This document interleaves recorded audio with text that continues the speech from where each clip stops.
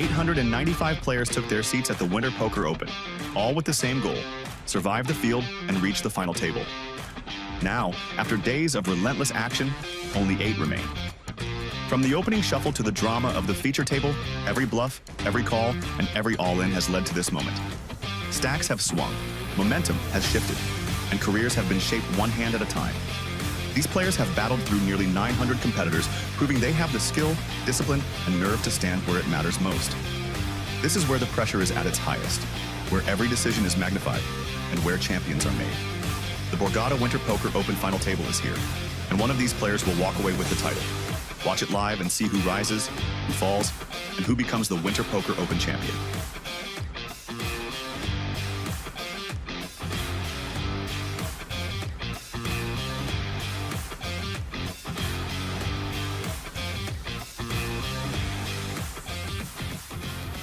Let's meet your final table.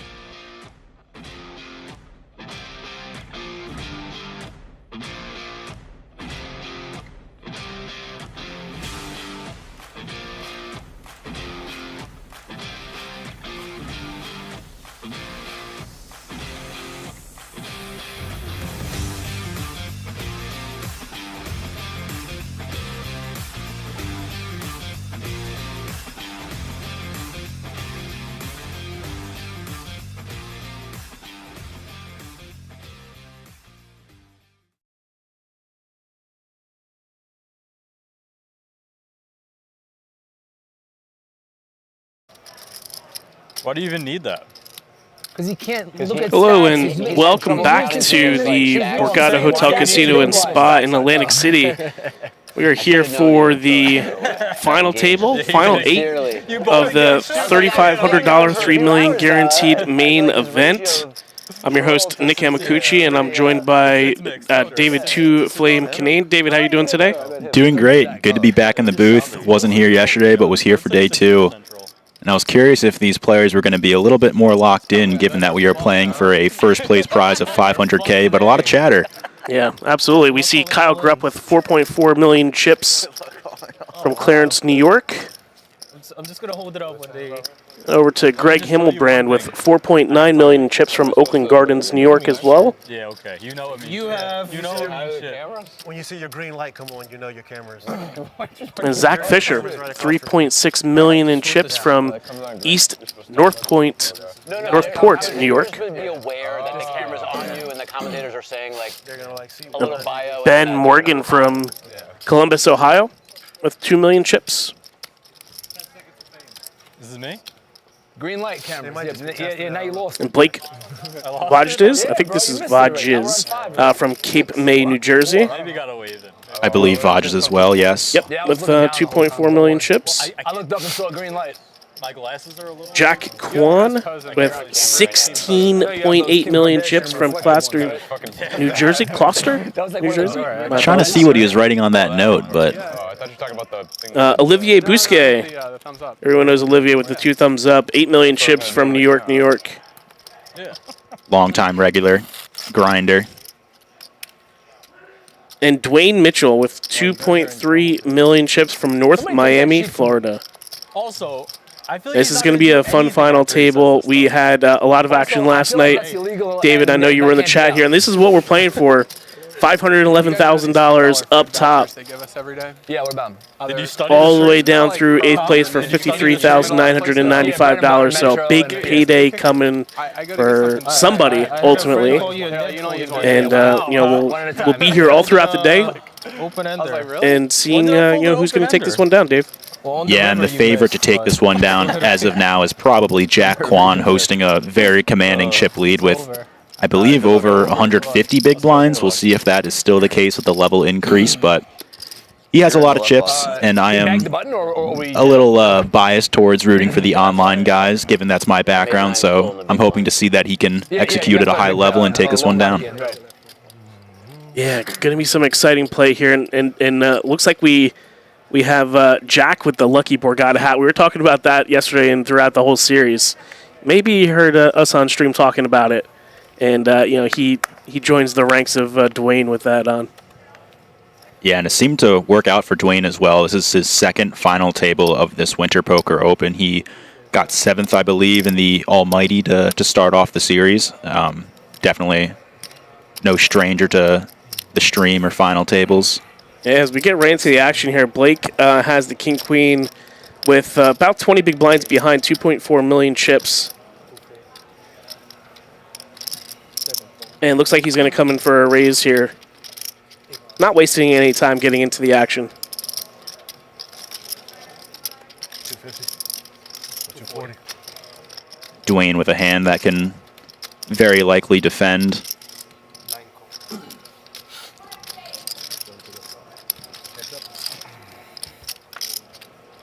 We're going to go ahead and see a flop.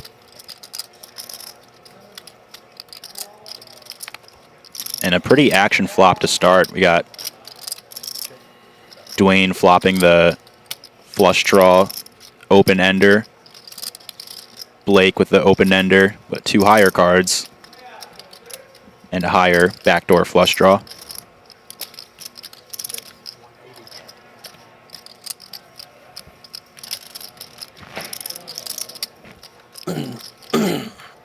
All in. And Dwayne does put it in. Yeah, wastes no time and jams immediately. Started relatively shallow, both players on a little bit more than 2 million chips, representing about 15, 20 big blinds. And this is already an interesting spot for Blake. I mean, it's a hand that he has a lot of equity with. Backdoor flush draw, 2 overs. A pair of kings or a pair of queens could be good if those cards come on the turn and river. To restart the clock, right? Or pause it. No, on the count. Just supposed to pause it. Yeah. Pause on it. So, like, in that situation, when he threw his time chip out, he still had 10. He still had 10 seconds. He should have had another 10 seconds Yeah, for sure. so that's why you shouldn't throw him out. You should just let him collect at the end. Yeah, but I'm he not should. sure. It's the dealer should know to let this. So listen, I'm like really strongly opinionated about this too. I think you should never throw a chime tip. I agree, but they're saying that There is they're never. Like they're like waiting sometimes. No, but listen, there is never a reason you should ever throw a time chip. It can only confuse somebody. Yeah. Right. And then the dealers are good. If you take 3, they just have fingers. They just go like this. Right. Mm-hmm. At the end, they'll be like, yo, it's 3 time chips. And the only thing is when you get down to if your things aren't visible, that's the Blake only issue. That's the only issue. finds the fold. So, Pretty gross spot to be put in as the first hand of the final table, but With 10 seconds left. he avoids Wait, did I even clash. use one? so he should have had Yeah, and we 30 with seconds the plus the 10 with the seconds. clock. I'm saying with the count. Because you threw one, you used one. Right, so Yeah, so what you should do, but when he you were throws a just time supposed to have chip in, 40 on is the just clock. wait till Right, it gets exactly. to 0 and then Yep. hit it. Here we You know go what I'm with the saying? chip counts. We also are now joined by For me, it's just fellow don't throw 'em in. BetMGM ambassador Darren Elias in the booth. Darren, how are you today? Good to be back. Excited for this final table here. only Come confuse to a somebody, conclusion and especially see who's going to win $500,000 Most of the times today. you're going to use time backs, it's going to be for a big Yeah, bet, maybe absolutely. even an all-in on the river. So usually See the person Jack is still have a staring kind commanding lead down of and the kinda final half up. table. You know what I mean? So Yeah, looks like he really got it going last night and kept it going. Deal with the dynamic so So we hear this variably. heated debate Somebody over the else time like chips. Time chip, yeah. Confusion. I was telling the dealers during day 2, I was like, hey, like, you don't need to tell someone time chip. Like, let them think, because you're distracting them by doing that. Like, give them their full time to think, and then at the end, be like, hey, man, you owe me 100%. whatever it is. And I agree with Greg here that you really don't have to throw in the time chips. They can just keep track and tell you how many you need at the end. Yeah, I feel like it would be distracting. I mean, you have a lot more practice at that than probably anybody at the table here. Just being able to think about a hand and then worrying about throwing in a time chip, just wait till the end. Yeah, and it can interrupt your flow of thinking if you're in the tank or something, and then the dealer's like, "Oh, you owe me a time chip." Like, you'd rather have uninterrupted time to figure out what you're going to do.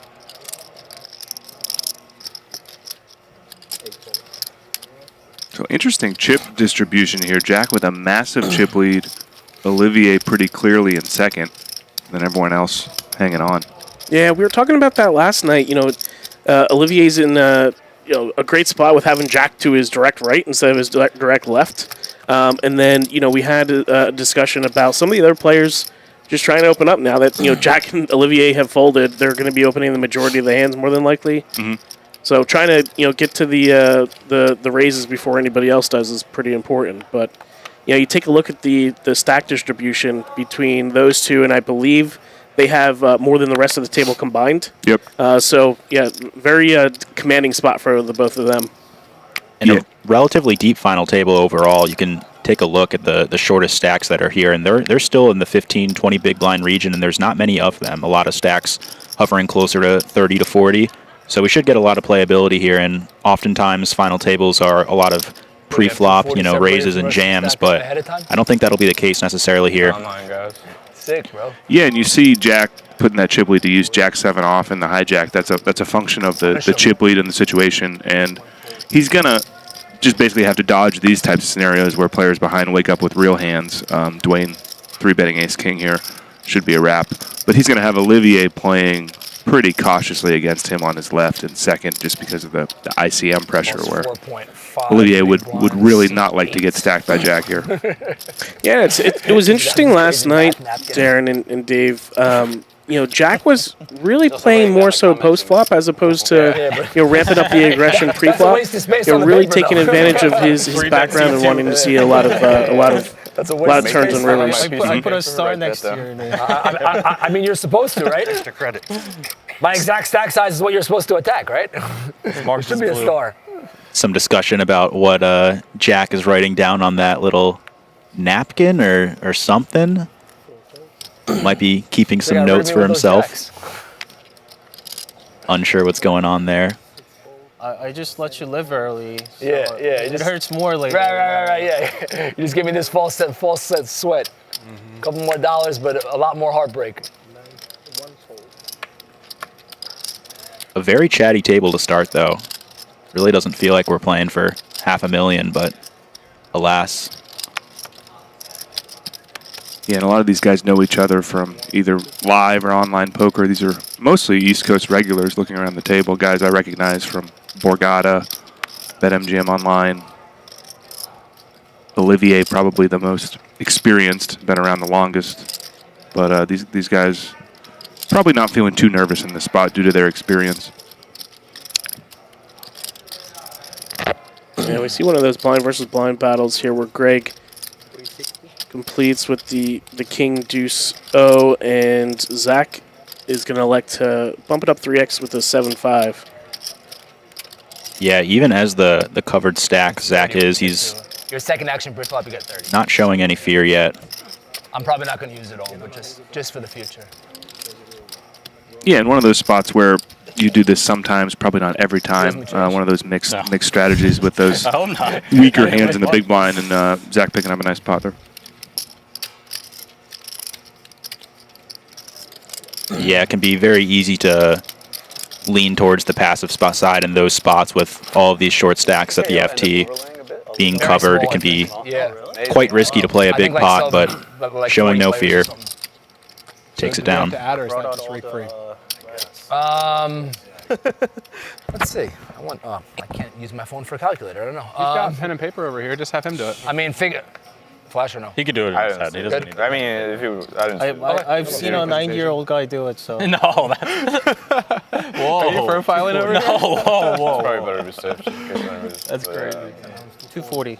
Given my story from yesterday, too, with the ace-king. You're the one making the generalization. That was not my joke. One more for this. Yes, Subconsciously, we maybe see that's what you meant. Jack coming in with the ace-8 here. 2/3. Oh. Yeah, you were right. Players are a lot more chatty than they were last night. Good night of sleep, some food in their belly. Yeah, a long day of poker, 12 hours. You can be not as keen to chatter around, Pre-flop. waiting for bedtime. And Jack's going to take this one down.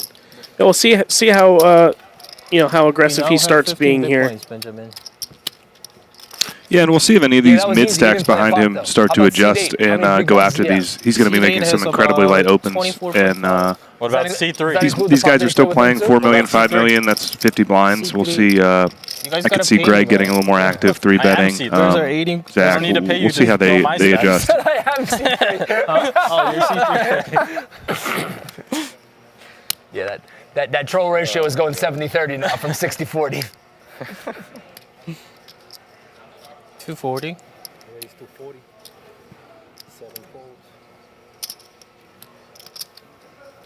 Yeah, one of those hands you may see in a chippy V situation where Jack is opening.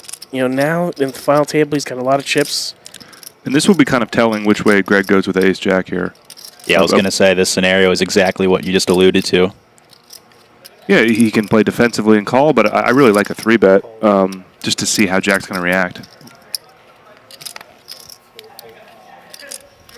Opts to call and will likely be happy that he did with Blake in the big blind picking up pocket queens. Yeah, he just knew. A soul read, perhaps. Blake with about 15, a little less than 15 big blinds here. Yeah, hard to see him choosing any decision other than all in here. Yeah, and we'll see what Greg thinks about it when it gets back to him. I can't really see him calling, but you have to think about how much Blake is reading into Jack opening light, and then Greg with the capped range and the cutoff. He could be shoving fairly wide here. How often he actually does is another story. Yeah, a pretty gross spot. It is a chip leader under the gun open, so could be a bit wider in fashion. Blake may be willing to attack with some suited Broadway type hands that Greg could be ahead of, but also plenty that he could just be dominated by or flipping with. Yeah, I think Greg may be thinking about that now. Didn't pitch it in immediately. He's taking his time and thinking about it here. It's representing a good portion of his stack. That's 1.8. He called? He did call. Wow, he made the call. No flip, no flip. 70-30 flip. 50-50, you win or you lose. And that's a good point. Yep. Nobody had an ace, so it's 80-20. Yeah, not exactly a flip. Greg's going to need an ace to eliminate Blake. I think Jack's right, though. I really didn't see any aces out there. Set all the pairs for 15.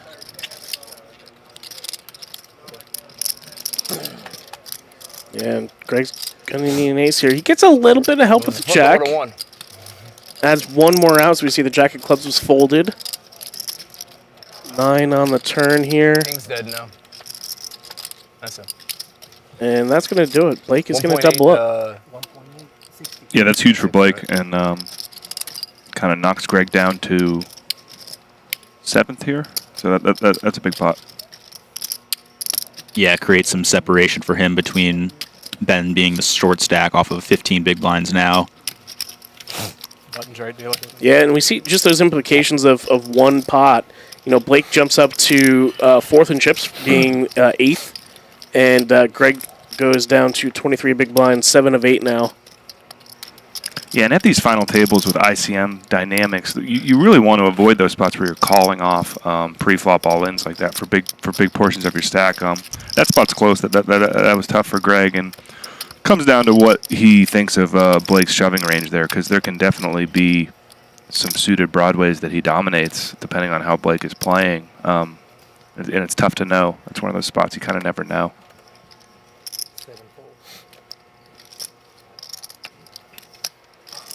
We saw Dwayne be pretty loose in his opens yesterday, but this one he's gonna pass on. A little too early position for him. Yeah, especially into Jack's big blind off the monster stack. Not willing to tango too loosely. Yeah, and if you're Blake here, you know, you just doubled up. You have 4-3 in the small blind with the chip leader to your direct left. We'll see how he wants to navigate this one. If he just wants to give it up or play it. I think after a little hem and hawing, this one's going in the muck. Yeah.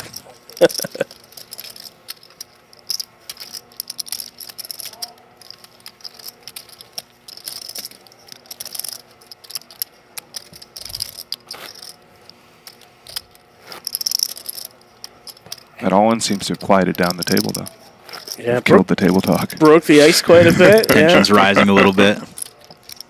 Greg was doing a lot of the talking previously, and now after losing that hand, it's all right. Now I need to lock in a little bit more. Crickets.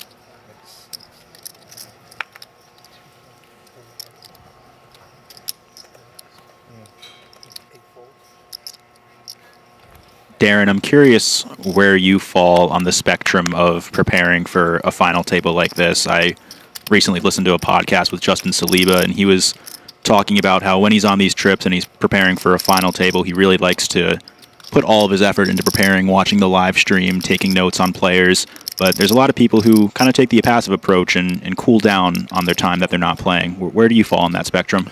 I'm probably more on the cool down and just try to relax and be rested for the final table. I will say if you're going into a final table and you know the stacks, it is worth it to sometimes look at the ranges with ICM dynamics and how those spots play at a final table. I think that's worthwhile. I'm certainly not someone who's going to go back and watch every hand in the stream, though. And we see, I believe Olivier decided to check the ace-jack in the big blind here. Yeah, this just ICM dynamics at work here, where he does not want to play a big pot against jack here, and playing defensively. Be pretty surprised if he put in a bet here.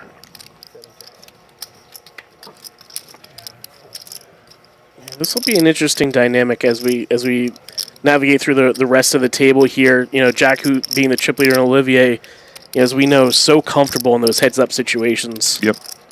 Plus, if he's going to put in the raise pre-flop with ace-jack, it does rate to be the best hand a lot of the time. But if you face a limp raise, you're already very uncomfortable. Checks down and Olivier shows the winner. But yeah, you're exactly right. You take a look at the chip distribution, and Olivier's second place stack of 8 million is well ahead of everyone else's stack. So it's definitely risky to play a 20-30 big blind pot. He's also a bit handcuffed, and if he does attack with that ace-jack pre-flop, and then can he really run a big bluff against jack post-flop with these stack distributions is dicey.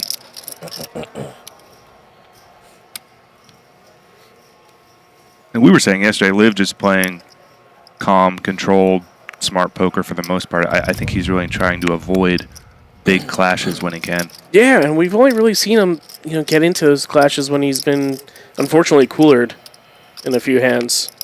I saw a big aces versus kings hand last night. Was that with Liv? Yes. Yeah, it was him and Dwayne, I believe.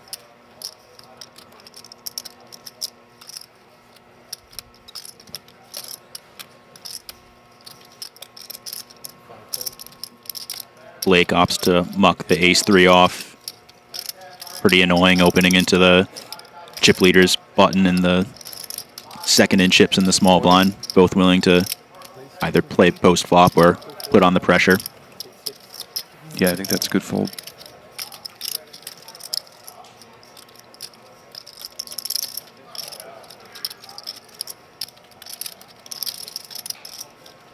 Dwayne hasn't been one to want to fold his blind too much. He has defended a lot, but it just takes beard. 9-5. We'll just give that up. Looks like it pained him to fold that though. he was grabbing some chips. The working man. 9-5.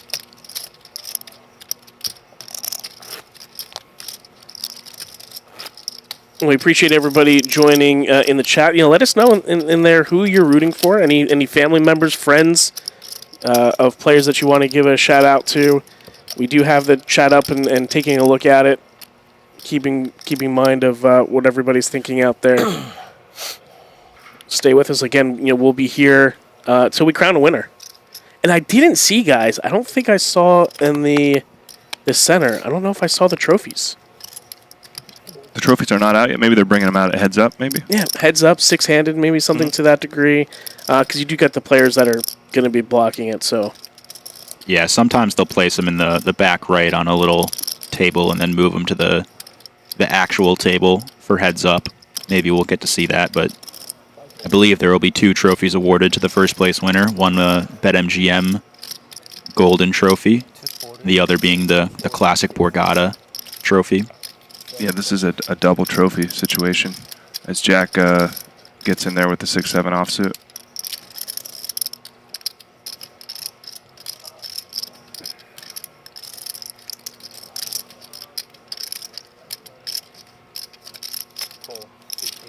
And Dwayne does come along with the 10-8.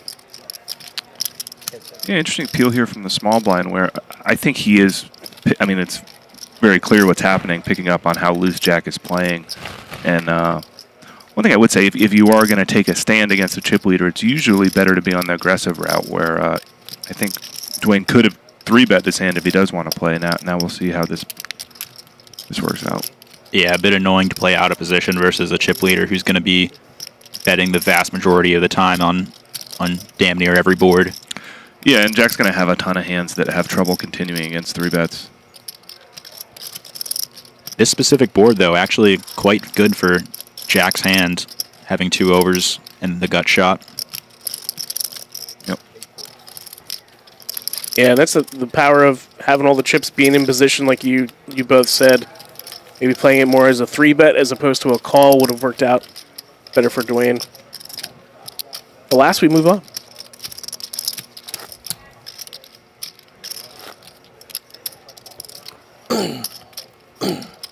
Brian Collins in the chat says Olivier is not going to be invited to the Morristown Dads game anytime soon.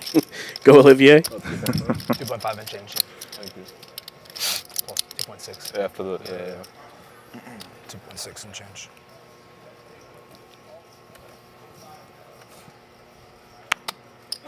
Greg's time bank extensions hovering close to Zach.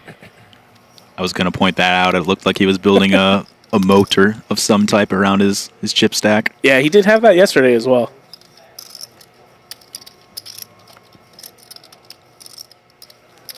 Looks like players did receive more of those time bank chips at some point. I know we saw Jeremy Joseph playing with none as he was eliminated with 2 tables left. Good to see these players get more time to think, and you never want to make a mistake because you didn't have enough time in a spot like this. You guys are wearing the same sunglasses. And folds over to Dwayne on the button with the ace-10. Looks like he's going to be coming in for an open here with same, right? Kyle and Greg behind in the blinds. No. Hugo box.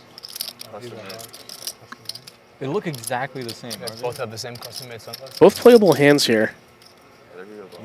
Kyle's going to give this one up, and I highly doubt Greg will. I'm not.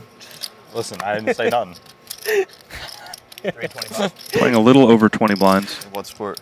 Equal stacks. Huh? In what sport? What do you play? I mean, now I can't even run Certainly a hand I like to play as a Can't run. call. What did you Suited play? Broadway. soccer. Yeah? Yeah, pretty Where? good to keep in the hands you dominate and kind of just Play get college? stacks in when you Then hit I your quit pair. because I was playing poker too much. Where'd you play in college? And Dwayne finds an ace on the ace-4-3 board. It's not a big school. So it's D3 school. Greg with just enough where it could be interesting versus a small bet here. This looks like quarter pot. I played golf. Oh. There's the board. He does have some backdoor hearts working for him. And King Jack high versus a button open rates to be the best hand sometimes, where he does have some showdown value. How old are you, Luke? Me? Ace on the turn here. I think 36. Does that make him more likely to continue in the hand? Less likely depending on the size of the wager? That's kind of true. You do have to think about it for a second. I think he's going to continue more versus smaller bets, just the math and the price. I do I think about my son's Checks age back, and though, then and- do plus 30. Dwayne might have found a little extra money here by checking back the turn, and Greg, assuming he has the best hand here, Yeah, definitely aces and jacks with a king. 36 and no still reason to black assume and his red. hand isn't best. Dwayne opts to just quickly call instead of seek out some extra value. And Dwayne's going to take down a nice million chip plus pot. And Greg's going to go down to about 15 big blinds now, while Dwayne is going to continue his rise as we look at the chip counts here. Ben and Greg both down to 15 big blinds. And then we got a smorgasbord of 30 big blind stacks, while Jack is still up there in the chip lead. And Olivier's, sitting pretty comfortably. Yeah, But, you never know what kind of tips he could get in with Jack. at this point, those 30 to 35 big blind stacks are probably not going to be looking to get too involved. Hopefully, wait for one or both of the short stacks to get knocked out or double up before loosening up. And if you're Jack here as chip leader, you really want the tournament to stay in this state with a lot of players in, where that ramps up the pressure on the other players against each other, fighting for pay jumps, where as players get eliminated, they're going to be able to open up their ranges, and Jack will have less ability to open 6-2 suited here if he wanted to. Mm-hmm.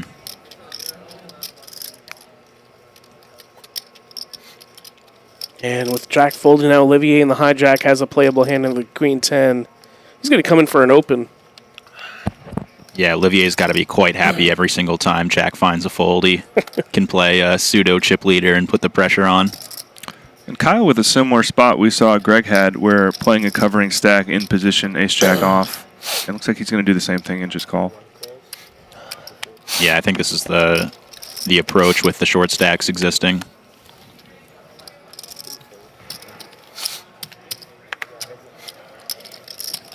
And we see 780K already in the pot. Every chip counts here.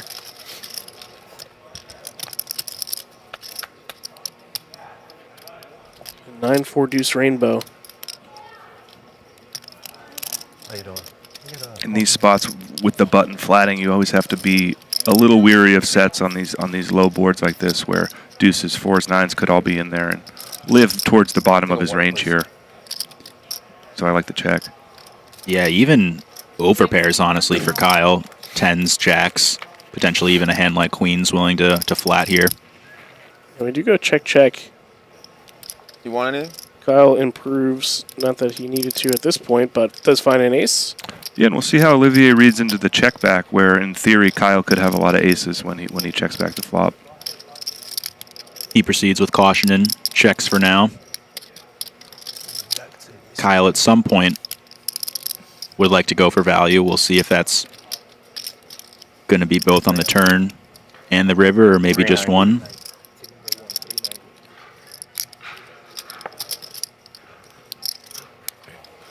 Yeah, it comes in for 390. Kind of a chunky bet. 40% pot, 50% pot-ish. Yeah, and Olivier never calling here, just kind of deciding, does he want to put what's a capped range to the test here, like kind of a massive check raise and then bomb river situation, which he does not decide to do. And Kyle takes that one down, separates himself a little bit, and here we take a look at the payouts again. You know, once again, $511,000 up top. You know, down through fifth. You know, six-figure scores. You know, maybe that's in the players' the back of their minds. Maybe they've never had a six-figure tourney score before, and they're trying to ladder up. 3.5, 3.8, 3.9. Yeah, we see right now a pay jump about 10 or 15,000, but starts to get serious around fourth, fifth. Write that on the paper bag. 20K pay jumps just updated, yeah, are pretty beefy. I'm doing my live vlog, live updates myself. As a reminder, this tournament was a $3,500 buy-in, $3 million guaranteed in the prize pool. My top three finish. I'm not rooting against you. I just was curious how much more or less you had than me. Just under 900 entries total. Everything in this tournament for me, though. Ace queen versus ace seven, ace king versus queen jack. Not until I saw that king five get me off ace five last night when I watched the stream. Likely see Ben play his first hand here, this final table, defending the king five suited. My money's on the reader being right.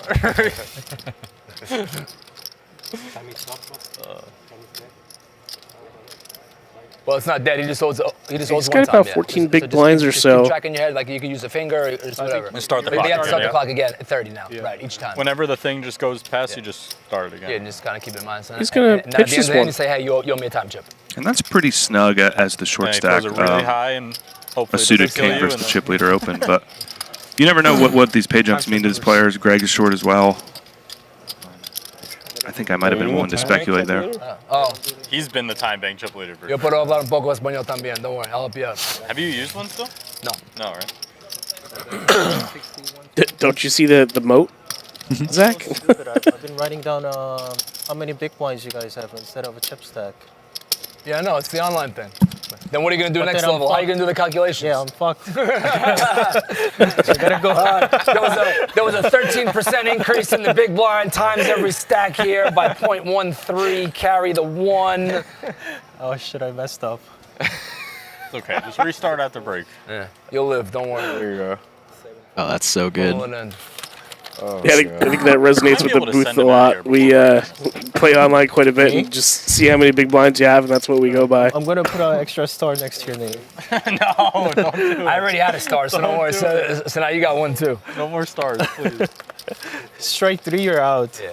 Well, he actually. Yeah, I feel like I'm in the massive minority of online players who does not play at big blinds. You're like our boy Zach Grunberg, who does not as well. Yeah, I guess when you came from the era of before that technology existed. You're just used to converting it, and I know nowadays almost everybody plays in big blinds.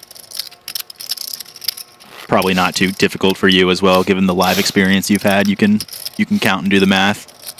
Yeah, a couple of those levels are tricky, and if they hit you with like a 14 or a 16 or something. Yeah.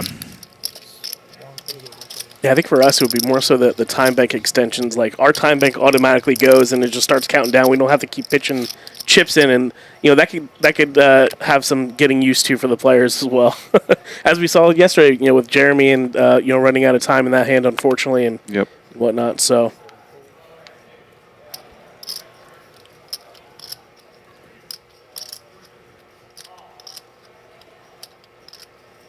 I think we did have Olivier pitch the Queen Jack under the gun, yeah. Yeah, I'd expect that with Jack in the big blind.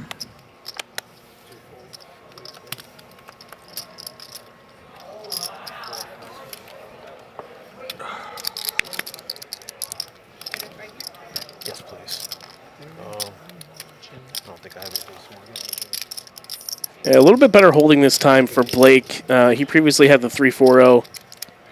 Having Jack on his left is not fun. We'll see how he navigates this one with the Queen 8. Yeah, looks like it's in the muck, and yeah. And that 10-5-0 probably one of the hands Jack would attack with if Blake were to limp there, just due to the pressure, and usually some of those really bad hands from the big blind like to raise a lot in those spots. Yeah, it feels so bad folding those decently strong hands in the small blind, but knowing you're going to get attacked so much, you're going to have to face some bets post-flop and potentially call down light. It's not fun, and he chooses to avoid any clashes, at least for now. Yeah, I think with a little more hand, maybe a Queen 10 off, or a Queen 8 suited type of thing, he might have limped in there, but he deemed that a little too weak.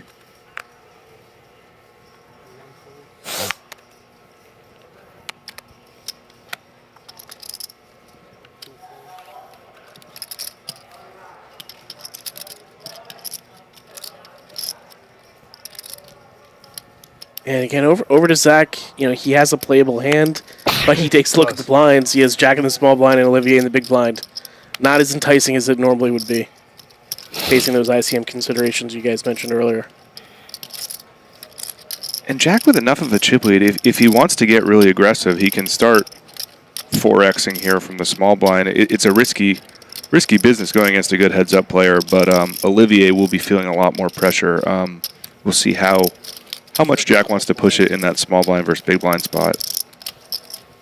Yeah, and it can become pretty easy to overdo those raises from the small blind, giving room for someone like Olivier, who's certainly capable of fighting back to find those non-all-in 3-bets and really punish you. Absolutely.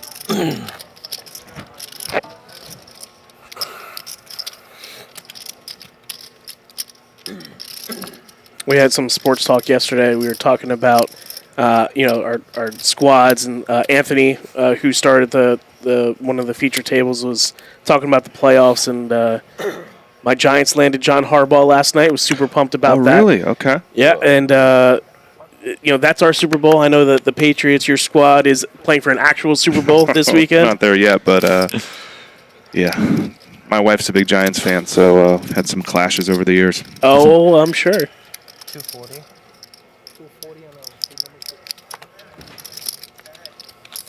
And here we go with Jack with the 7-8-0. One of Dwayne's favorite hands. He did open, I think, like a lot of 9Xs yesterday. Specifically the 9-6, like a 9-3, I think he may have opened one time, or a 9-4. He's a suited 9 guy? Yep, absolutely. Okay.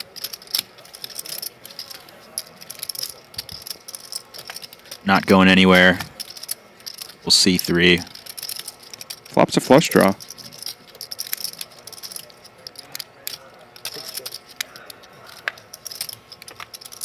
Quick check back for Jack. Wonder how Dwayne's going to read into that, knowing that Jack is probably going to attack on this flop quite frequently. And he's not going to be scared of the king. Yeah, well done for Dwayne.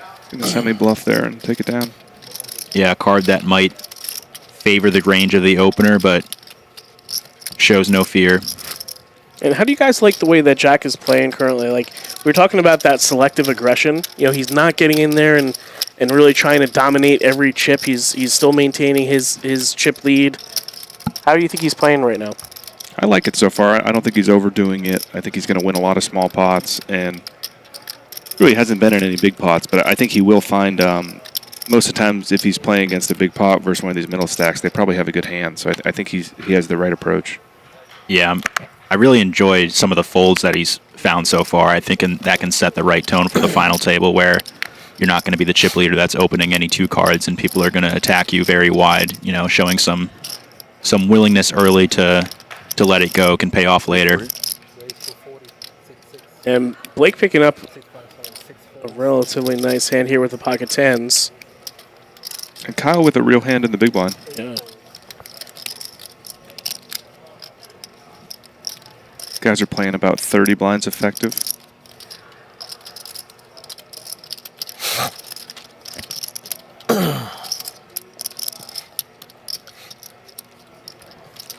Like 4-6. Hint does come in with the call. Kyle had some really tough hands yesterday. You see an 8-5-6 board. Flop that Blake is going to like, and Kyle with the backdoor hearts, 2 overcards, still has decent equity. You see there, 27%.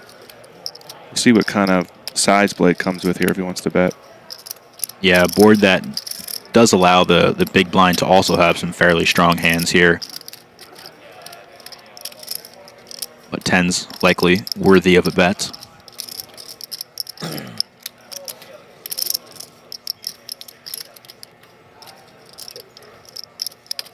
And we do get a check with a 5 of clubs on the turn.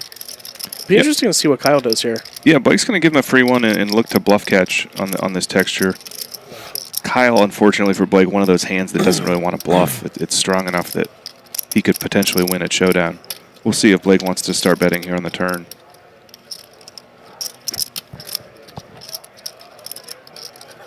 Yeah, the big blind likely having more 5s in their range, potentially causing some concern for Blake. And you have to think about it. If you're Kyle, you have Olivier and Jack behind you. You really can't be opening too wide at this point. Yeah, and with this 5 on the turn, now facing a 60% pot here, calling the ace-jack becomes much less appealing. The backdoor's gone, and I like this fold. Yeah, quickly lets it go. Nick in the chat asks, is Jack allowed to take notes on the table like that? Genuine question. Yes, they certainly are. They're not allowed to have their phones at the streaming table or the final table here, but they can certainly take notes throughout. Yeah, and I think you're not allowed to bring materials. Like, it's not an open book test. You couldn't bring stuff. But yeah, print out a binder of range charts. But you can write things down during the table if you'd like. Yeah, certainly not a super popular technique employed at the tables, but 1.5. A guy like Jack, who plays a lot of online, maybe needs some help remembering how deep the stacks are, understandably pulling out the notebook or pen. And probably trolling everybody a little bit with the massive chip lead here, writing on a napkin. Thank you. Definitely. I'm sure that guy could have found a notebook before coming to the final table, but the napkin is strong. Thank you. Drinks, anyone? As we see Olivier with the King-Queen-O here opening in the cutoff. I think he's flatting Jack. Jack opened the 6-4 suited, so apologies. Olivier's going to put in a call.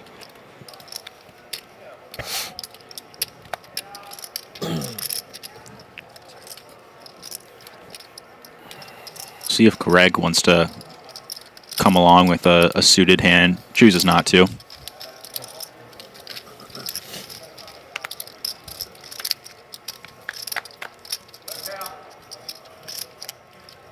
King, Queen, Jack, 2 spades here. Great for Olivier. Quick check from Jack. Jack is giving me the vibe that he's not incredibly interested in bluffing these pots post-flop, although the diamond on the turn, this is really a dynamic card.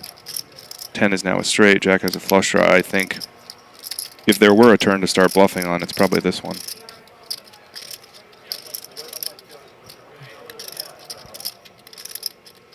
Yeah, and having 2 lower cards potentially allowing for Olivier to have more hands he would fold here. Yeah, and Olivier towards the very top of his check back range on the flop, where Jack probably has him on some pocket sevens, pocket sixes types hands, maybe ace jack. Chooses a relatively smaller size, though, on the turn here. Yeah, interesting. Probably targeting those small pairs.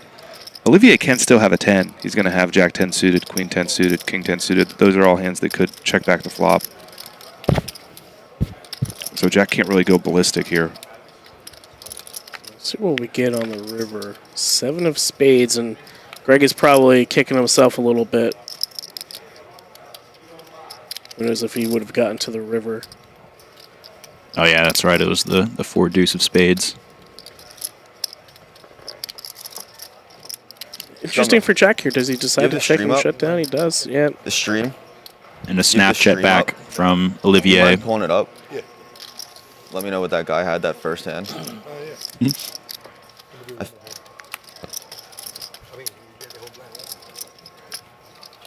Blake fishing for a little info on the King, Queen, 8, 9 of hearts. He's not going to like the answer. Like a bad spot versus you in that situation. As a reminder to the audience, the stream is on a 30-minute delay, so these players will receive information from the stream 30 minutes afterwards. Reminder, we've still got more events down here at the Borgata. The mic's mute off stage. Is that how it works? Like around 40 players left in the 2000 PKO $1 million guarantee. They're playing day 2. And $500 monster mirror mystery banning kicking off. That's a tongue twister. Yeah, just because you leave the stage, I don't think it's like out of range or anything like that, no. So not too late to come down to Borgata. I could be wrong. I wouldn't even understand how that text would work. There was. I'm pretty sure because yesterday he said, I'll mute your mics. They did have tech like that here once. Yeah. When he comes, we'll ask. I'm pretty sure. I don't know. I could be wrong. I'm pretty sure. When he Well, comes, they we'll said ask. it was going to be muted, but I think that's because they're right. taking I think they're physically taking like a mute button. hitting, Exactly. hitting Yes. mute Yeah, that much. yeah, for sure. Oh, right. He's saying if he just like right now just walks off and says something. I don't think so. Then it's not on mute. Oh, probably. If say you're off there for like 10 seconds, 20 seconds, it's probably on mute. That's what I'm assuming. Like as soon as you're off the stage, I'm assuming. Yeah. Oh, nice. They mute you, right? We'll have to ask our friends from Guerrilla Gaming about that one. They have done a phenomenal job for all the streaming tables here that have been presented to you on the BetMGM YouTube channel. You see their info in the back as we see 1.4. Greg jam the small blind with the King 5 of clubs over, I believe it was Kyle's open with the A7-0.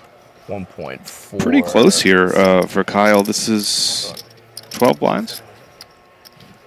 Yeah, just about. And we see that he has the best hand. Greg's range is going to contain. Oh, he does call. He does call. There's broadways, some pairs, some aces he dominates. So off to the races here. Yeah, A7 versus King 5. Greg's going to need to find one of those Kings or 5s, or he will be our 9th place finisher. And nothing really gone Greg's way thus far at this final table. We'll see if he can turn things around here. Yeah, lost the big one early. Looking to crawl back and... No, not too much help for Greg. He's going to need a 3 or now a club. Glimmer of hope here. Now he's got outs. At least we got the fun sweat no matter what happens. Good luck, boys. Yeah, he doesn't hit it, and Greg is going to be our Good luck. I'll see you around. Good game. 8th place finisher. Good game to Greg. He was very entertaining throughout the stream here. Nope. Yeah, well played. He's going to earn himself $53,995 for his 8th place finish. I mean, hey, $50K for 3 days' work. Not bad. I'm sure he's probably feeling a little disappointed, but 53,000 doesn't hurt. Yeah, it's always nice to run deep, and for only one person, they're gonna think about how they did everything right, and for everybody that busts before them, you think about every hand that could have been different, that could have propelled them to that first place in the BetMGM and Borgata trophies. Yeah, Greg may be thinking about that ace-jack hand against Blake. That was really the big one that hurt him. I really thought you were going to get punished for asking for a sweat, too. No, the poker gods reward when you gamble. Huh? I like the 3 of hearts. I thought 3 for sure. Ace of clubs would have been.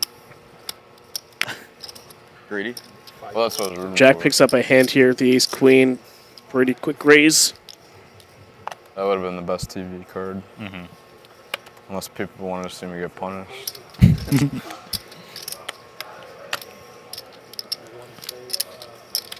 Just digging through Hendon Mob a little bit.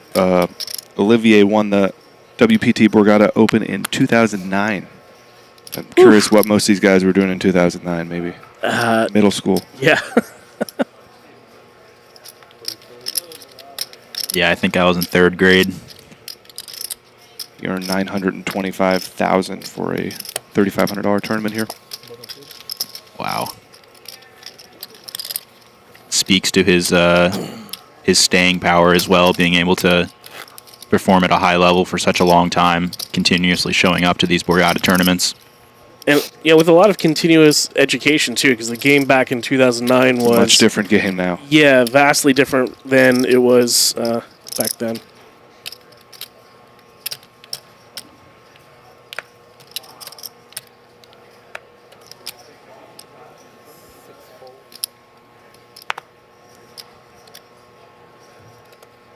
$240. Raise 240. Seat number 7.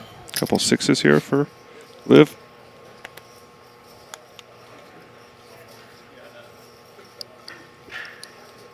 Once again playing pseudo chip leader with Jack folding under the gun.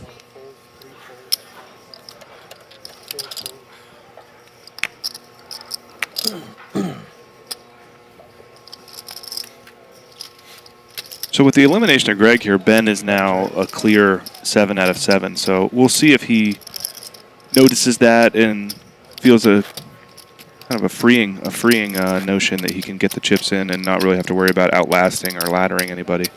Do like 4, Blake? Holy Imp asks in the chat, is it 75 150K next level or 80 160K? We're actually not sure because we're past the posted levels on the structure sheet, so we're in the dark just as much as you guys. Darren, if you had to guess, if you had to go with a prediction, we haven't made too many here, which one would you believe they're going to go with, 75 150 or 80 160? I'm going to bet we go to 150 big blind. 150 big blind, okay. A little bit easier on the maths and the chip denominations. I was going to guess the other way because I'm trying to recall the 6K, 12K blind level earlier in this tournament. For some reason, I want to say it went to 816 afterwards, but I could be off. You are correct. It did go to 816. Okay. Darren's 1 for 1. I think he got the, I don't know if you were tuned into this time, but Thomas Canuli was wearing a sweatshirt with an animal on it. We had no idea what it was. I did tune in for that part. I saw a lot of debate on what the animal was. I'm a little less confident on this one, the blind level, but that was a tiger yesterday, no doubt. Jack here defending the queen 6 suited versus Dwayne with pocket 3s.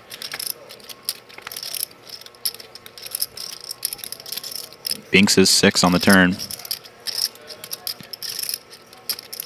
And these hands can be difficult to play, these small pocket pairs at final tables like this. You'll see a lot of players just open fold these types of hands early position.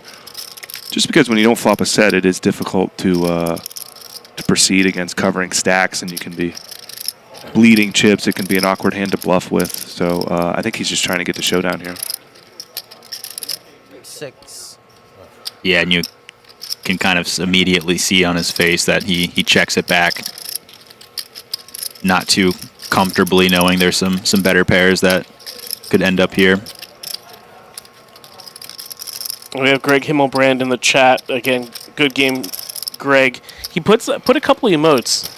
A leg in a football and an unhappy face. So I'm wondering if he thinks he punted it off or something different there. Yeah, I mean, I think the ace-jack may be 1 pip too loose there calling off. I think I'd definitely call ace-queen. Tough to know without having a realistic idea of Blake's shoving range there in the big blind. Yeah, that ace-jack offhand felt quite close. Especially with extra money being in the middle from the open and flat itself. 40. And Kyle finds the ace-9 of hearts. Like, you don't really think Blake's going to shove ace-10 there, but there are some suited varieties that he could be shoving worse hands. Mm-hmm.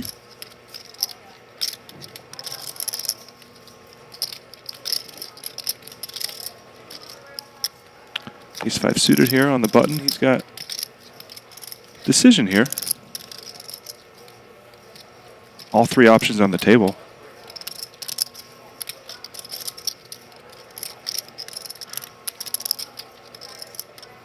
Playing a little over 30 blinds. Likely aware that the two pigs stacks behind him are probably going to be willing to squeeze at some frequency. Deciding how he can build a flatting range based on that. He's going to call. So just under 3, right? Started with just under 4, yeah. Just under 4. Thank you. All right, let's take it to the streets.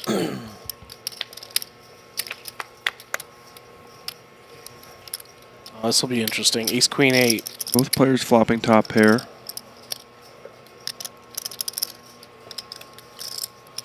Kyle having a great hair day there with Ace-9. Excellent flow. Certainly so. He had the hoodie up yesterday. We didn't get a chance to see it. But it's flowing. Yeah, you got to let that out. So what's he come with here? About half pot? Is this 30%? Yeah. Closer to, 30, 40%-ish. Blake going nowhere with backdoor flush draw, top pair. Neither of these players probably wanting to play for stacks, though, given the existence of Ben's stack. Yeah, and this card should really freeze the action. King, Queen in Blake's range, Jack 10. And Blake with one of those hands that can win at showdown, probably doesn't want to bluff with, so this king should cool things off.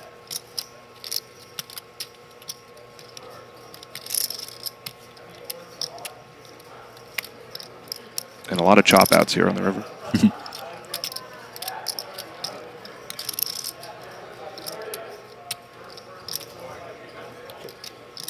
Yeah, they do go check, check.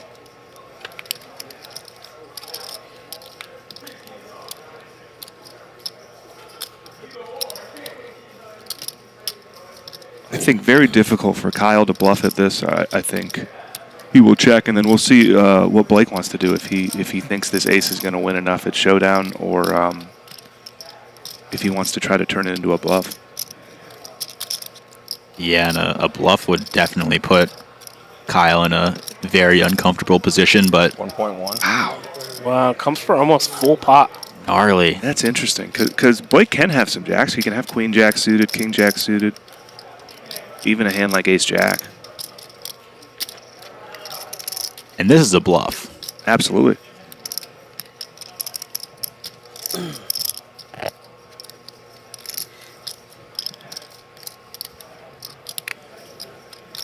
And one that, if I'm in Blake's shoes, is probably going to get through. Yeah, that's what I was going to ask here. You know, is he ever going this high with like any sort of two-pair combinations, or is he just going polar and saying, "Hey, I got a jack"? If you know, and is Blake thinking, well, is it a jack or nothing here? Yeah, this is absolutely polar. You're never going to see this size, this bet with two pair. Yeah, even a set feels very thin for this size. Yeah, you might see a block or a smaller bet with that class of hands. But Blake a little suspicious. Yeah, credit to not folding just yet. Wonder what type of hands he's putting Kyle on. Maybe this type of exact hand, and ace-x that turns into a bluff. Maybe a queen 9. It's tough because he did bet the flop, so he has to get to the river with bluffs. I mean, you don't see him betting a hand like pocket 7s or something on the flop. Yeah, so not many hands. I don't blame Blake for folding there. Well done, Kyle. Yeah, nice hand to Kyle. He scoops a nice one and really is starting to separate himself and get up to Olivier in the chip counts here as we take a look. Up to 57 big blinds for him as we see a little bit of a logjam with Dwayne, Blake, and Zach are at the bottom of the leaderboard here, 35, 28, and 26 bigs, and then we have Ben with a little under 10. Ben, he doesn't have really any ICM considerations right now, but those next three certainly do. Yeah, I'm still thinking about that river bluff. That was an interesting hand there. Yeah, me too. It's pretty easy for a lot of players to kind of just default check there on the river without thinking too much, but sees an opportunity as the covered stack or covering stack to put pressure on the smaller stack, and he seizes that. Couldn't I just act on my hand and then scan the cards? Would probably make more sense, right? Just do it that way. They don't ask us. Yeah, I didn't think. Couple hands here for the chip leaders. Go for one. Huh? Go for one. You'll see, See how far Olivier wants to take that cautious approach here in the small blind, where for chips or in most spots it's an automatic 3-bet, but with the given stacks and the dynamics, 900. he's still going to go for it. Yeah, I was going to say hands like ace-queen can become pretty comfortable calls, but ace-king, he deems too strong. And Jack, who's been opening anything all day, has a pretty good hand on the button. I didn't ask you if you're bluffing. I said, are you creative? Oh, that's too big. That's giving too much. 9, 10, 6, 7. Big gulp there from Jack before he's going to decipher what he wants to do, because he knows that You definitely have a bluff. Olivier knows he's going to be opening wide. So how many bluffs is he going to have in this situation, or is he going to mostly have value? Yeah, it's one of those spots where Olivier has a pretty tight linear value range. This is going to be a good hand, but Jack has the upper hand post-flop, being in position, covering stack. He's going to be able to put a lot of pressure on some boards. Oh, and I'm excited for this one. 2 chip leaders clashing at the final table. And I'm sure the other players are like, okay, this is what we're looking for. $2 million in the middle. Yeah, Ben's jumping out of his seat. And this really one of those boards. We'll see how Olivier proceeds, but Jack is going to be dangerous here. Yeah, probably won't get a fold on the flop unless it's a chunky bet, which we don't see too often on these final tables.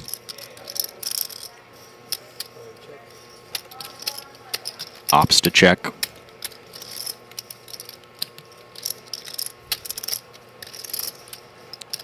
Giving Jack some rope. Definitely a hand that has decent bluffing candidates. 2 overs, gut shot. Yeah, and I'd love to see him start betting right away. I like this. That looks pretty small, but that's about as bad as it gets for Olivier. Oh, no, he bet 1 point. They have about a half pot bet, and that'll quickly get the ace-king to fold. Yeah, that flop about as bad as it gets for Olivier there. No backdoors. Connected. Middling cards. Yeah, Jack likely flatting with a lot of those hands that make a set on the flop. Straight draws. And even against hands like his, Queen 10 suited, Jack 10 suited, you're going to have a hard time on the turn and river in that setup.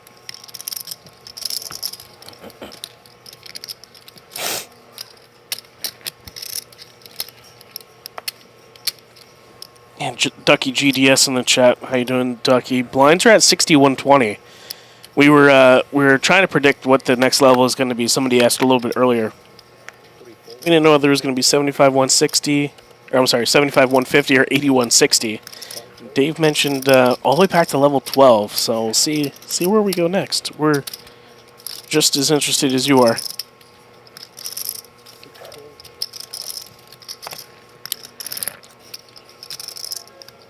$240.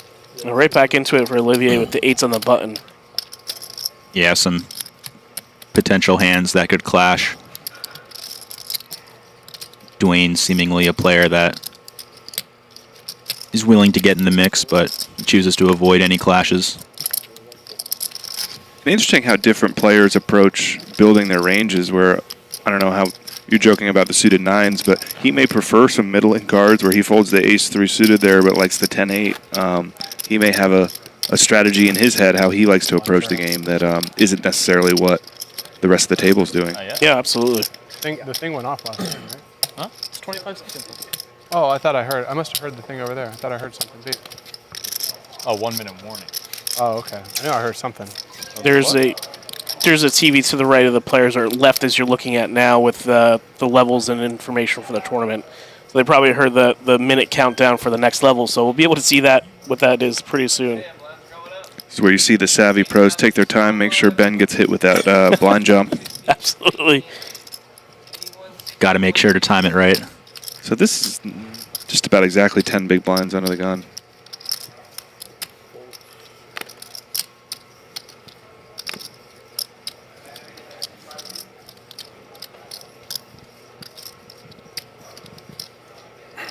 Blake's going to open up the ace-jack-o.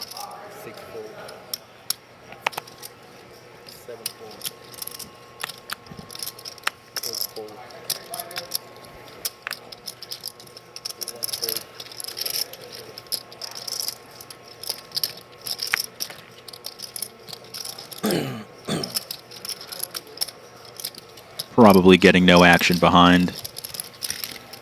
She's not too mad to see. Could I get some wood chips? Sure. How much? 25? Yeah, I think I just think 25 to. Let's see what we go up to here. Yeah, moment of truth. After we see our magnificent payouts. We got a dealer change. We're on break, right? No. Oh, worse. 2 hours. It's the level change. Those are hour levels now. Yeah, we saw 90-minute levels yesterday, reverting back to 60 minutes here for the final table. So Yeah, 60 minutes for the final table, and once they get heads up, I believe they We're go down to at a pretty 30. good angle. We're all like, yeah, we're on break. It wouldn't have lasted long. You would have turned around probably right over there. And oh, shit. Maybe he misses a hand. Yeah, we could have got him for a big blind, honestly. I'd be back for the big blind. His under the gun aces just right in the And it looks like the new blind level is indeed 8160. Congratulations. Thank you, thank you. Sprinted back and you caught somebody with a hand. You caught just in time or something. I sprinted back to stream on break or whatever, and there was the clock was going, and I got ace. Pretty crazy.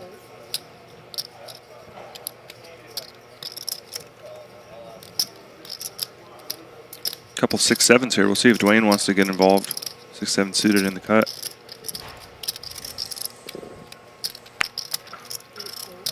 And decides to pass on it. Showing a lot of restraint here.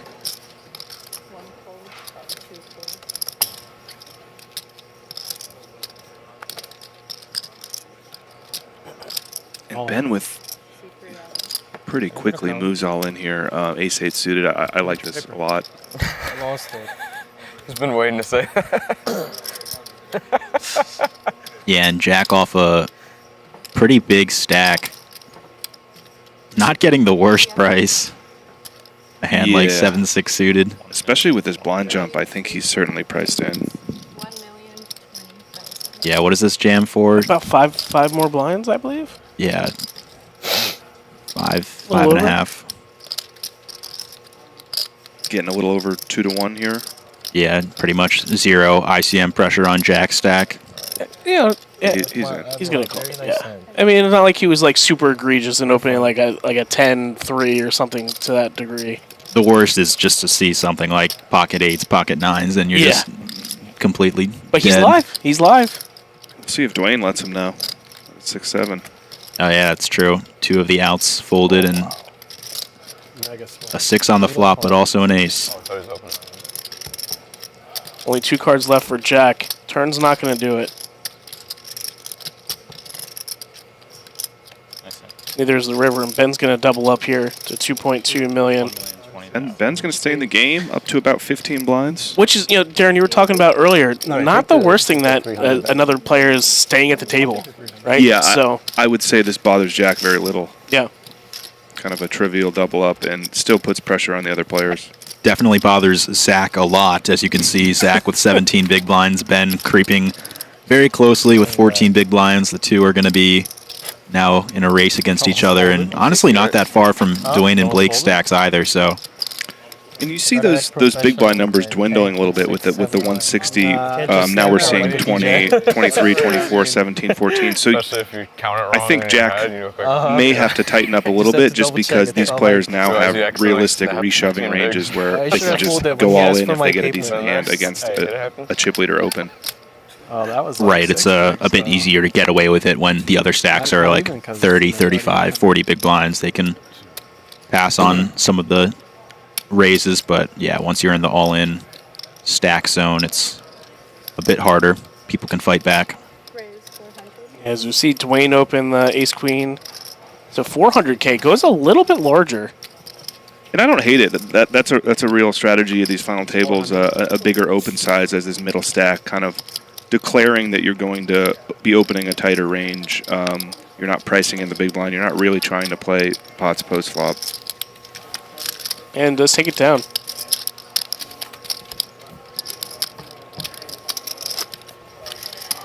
Yeah, that strategy very applicable when you're opening into the bigger stacks as well, or, for example, a bigger stack on the button who might be more willing to play in position versus you. Just discourage that, size up a bit. And Santo in the chat said he had close to $1 million in the C note, which is a $100 buy-in tournament on BetMGM, then lost with Ace King versus Jacks twice, 2 times in a row to get felted. Well, the good news is you can hop right back in tonight because that C note runs every single day on BetMGM. Yeah, tough break there, Santo, but the C note will always be there for you. The watermelons and the mints, they made a good choice. Yeah, lovely tournament. Usually hop in there if I'm ever playing a session. And not to be remiss, and we'll get to this hand, but we do have the Spade Championship coming up on BetMGM very soon. I believe it may start this Sunday, Dave. I think so. I'll be in there battling every, if not most days. Yeah, they're like magnetic. As we see Olivier open with the King-Queen-O. I think like with the decision here in the small blind. I've ever played that has chips like that. Yeah, playing off of a little over 20 bigs. Jack gonna complete too. These are ideal. Yeah, for sure. We're going 3 ways here. I bought a set for the house. Been playing with my kids. My boys are 11 and 9. We've been playing poker. Yeah, are they any good? I got a Ace King 3. Olivier and Blake like do both catch a nice. piece. They have a slug in them, so they're kind of heavy, but they're clay. Yeah, clay chips are the best. My boys are pretty good at poker now, but I worry they might have some. They might have some tilt issues. Whenever they lose, they try to play for higher stakes. Over to Olivier here. That is in the background there, maybe Kyle. #1 go-to exploit. Talking about his kids tilting off, but Olivier is going to come for about quarter pot. And Blake with top pair not going anywhere. We'll see if he wants to. Yeah, well, you guys start playing them put in a call. You got to put real stakes, so they have get some discipline. We have a puffball economy at my house. Puffball. They can earn these puffballs based on whether or not they're naughty or nice. Yeah. And Blake improves his hand to a degree with the club on the turn here. After getting called, Olivier can't feel too great. Yeah, in one of those hands, he's going to be pretty happy to get the showdown. I don't really see him putting in a lot more money on this turn very often. Yeah, I'm likely aware that Blake's small blind flatting range includes a lot of these suited aces that don't necessarily want to raise, but are certainly good enough to see a flop. I live in Dublin, which is like a He really needs to fade the king and queen of clubs here. If you're not familiar with the area, it's like Muirfield, where they have like the PGA Tour, kind of that area. I got family friends in like from Cleveland, so. Oh, Cleveland? Oh, okay. And we'll see if Blake goes searching for value here on the river. Yeah, I always tell 1.6 in the middle. I don't think I'd recommend Ohio as like a destination vacation. Yeah, when you think about the hands that Olivier's opening with, c-betting, checking turn, there's a few aces that are going to beat him. Get anywhere. I have to double check me on this, but I We'll think see what size he wants to go here. 80% of the U.S. population. It's pretty small. It's about 450, 475. Because, you know, you've got DC, And yeah. not an easy fold for like Olivier. Chicago, He has Atlanta, to. DC, He's getting area, 5 to New 1 York. almost. Not far from Lake Erie. But my mind immediately goes to the small blind calling range, where that is a really Yeah. condensed range We of take a couple of camping trips. hands in that the connect summer. with his board, and hands he calls from the Island small up there, blind like, and then gets to the river and needs to bluff maybe Fishing up in Michigan. Jack 10 suited, Oh, Queen yeah. 10 suited, Queen Jack suited specifically. Yeah, I was going to suggest those hands exactly, which, you know, I guess some of them might not even be super comfortable against the flop bet multi-way. Yep. Like a lot of fish. out of Olivier Lake holding Erie, a queen, you know, interacting if it was with your that range a dietary little bit. staple, you might get contaminated, but you know. But like you catch a said, fish, just you such a get good like couple price. of- Gotta be pretty clean. Doesn't need him to be bluffing too often in order to make it a profitable call. Sure, but I do know it's a lot cleaner than it was previously. Yeah. There's like a famous. It would be a story very good fold, but I think of the, one he's capable of making. industry We'll see. You know, around Cleveland. Hold on. Just like Yeah, dumping wow. Stuff into the lake. And we've really seen Olivier make you know, a lot of there's, great like, the lake decisions and over the river last on 2 fire days. 'cause there's just so much shit in there. He hasn't needed to, make a lot of big calls, big folds, but the chips that he's saving or gaining in these spots is super critical to his play right now. I think so, yeah. Yeah, it's a really impressive fold. Nice job, Olivier.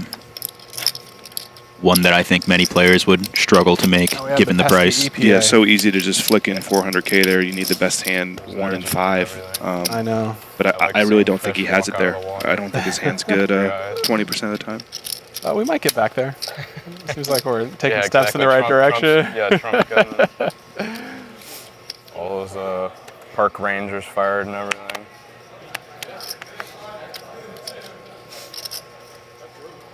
$320. Kyle does come for an open here with the pocket tens. You know, he's one of those stacks that could be pressured a little bit. That medium amount of big blinds, about 40-ish, 45. Kyle, an interesting one from what I've seen from him. He plays not really looking to play big pots, kind of a more conservative strategy, but then still is capable and rattled off that big bluff against Blake. Yeah, absolutely.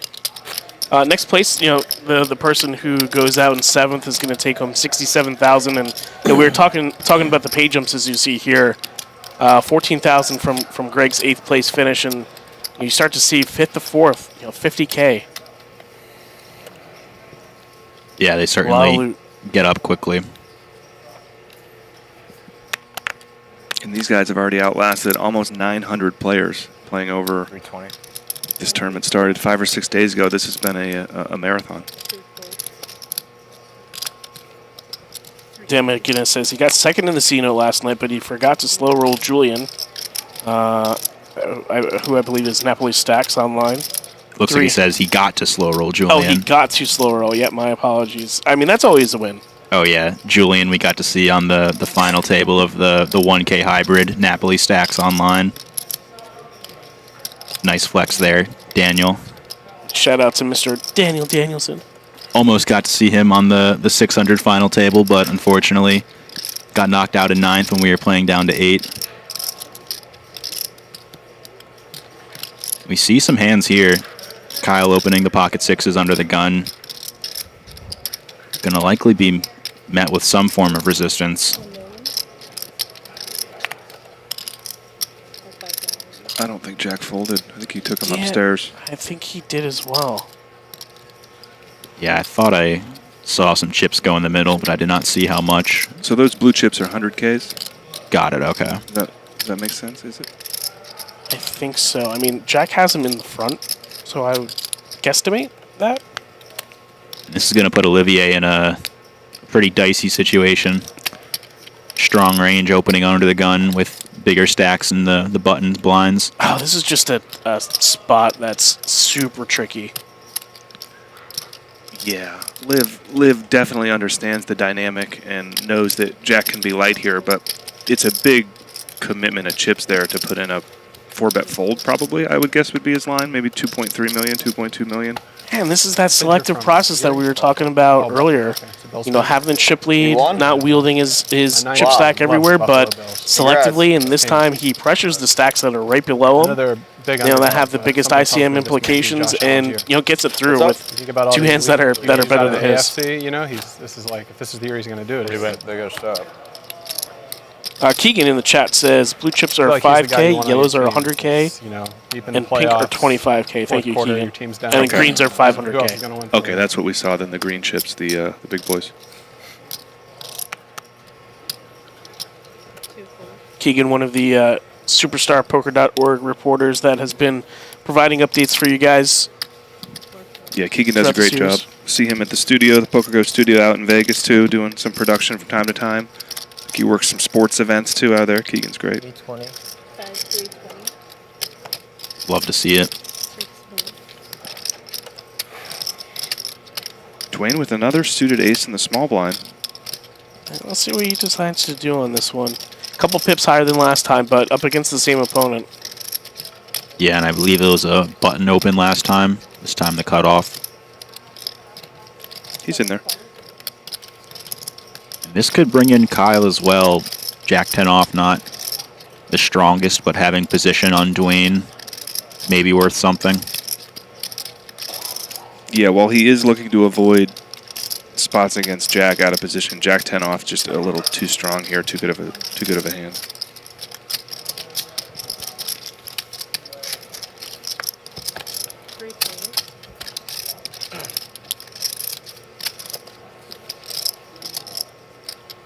King Jack 4, all hearts. Decent flop for Kyle with the 10 of hearts working here, second pair. And a quick check back for the player in position Jack.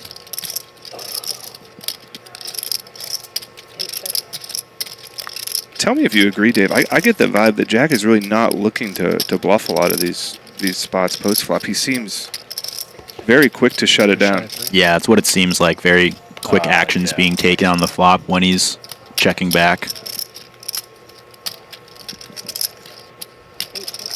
Some merit to that multi-way as well.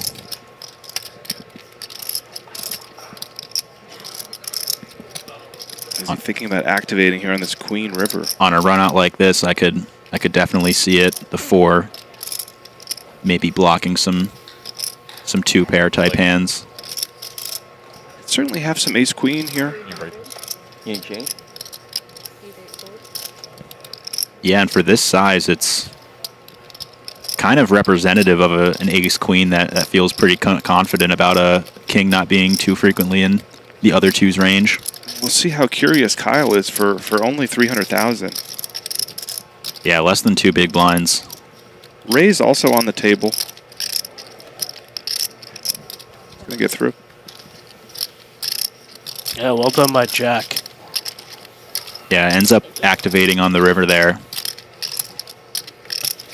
While we have a minute, I did want to mention that we have the $1,250 pot limit Omaha Championship firing off today for all the 4-card people out there. We have 2 flights running. The first flight started at 11:15 a.m. today, but if you want to come over after work, how to put in a full day, play some cards. The B flight starts at 5:15, and it's the second to last tournament on the mixed game leaderboard. So for all those that have been playing the mixed tournaments throughout the series, got a shot. Might as well come back down to the Borgata and play that one. Yeah, we've really seen a lot more mixed events on the schedules lately, and I think our mixed game community appreciates that. We get the leaderboard and different variety, tours. Yeah, I haven't dabbled in the mixed games, but every time I walk by one of those tables, they seem to be having a blast, and it's a pretty fun group of people.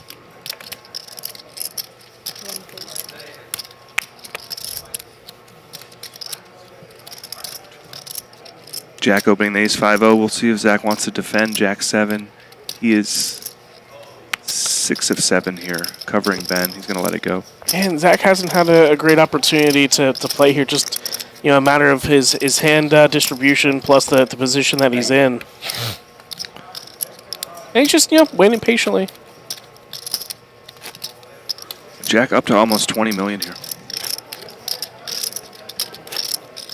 Yeah, it may not feel like Jack has won any significant pots, but he's certainly has been just continuously chipping up, creating the separation between him and Olivier. And now you can see that Olivier's stack is starting to get closer to Kyle's in the 6 million range. Yeah, and you got to keep in mind, he's raising all these hands pre-flop. Every hand he picks up is 400,000, which is substantial to these stacks. Mm-hmm. Yeah, even somebody like Blake, it's 10% of his stack. Yep. When you look at 400K, so it's when they say every chip counts in tournament poker, they're not lying. And no one really putting up too much resistance pre-flop. Where I don't think we've seen a light 3-bet or even a non-premium 3-bet against Jack yet. I don't believe you. Yeah. But maybe not. I don't know. Yep. Yeah, and that kind of just shows the effectiveness of opening your range as the chip leader. People are supposed to fight back sometimes, but it can just be so easy to take the passive route in those spots. Yeah, especially at a big final table like this, it is hard for some players to find those 3 bets. I know you weren't fake tanking. No, I definitely wasn't. Yeah, I had a relevant hand, but not like fake relevant. Anyway, doesn't matter. I'm just kidding. No, I know. What I should have done is gone all in when you 3-bet the button. That's what I should have done. Yeah, Liv's still thinking about that ace-queen fold. 5-3-20. Oh, me? Yeah, okay. Come on now. It's not your first rodeo.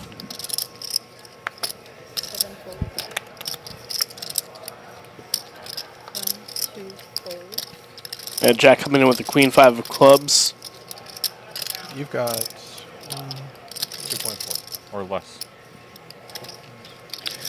And this is a pretty interesting one because although Jack is under the gun, that is not an under the gun range Ben is playing against here with the ace-9 off. I like him finding the shove. Yeah, wow. It's essentially playing against a button open. Oh, he wasn't looking at me. You missed it. You've pump fake too many times. I know when it's a pump fake now. yeah. Next time I'm gonna fake it and then I'm gonna call with a hand. Okay. I don't like when the. You least expect it, I'm gonna call. I'm not the biggest fan of the handcuff style of poker. The shuffle, it's kind of, you know. Yeah, I think that gets back to what you were saying yesterday, Darren. I think they were talking about the, the chip shuffling. We saw, I believe it was Zach who cut out a 3-bet and then called at one point, just to elicit a reaction potentially, or maybe that was just his style. We'll see. I think that's what Jack was alluding to there. Yeah. Letting the table know that he's going to employ the pump fake.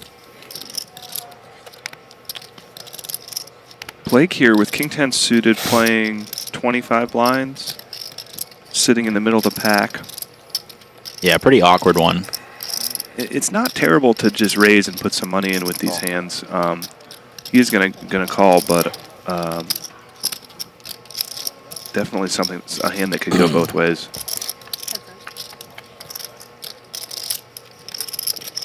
Nine, 4, 3 rainbow here.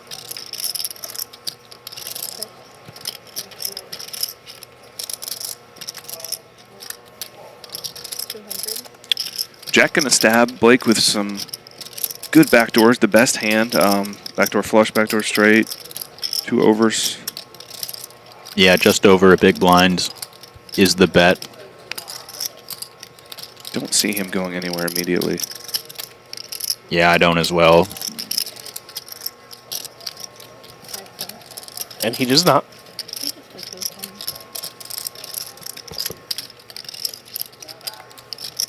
Interesting card here on the turn with Jack picking up top pair, but Blake picking up a gut shot. Yeah, Jack should feel pretty good about this on the turn. There is some King Jack, Ace Jack in Blake's range, but I think he can pretty confidently value bet this. Is that 600,000? 7? 7. Yeah, and for this size, puts Blake in a pretty uncomfortable position. Jack likely not betting Ace-X hands as a bluff here. So, beating bluffs, but that's about it. He's in there. Beating bluffs and the river will be interesting because can you really call another street with King High? And we get a 9 of hearts on the turn with a quick check by Blake. And that's not a great card for Jack. Yeah. Maybe not a card he can represent for value. Probably not betting so big with this 9x on the turn, but blind versus blind could be in there with some of the better 9x. Blake going to have some 9s. We'll see if Jack wants to go for value here or not. And we saw him take a look at Blake's stack, determining, and he does take it down. That's an example of what can happen when you go on the defensive there with the King 10 suited when you limp and check call, where you do let your opponents realize equity with some hands that might not have been in there. And Jack extends his chip lead for the first time up over 20 million chips.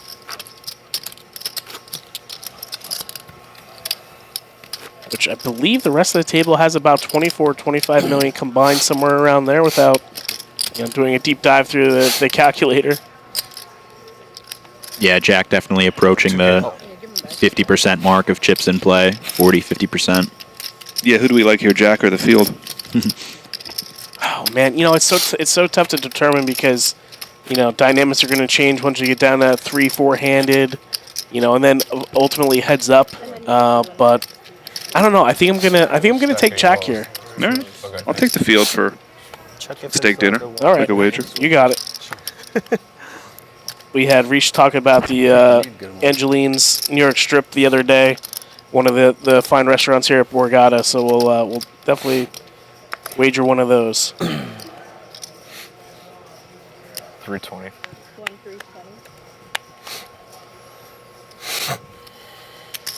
1-3-20. Kyle opens the ace-9 of diamonds here. Zach with one of those kind of frustrating, little close, not quite enough hand. See what he wants to do here with ace-9. The position's a little too early. Yeah, we saw the ace-9 jam from the small blind from earlier position. A bit harder. You just have so many people behind you need to get through. Another Blake-Kyle rematch. Blake now playing 20 big blinds after losing that pot against Jack. Facing low Jack open here.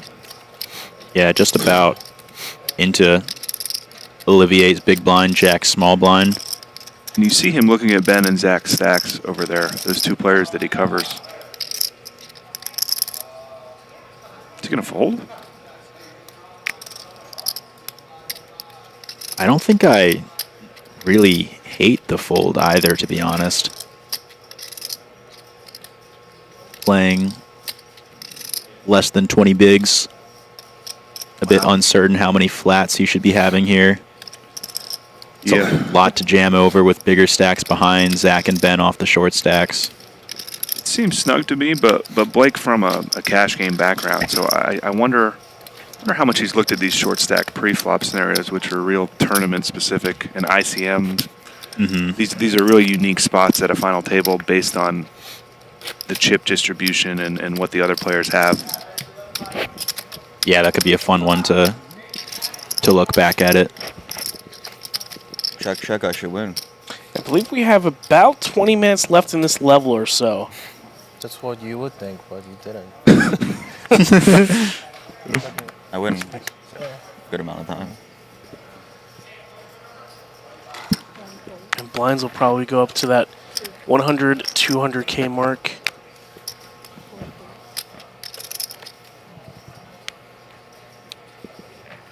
$320. Jack picking up a hand on the button here. Olivier doesn't have a decision, but see if Dwayne does. Ooh. And he certainly does. Pocket threes. Dwayne, a hand he could shove in theory. With those smaller stacks, though, call a little safer here. He didn't really consider shoving it in there. Happy to take a flop and flop a set. Wow. And we have two clubs on board on the 9-7-3 flop. Jack having 2 overs and the nut flush draw. Possible heat check here for Jack. We'll see how hot he's running because some money's going to go in here. Yeah, well, now a club's not going to be too helpful. Dwayne finding the boat on the turn. But I think Jack can still avoid some danger. Is this a hand that he wants to bet? This is curious to me because I would think if he wanted to check the flop, he would continue checking here. Dwayne going to stay in trap mode. Yeah. Yeah, maybe some worse ace-X that calls, some straight draws. And when the flush comes in. And here we go. This is going to be fireworks. Jack's been pretty much straight up in the chip counts since this final table started, but... And setting the trap here on the river. Dwayne playing 3 million. We'll see what this looks like on the river and if he can get all of it. If I'm Jack, I'm almost certain I have the best hand. Yeah, but if you toss out $1 million, 1.2, and you get raised, are you that certain? He just calls. Oh my! Wow. A quick call from Dwayne. We saw a similar pot earlier in this final table. I forget what the exact hand was, but I believe Dwayne snap called a pretty strong hand, opting to choose not to raise and get extra value. Huh? Similar choice here. Losing to sevens, quads, jacks, all those hands would have had to check back the flop, I think. Like just a spot to take your time on the river and think about there.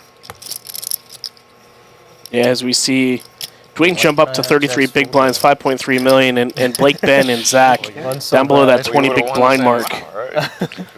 And I assure you, Jack is thrilled to Lost, lose I guess. that I'm pot on and my- lose $1 million on the river because there are a lot of other flushes in the range on the river. If he gets raised, I don't know if he can get off the nut flush there. But you wouldn't have stacked him, is what you're saying. Yeah, that's what I was trying. Yeah, I'm pretty sure we would have had a customer facing the raise. 320. 320.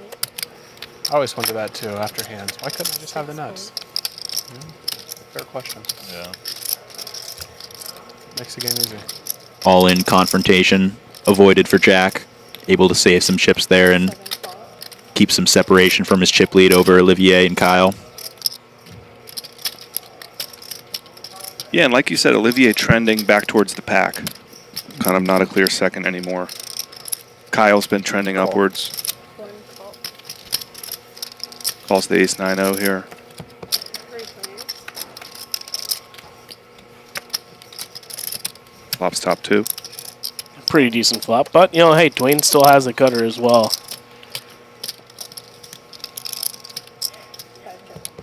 And like you were talking about earlier, with Dwayne folding the ace-x hands, you know, maybe the way he's constructing his range is with those, you know, middling cards like he has currently.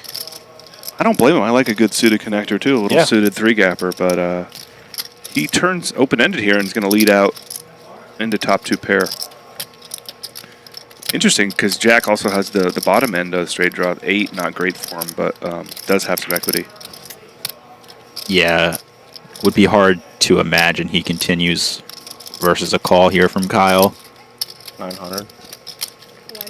A call we don't see, though. We see the raise. Yeah, and I like this raise.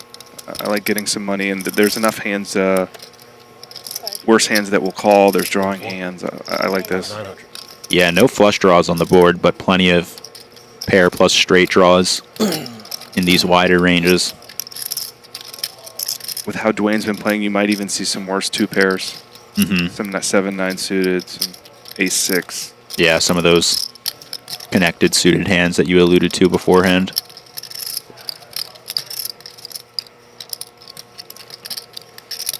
$600K more, though, out of position. Dwayne already showing some discomfort. So much so that the graphics said he folded.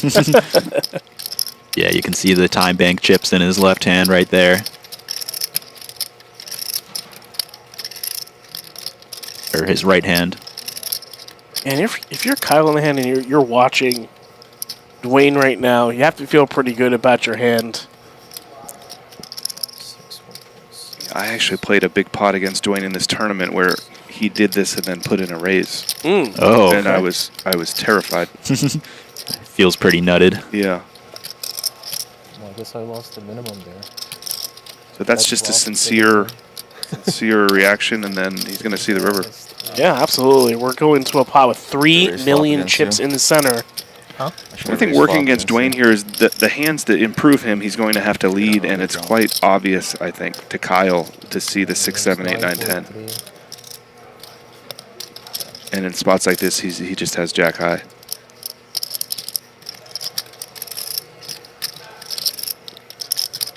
Yeah, Dwayne missing his straight draw. Opts to not attack. And if I'm Kyle here, I'm still interested in pursuing value with top 2. Does he put 4-5 in there as well? You know, thinking about it from a straight perspective. Oh yeah, I forgot about Jack. Jack probably kicking himself. 1.3. 4-5 certainly there, but I think enough hands that he beats that he can still bet this comfortably. Well played. And Kyle does pick up on it, puts in the 1.3 million chip bet, but of course is not going to get a call from Dwayne and shoots up to 2nd place in chips, a little under 8 million, as we see him go up to 50 big blinds. And we saw Jack lose a couple of chips and still has 114 bigs, while Blake, Ben, and Zach are still sub 20. And Olivier and Dwayne are still in that middle of the pack, but Dwayne a little bit more pressure now. You had when you said you as he's down to 26 big blinds. I wouldn't raise 4-5. That was pretty funny if you caught that. I believe Jack at the very end of that hand said I rivered it, insisting that he had 4-5 there, which seems a little bit difficult to end up in that line. I don't know how many believers we'll have at the table of that.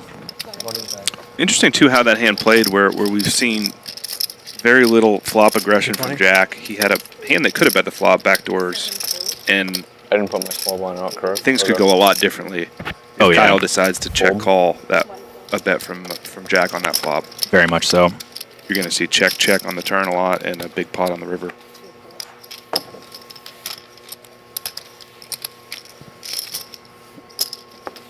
There's one for Olivier. Chipping back up. Did I get it right this time? But now, some separation between him and Kyle's stack. No longer able to play pseudo chip leader when Jack's out of the pot. That was a good pump fake. Zach and Ben just hanging on around here, 15 blinds. Yeah, and with the blind level increase coming in just about 10 minutes or less, their stacks are going to be quickly at stake. Playing poker 12 hours a day. But first, we've got Dwayne picking up the aces. Reality's becoming fractured.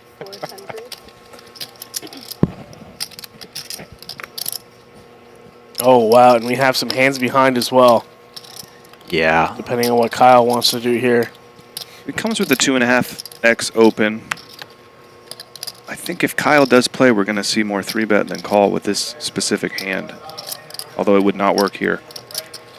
Yeah, Dwayne had been using this sizing already earlier too, so not necessarily a single of strength, and Kyle looks to attack as a result. Really gets Zach off the hook. Yeah. Well, Zach has got to be feeling it a little bit. He's starting to pick up some hands, and unfortunately, in the wrong spots. Yeah, and a hand that if Kyle had folded, I think Zach probably would have gone with, but now really doesn't have any fold equity against Kyle. Yeah, it would only be a million more chips for Kyle to call an all-in from Zach. Probably priced in with any hand that he would be raising here. Albeit King 10 off not performing great versus that range. Yeah, and even some of Kyle's light 3-bets, hands like Ace-Jack and Ace-10 are still ahead of Zach, so we see kind of the worst of it here. And you know, he's really thinking about this one. I wonder if this is a product of not getting many hands. He thinks, Kyle could be putting some pressure on Dwayne here, but he does find the right decision and lets it go. And we'll see what kind of route Dwayne wants to go here. If he wants to trap, we saw him trap with those 3s. Yeah, I think a trap here plays quite nice. Handcuffs. It's no fun. Any further aggression from him now will end the hand, so we'll see.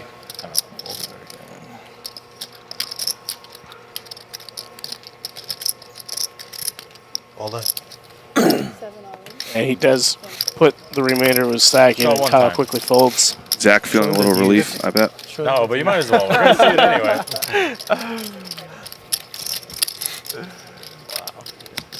Might have just saved me my car. There we have it. We're starting to see those stack distributions we were talking about earlier in the stream, as we had alluded to that in the beginning.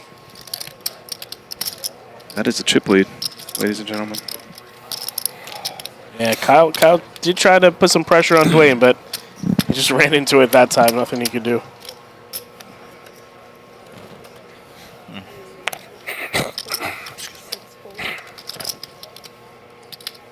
Dwayne catching a flurry of playable hands here, situations. Get in here with the King-Jack suited. Yeah, big stacks out of the pot as well. Going to be a nice spot for him. 7, 350. One fold. 2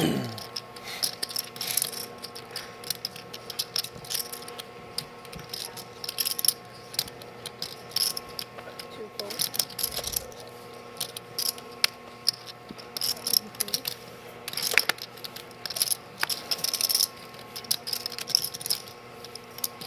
And Dwayne takes this one down. A little bit of a heater.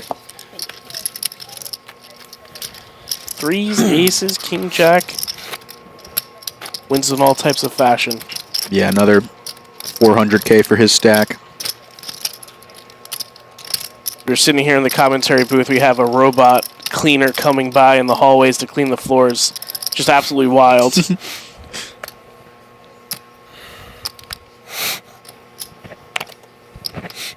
trials and tribulations from the commentary booth.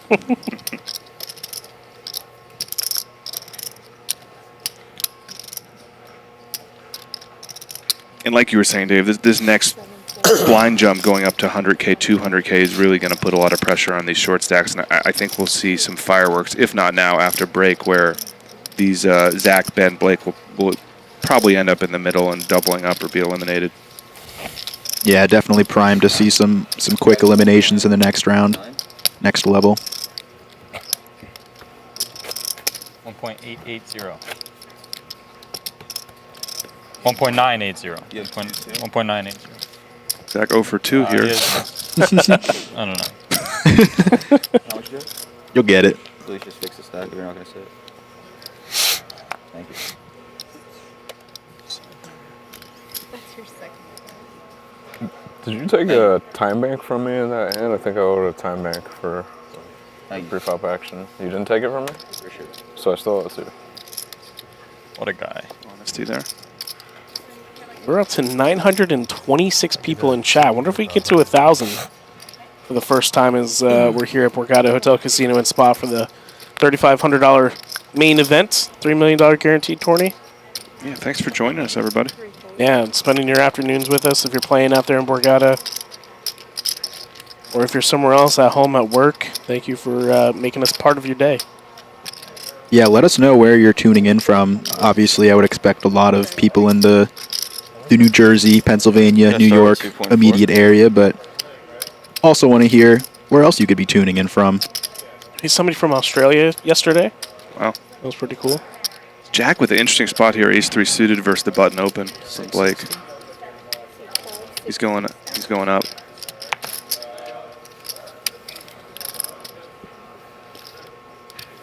A relatively small sizing, it looks like. Yeah, probably a function of the depth. I really don't see Blake going anywhere. We'll see if he wants to play shove or call here. Yeah, Blake off of a very short stack, though, as well. A lot of hand for a button open and 15 blinds.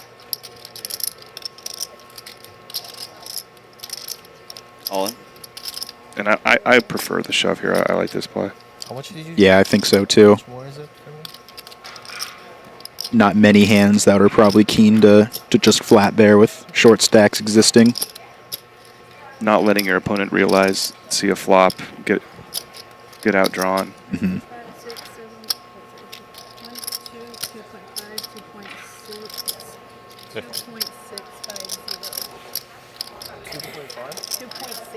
2.6. 2,650,000.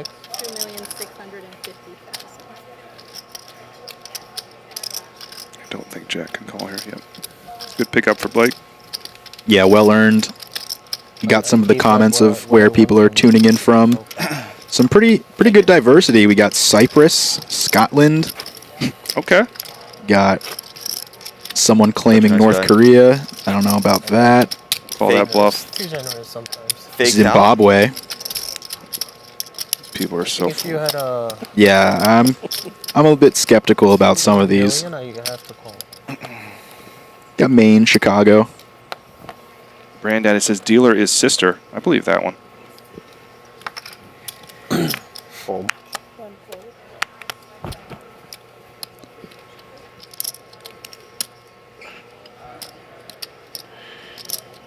And Zach finally picks up a semi-decent hand in an unopened pot. A rare one for him. 320. He needs it. Yeah, and glad to see him open. I think a lot of players make the mistake of thinking they have to play shove or fold on these 13, 14, 15 big blind stacks. And Zach has a little more, has more options here after he opens. And we'll see if Jack's going to let it go on the button. Superman never happening. Yes, sir. 320. 5 and 6 fold.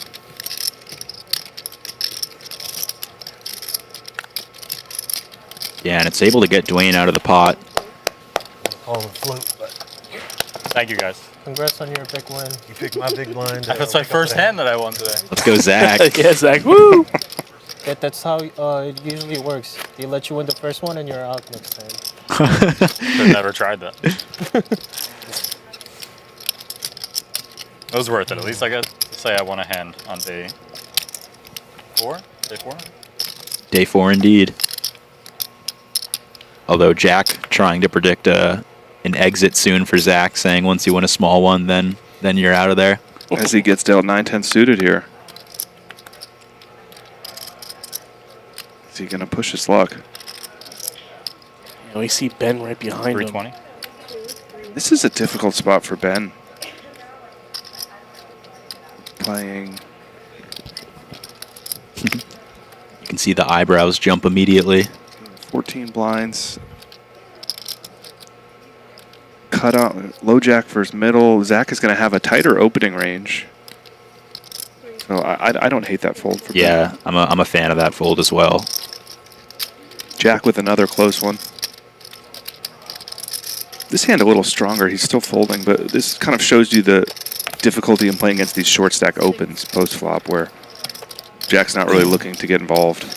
Yeah, and people seem to give those opens a decent amount of credit, potentially being weighed more towards the stronger hands like jacks, queens, ace, king. Call. Kyle with the dominating ace-9 here. Is that the stream? That Kyle hand come up yet? He's itching. Blake, another bad news coming to Blake. Itching to find out. A pretty nothing burger flop.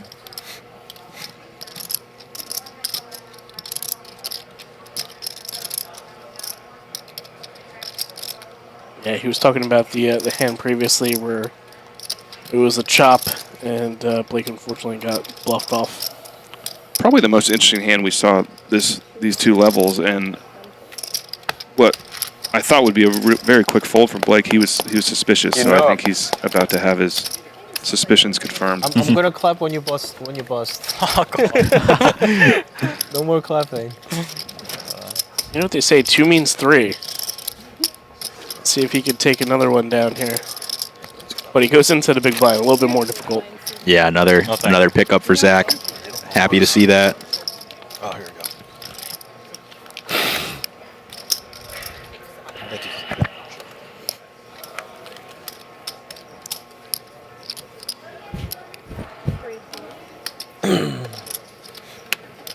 You might put that in. Yeah, I got it. I just got him. Yeah, no, My bad. It's okay. Sorry. Thank you. You're welcome. Yeah, first time in a while we folded around to a small blind. It looks like we may have some action here as Kyle has the king queen and Zach has ace 8 in the big blind. Yeah, I wonder if this is approaching open shove territory. He's got about what, 17, 18 behind for Zach. 300. 320. 300 is not a valid size, so imagine that'll be 320.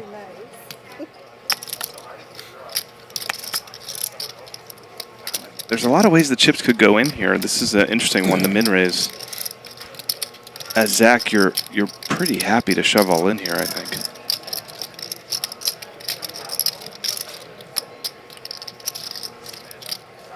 On.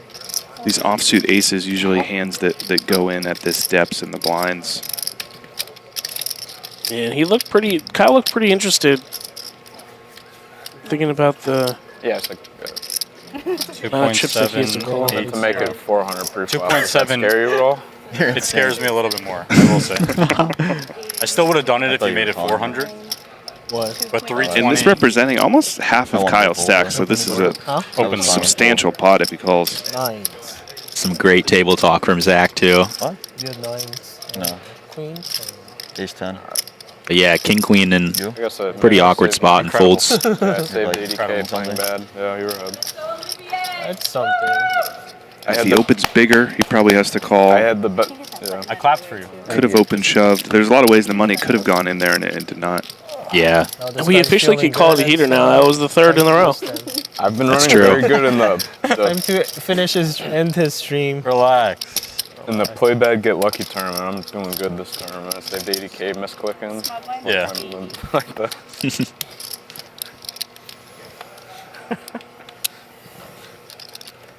But yeah, interesting decision for the king-queen not to just shove itself, and I think a big function of that, it's hard to get called by a lot of the worst king X, maybe opting to just raise fold or potentially raise call if you think your opponent's jamming some of that worst king X, queen X suited stuff. Yeah, it's interesting putting in money and not getting to realize equity with king-queen off there. Because there will be a good basket of hands that you're flipping against in pairs and ace-x. Right, yeah. You would like to run the cards out against.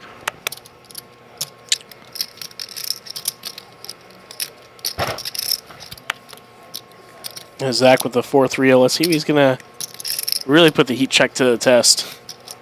Wow, he's going to put money in here. 400. Maybe picking up on Ben, really not playing too many hands. Ben at about 12 blinds, and Zach, most players in this spot, when they use this size, quite polar from the small blind if they're going to 2.5x at that depth. He gets that through. Yeah, a size that's likely saved for some of his best and worst hands, with the predominant middle region just preferring to shove itself. Gets it through, though. Wow, now you're winning all the big putts, man. Congrats. I'll take 4 in a row, okay? That's 4 in a row. Yeah. About to play 7 deuce for the heat check. Huh? About to play 7 deuce just for the heat check. I might. He's even folding now. He's getting intimidated a little bit. New sheriff in town. Yeah. I got a call from my wife to slow down. You did? Need the money. Why are you raising 6-7, honey? Huh? Honey, why are you raising 6-7? Once I go suited, she's like, gotta slow down. It was hard. It's like, no, no more. It is always funny getting poker advice from non-poker players, Yeah. family and friends. Yeah, Absolutely. always. Why don't you just fold? 950. 950. Look at Kyle. King 4 suited going up. Yeah, he's had enough of Zach winning pots in a row.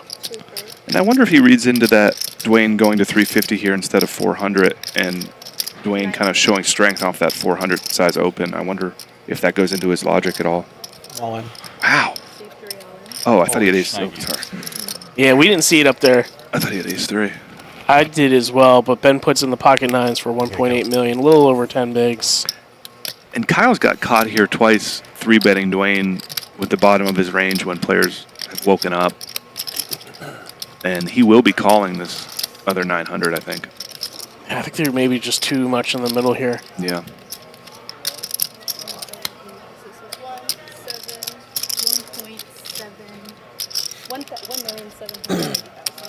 And 16 time banks. 16 times. I got you covered. You said 1.7? 168. 168? All right, well, let's step into this one.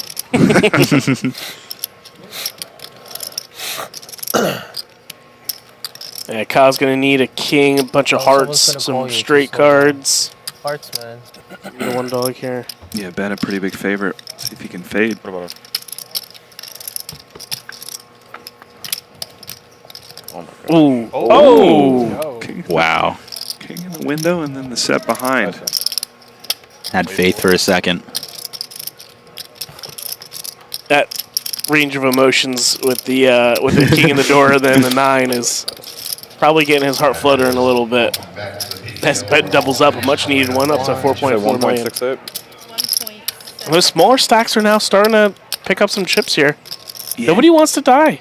And you see that just a 10 big blind stack doubling, how much it changed. It sends him up into 4th place. Yeah, a lot of 20 big blind stacks, 27, 27, 25, 21.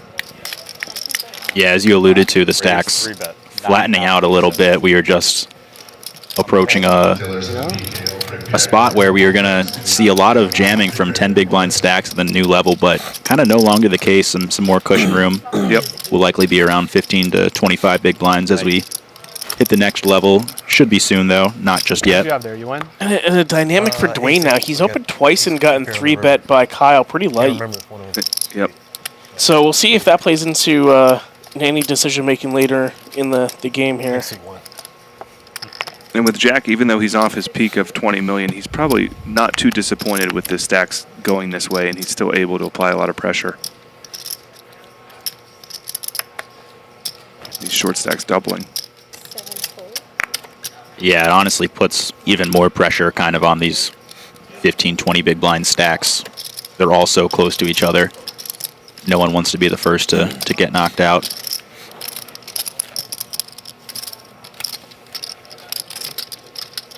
You're a little short on the small blind. I tried. That's how the rich stay rich. Jack a little short on the small blind.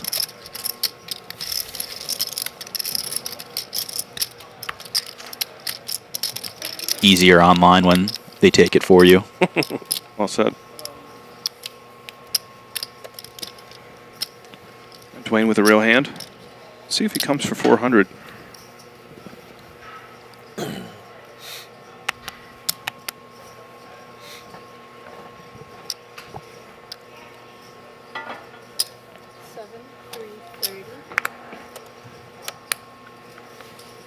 $330. Changing up the size a little bit. I always find it interesting when you play against players that use different open sizes with different classes of hands, and Dwayne's seemingly mixing it up enough here where I don't think the players are going to be able to exploit him. Yeah, it can be hard to really get a big enough sample to determine what the difference in hands really are for opening versus, you know, or opening with a 2x sizing compared to a 2.5x.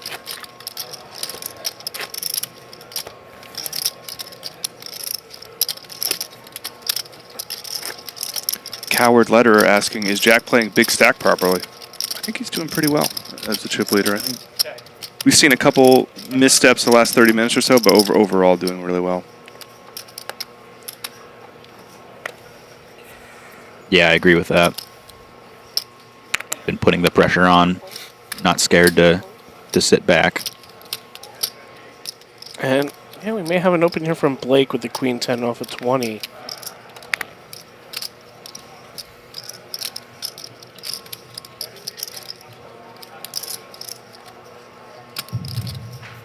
Our players in this PK are just shooting. Their players asking if, depending on what happens, Yeah, he does come in for 2x. If it gets down quick enough, we will stream this table tonight, and we will not have to stream tomorrow. So players have been asking. Olivier with a good candidate what happens up here for potential 3-bet bluff, but he doesn't come in for it. we will stop the play. May have been able to soul read Dwayne here in the big blind with the ace queen of hearts. And I'd love to see Dwayne put some more money in with this hand right now. Caller in the blues. Here we go. Guess so. Six players at 1 o'clock. Wagers it all, If we get quickly down to gets 8 the fold. players and that is done in enough time, we will stream you tonight. That way you guys don't have to come back tomorrow. Fair enough? Yeah, that open off of just about 15 big blinds-ish. I think I like the jam as well. Plenty of worse hands get called by. And woohoo, we are above 1,000 viewers. 4 digits. We made it to the 4-digit club. 25. Look at us. We'll be leaving you guys after break, but you're in good hands here with Cooch and Dave. Yeah, thank you for stopping by as well. Yeah, it's been awesome having you, Darren. What's up next for you? I'm gonna go down to Florida, play a couple poker tournaments. That's right. They have their main coming up. Yep, spend about a week down there, and then be next at the BetMGM Potomac Poker Open at National Harbor in February. Nice. What, you want to toss this down? It's 200. You said they're going to mute them? Okay. It's 2. It's gonna give me like 5 minutes. Count. Thank you. Big stack problems. Jack, I got 100. We're doing 15-minute breaks today. Those 10s yesterday were a little light. I think some of them are 15, and then that one will last like 2 or 10 for sure. Call. I'm sure it's going to be 15. Well, looks like Kyle is going to come along and defend his big blind with a 3-deuce suited up against Olivier here. 5, 7, 8, 9, 4. 9, 9, 5, 2 diamond board. Not much for either one of them here. We'll see if Liv wants to stab or is okay trying to get to showdown. picked up a bit more than showdown here with the ace on the turn. Kyle also having some equity with the gut shot. In the market for a sailboat. Doesn't find it. Could be tempting for Kyle to bluff here with just 3 high. Obviously never winning, but the ace and the king run out being pretty good for the in-position player. Yeah, I think with Liv taking this line when he doesn't have an ace, he might have a king. So it's very good discipline here from Kyle, not putting out a bet with the bottom of his range. And he's going to get a Can be a bit frustrating getting to the river there, having to check knowing you're never winning. Yeah. And still not bluffing.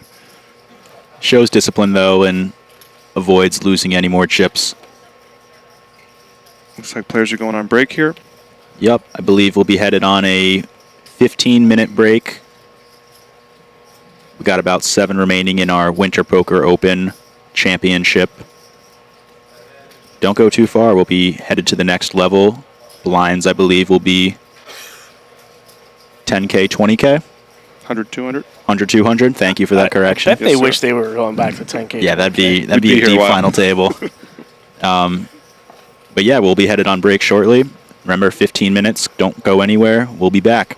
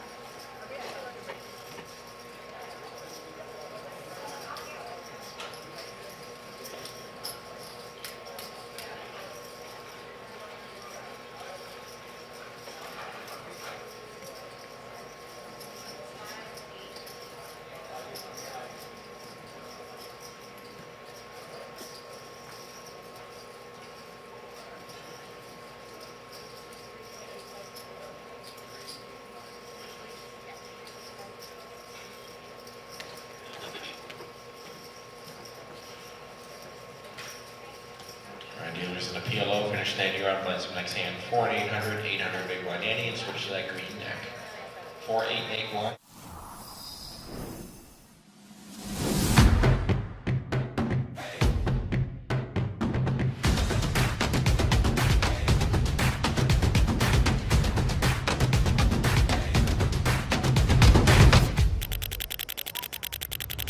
From the first shuffle to the final river card, the Winter Poker Open delivered 2 weeks of unforgettable poker. Players from all over the country came together at the Borgata, each one chasing the same dream: outplay the field, survive the pressure, and make a run at the title.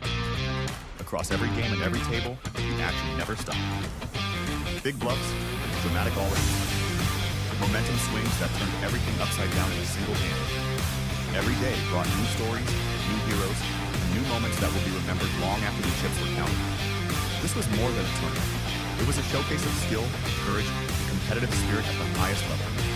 We want to thank the Borgata and BetMGM for hosting another incredible Winter Poker Open, and most importantly, thank the players who brought the heart, the intensity, and the passion that made this event truly special. And the action doesn't stop here. Join us this April for the Spring Poker Open and experience the next chapter of Championship Poker live from the tables.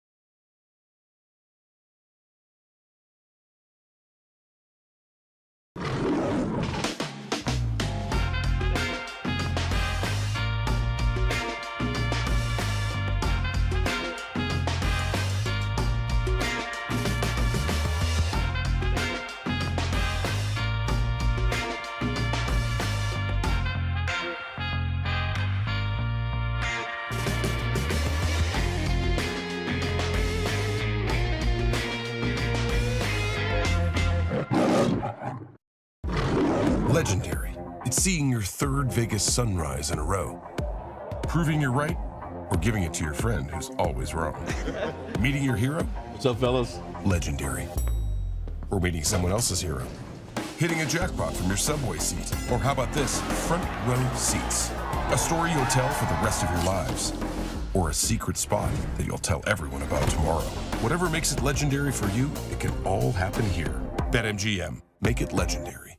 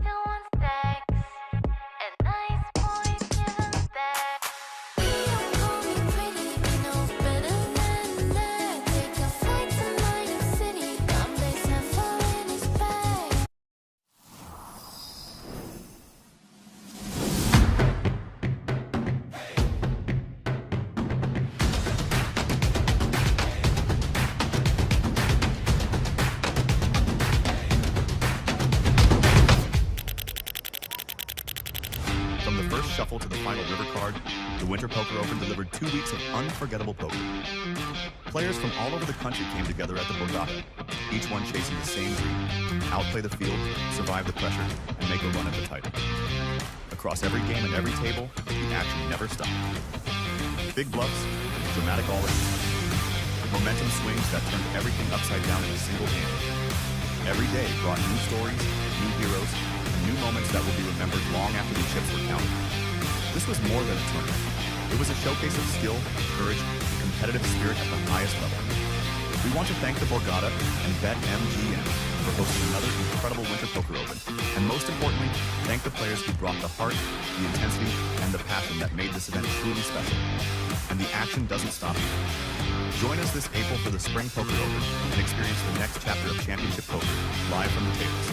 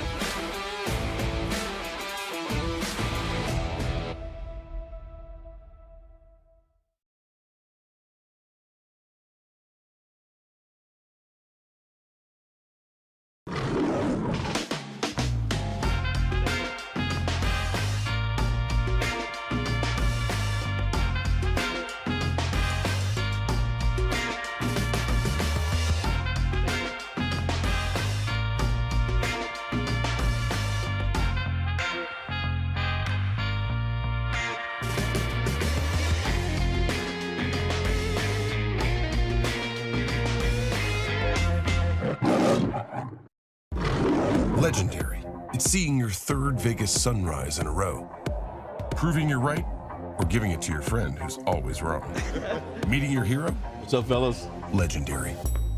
Or meeting someone else's hero. Hitting a jackpot from your subway seat. Or how about this? Front row seats. A story you'll tell for the rest of your lives. Or a secret spot that you'll tell everyone about tomorrow.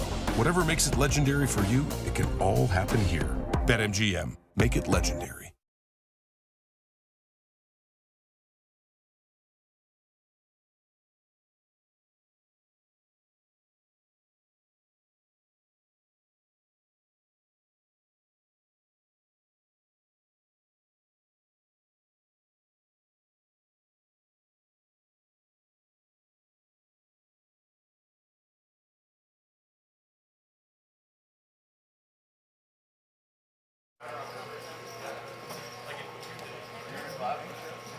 Hello and welcome back to the Borgata Hotel Casino and Spa.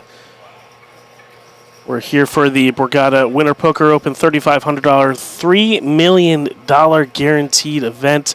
I'm your host, Nick Amakuchi, otherwise known as Cooch Online. I have with me David Two Flame Canine to my right. David, how was the action over the first couple of levels? It's been fun. We've had some pretty big clashes. Jack Kwan, obviously, you can see operating out of the chip stack, has been able to suppress any people coming up and trying to challenge that lead. Olivier was definitely getting close for a bit, but he's getting back down closer to Dwayne's stack. And as you can see, the short stacks with Blake, Zach, Kyle, 15, 18, 19 big blinds respectively. This level going up is going to likely result in some all-ins pretty quickly here. Yeah, even though we saw Jack lose a couple of hands, you know, it wasn't the worst thing as Darren was mentioning earlier. You know, now you have a lot more ICM consideration as 4 players are within 4 big blinds. Yeah. Definitely so, and unfortunately we lost Darren at the break, so you're stuck with just me and Nick for now, but we'll do our best to fill in the entertainment value. Absolutely. We'll get back to the action here, and before we do that, just wanted to remind everybody we do have the Pot Limit Omaha $1,250 championship running right now, $150K guaranteed. The day 1A started at 11:15, but you never fret, there is a day 1B at 5:15 this evening. Yeah, definitely should be a fun time if you're in the area. I would highly recommend popping in there. Those mixed game fields are often quite fun and chatty, and it's overall a good time. I wish I knew how to play some mixed games so I could get in there, but there's never a better time to learn than the present. I guess you're right, but the present for now, I'm locked back here in the booth with you. Get to watch this incredible final table. As a reminder, $511,000 for first place. We are down to our final 7. Yeah, we see a quick decision needed to be made by Blake already with the pocket 5s. And he does bin it.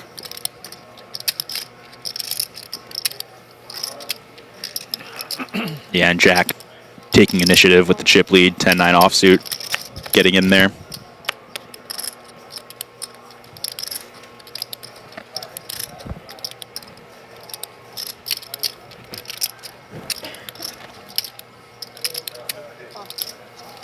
And does get a call from Zach with the king 8 of spades.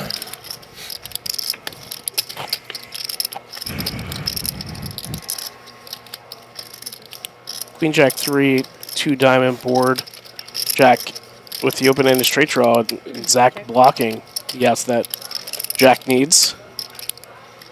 Yeah, pretty tempting hand to throw a bet out there with 10-9 offsuit. You have the open-ended straight draw, but also a hand where if you bet and you get raised, not super comfortable. Jack likely thinking he's not going to get raised too frequently. 200 the bet? Oh, 200. Those are the big blinds.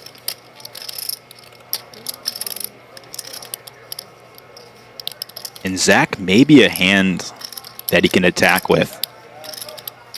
A raise here would get better hands like ace high to fold, maybe some middling pocket pairs. He's got the backdoor straights with both the 8 and the king. And are we going to see it as much though? I mean, he has 14 big blinds behind. Yeah, I think you're right. That's the other side of the coin. He's just doesn't really have a lot of room to fight back with, but he does fight back in the form of a call for now. king high, still good. And still good after the 4 of hearts comes on the turn here. And you see the outs that Jack has at the top of the screen. We notice a few are grayed out, which means they were folded.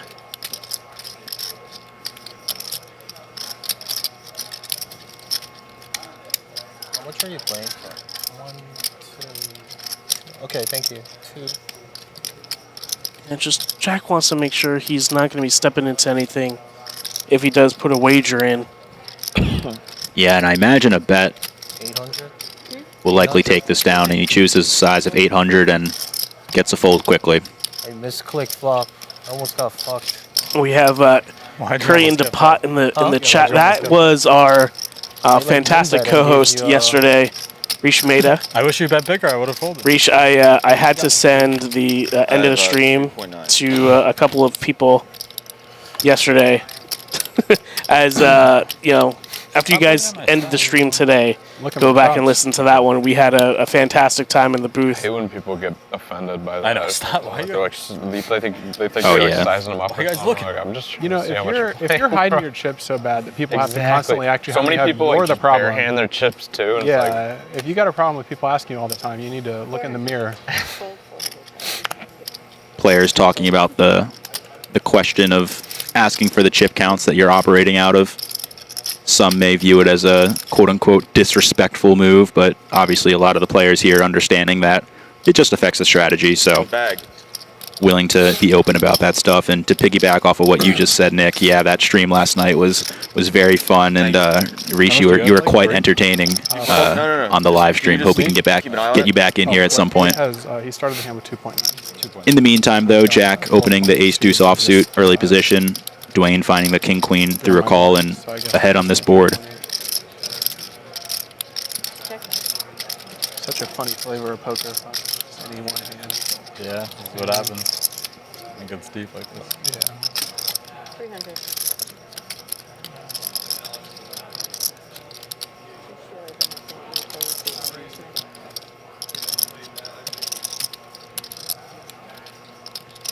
The ace of spades, somewhat of an important card for Jack here. So chip leader has like 80 bigs. Chip leader has 80 bigs and 17, 75. 17, 18 million. And we did see Dwayne bet, I believe, right? So the action is on Jack. Yeah, and he does fold. Yeah, that also confused me a little bit since the camera was on Dwayne too, but alas, he takes it down. And outside of the Pot Limit Omaha Championship, also coming up this weekend is the Monster Mirror Mystery Bounty. $580 buy-in, 250K guaranteed event. Mystery Bounties begin on day 2, which is Sunday. Yeah, that should be a really fun event as well if you're still out here and not too experienced in the mixed games. That Mirror Mystery will be a fun time. You could essentially bust, you know, say 35th and still take home first place money. Yeah, you're lucky enough to pull that big bounty. So Jack raised and take it with the ace-10 here. Picked up his chips from that previous pot with Dwayne.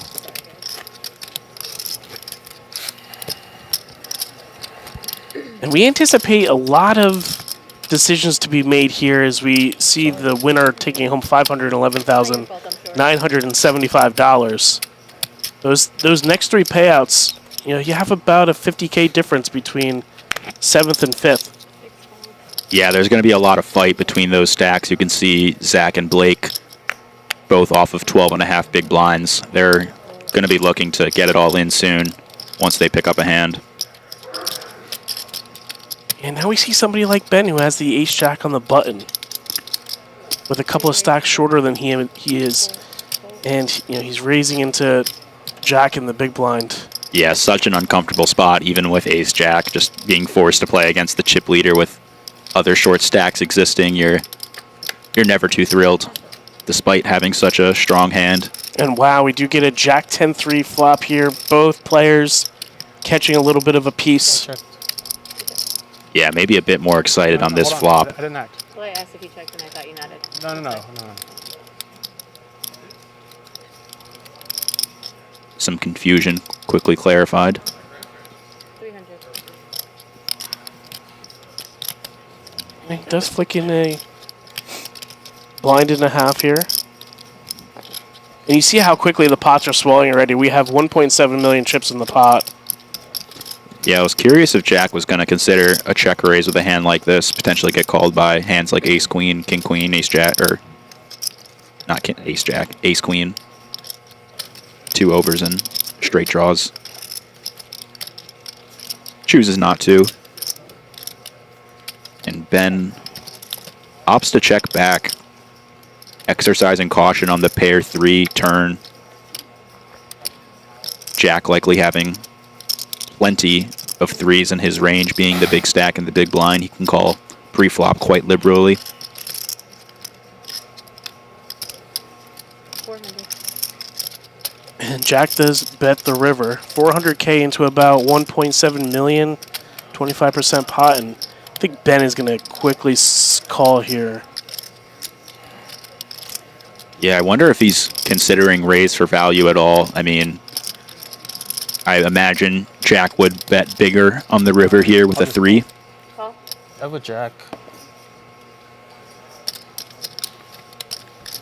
Jack with the jack. It's no good. As Ben takes that one down, 2.5 million chip pot, which will certainly separate him from a little bit of the rest of the pack here.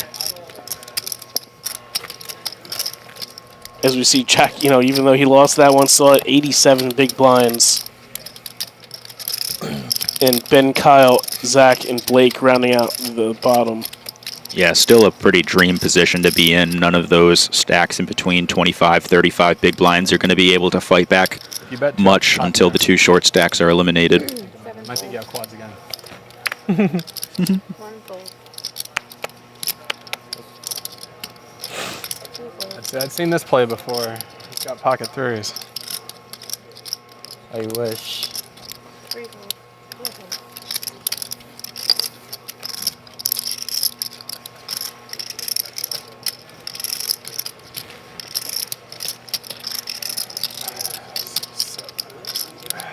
Interesting position for Jack here, being the chip leader, Olivier being second in chips. Opts to keep putting the pressure on. Pots are very easy to play. Thank you. You say that, they're easy to win with, but I mean, you know, it takes a special kind of elite super pro to know to 2x there. The quad. Gotta know your customer. I didn't know you were 3-betting me with Queen 10. You deserved it. Yes. Apparently so. Awesome. Some great trash talk at the table. Yeah, players talking about a hand yesterday where Kyle 3-bet Jack with Queen 10 of spades, and you know, I really thought I had. Jack will end up having quads and bet 2x pot and river. He got called. I thought I had pocket 5s. I raised and you made it 550. I was like, oh, it's meant to be. I couldn't tell if you were call. making a joke or not, but that extra tilted me because I meant to make it exactly like 6.5 bigs, and I think I was like 10 or 20,000 off of that. So if you actually would have folded for that, that'd be kind of funny. If you said that it was because it was 500, you thought you had 5s. It makes sense why you bet 4. 550. And I thought I had pocket 5s, so I called. Right, I get that. But what I'm saying is that's why you bet 4 million on the end. Well, you bet 4 million on the end for 4 4s. No, if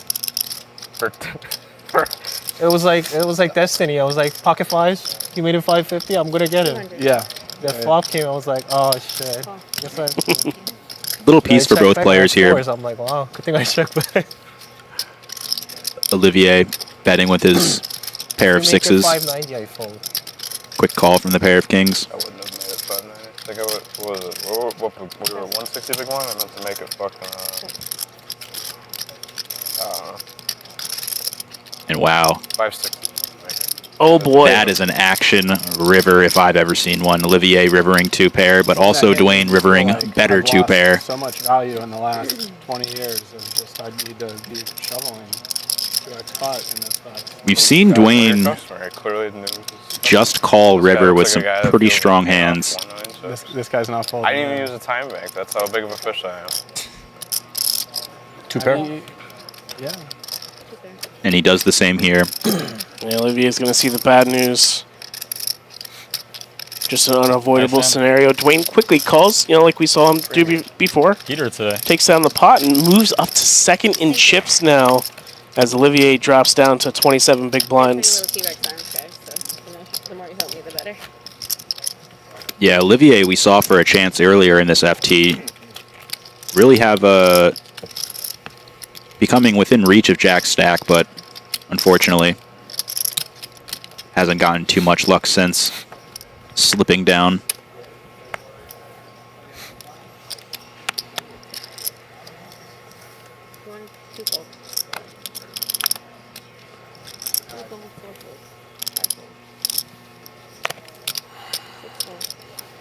I did take Jack against the field for a steak dinner with Darren. I just want to make sure we have that on the record again because I would love to collect if that does come to fruition. So, yeah, if Jack wins this tournament, you'll have a nice dinner with Darren Elias at the Potomac National Harbor Tournament soon. Yeah, folds over to Dwayne, who calls with the King 8. He's going to move all in, and we'll see.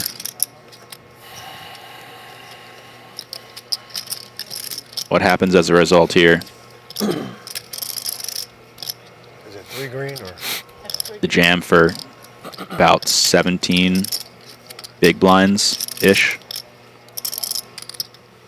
18. It's a big jam. Feels a little too big for a hand like King 8, but we've seen crazier things. And he does give it up here.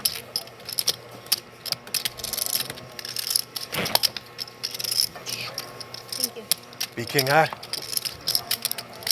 Yeah, and I am a little disappointed. We have a little bit of a gap there between the Blake and Ben for the trophies. We don't have them out there. They may be off to the side. I'm sure we will get them up there at one point, but yeah, it looks like maybe that table on the far left of the screen is the one that's holding the trophies. But yeah, out of frame. We'll make sure to get those in frame for the heads up, though, so you can see what these players are battling for besides the $511K for first place. As a reminder, $3,500 buy-in tournament, just under 900 total entries, and we're down to 7. Yeah, we were thinking there would be a little bit more carnage these next couple of levels. Yeah, and that's ultimately going to depend on the stacks like Zach and Blake getting involved here. Not through an all-in, though. Just a min open from early position, and Dwayne getting involved, too, with the Jack 10.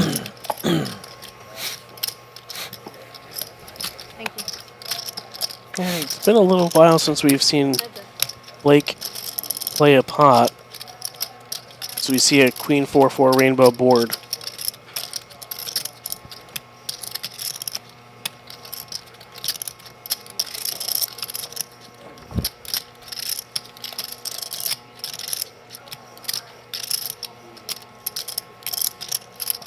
$350.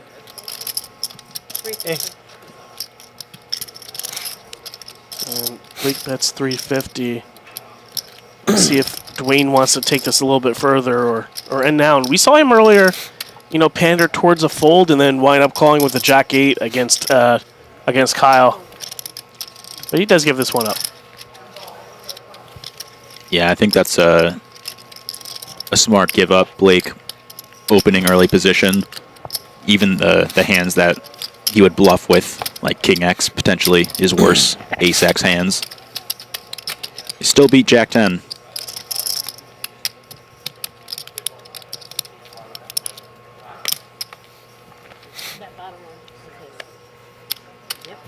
Yeah, players spacing out a little bit as people bust. We only had Greg Himmelbrand unfortunately leave us today, but when playing those live final tables, that's what you really look forward to, is getting some elbow room, and these players certainly have that on this Gorilla Gaming table. Oh yeah, they'll continue to spread out as we get more eliminations. And let those legs stretch a little bit. Jack's opening 2x to 400K with the queen 10, and Ben has the ace 9 of hearts in the big blind. Gonna come along. Yeah, pretty standard call. Not too many hands that Ben would likely want to raise out of the big blind. Yeah, as we see him hit that ace 4-4 rainbow board. And a quick bet from Jack, it looks like, of just one big blind.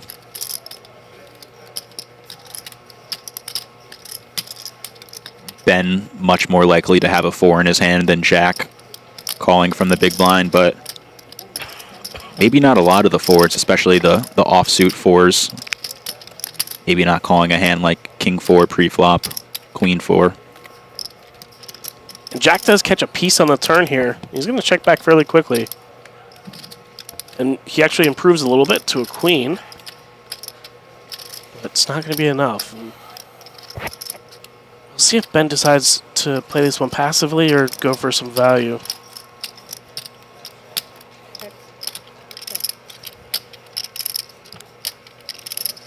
And does go check, check. Ben takes it down. Yeah, Ben maybe thinking if he lost out on some value there. Can be tough to know. I mean, Jack's certainly capable of maybe checking back some stronger ace-x on the flop. Play a little bit tricky. Yeah, we did bet small on the flop though, so. Yeah, we haven't seen Jack really get too out of hand. He had that one spot against Olivier and Kyle where he squeezed with the king 9 and got 2 better hands to fold. So we'll see if he really starts to open it up. But he's been smart. Looks like we got some people in the chat trying to bet on who the next debust is going to be. We need a prediction market for this. Yeah. Set that up, Kalshi. How much are you playing? This stack's at 10. 2.9 behind.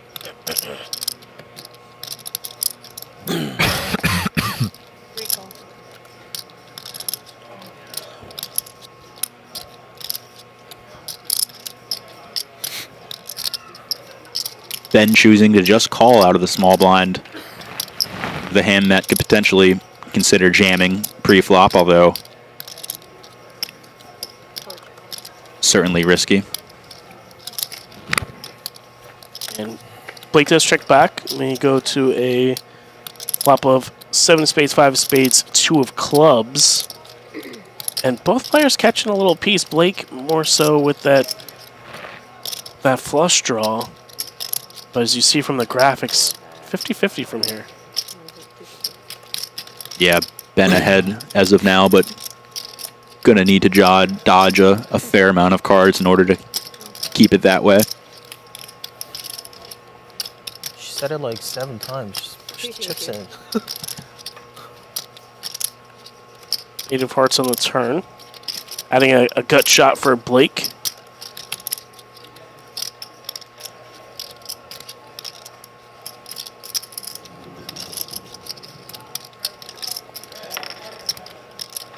Yeah, and we'll see if he wants to keep firing a hand that can certainly do so. The 8 being an overcard, potentially some folds that you could generate from a hand like Deuce X, 5X. Chooses to take his equity in the form of a flush draw and straight draw and a brick river.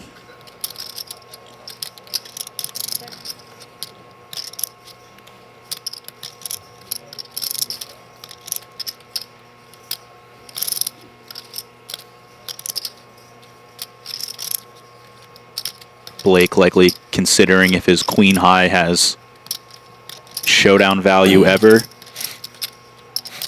The only bet going in so far this pot being on the flop for a small size, so. And he does go for a bet here. He does, and targeting kind of the exact hands that Ben has, the ace highs, the potentially weaker pairs who are uncomfortable on this run out, and he gets the fold. Well done. Yeah, he needed that one. Got a question in the chat. Who are the commentators? I'm not going to turn down an opportunity to plug myself. I'm David, Two Flame Canane. I mostly play online, not too active in the live streets, but I'm joined here by Nick Amicucci, your commentators for today.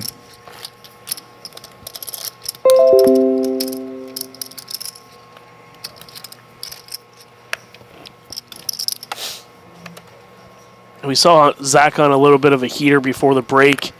And, you know, with the blinds and antes and really not picking up too many hands, he's back down to 10 bigs. Yeah, going to need some help. And you look at the current spot now. He does give it up already, though. Over to Ben on the button, who opens the ace-5. And Dave, this is one of those type of hands where, you know, you have pocket threes, maybe don't want to play well, and you want to maximize the equity of your pair. Just pitch it. Yeah, I don't mind that fold at all. Like you said, it's a pretty tempting hand to be willing to go all in with, or even just call and potentially hit your set, but Zach off of 10 big blinds, it makes it a little bit more difficult, and Jack in the big blind with a huge stack, somebody that's going to be willing to put the pressure on if you are just going to flat. 2.2. I think a fold is a good move there. Less. 350. 2.175. Your place. Thank you. Jack going to start building a pot here. I try.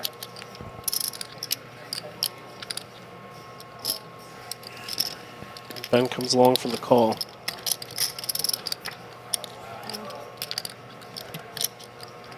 And interesting enough, Jack did bet the flop.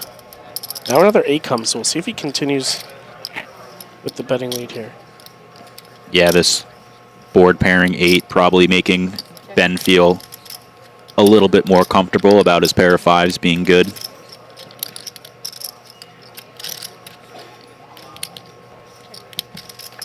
So about 2.3. See a Jack of Hearts on the river. Thank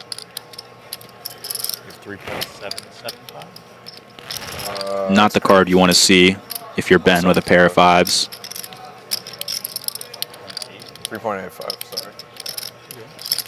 But also, how many Jack X is calling the flop bet? Jack does.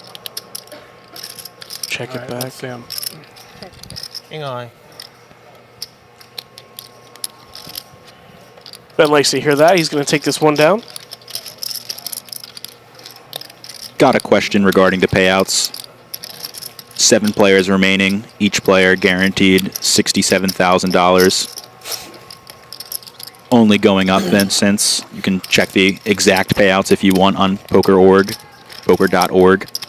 They're doing fantastic coverage throughout this Borgata Winter Poker Open here at BetMGM. But the payouts themselves, as I said, $67,000 for 7th place, $85,000 for 6th place, $109,000 for the next, and that goes all the way up to 1st place, $511,000. Yeah, and as mentioned, we'll be here till the end. So whenever we decide to crown a champion, or I should say the players decide to crown a champion, we will have that last hand for you. As long as it takes. Yeah, we'll be here till the end. Ben continuing the streak of hands and picks up the ace-king.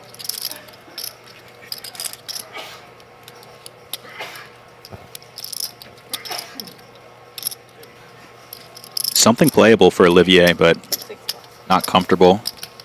He opts to call.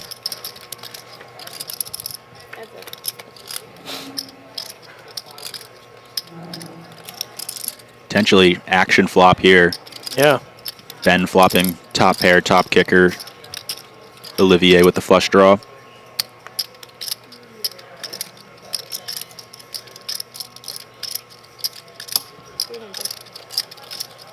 Ben with a little flick of the bet for 300K.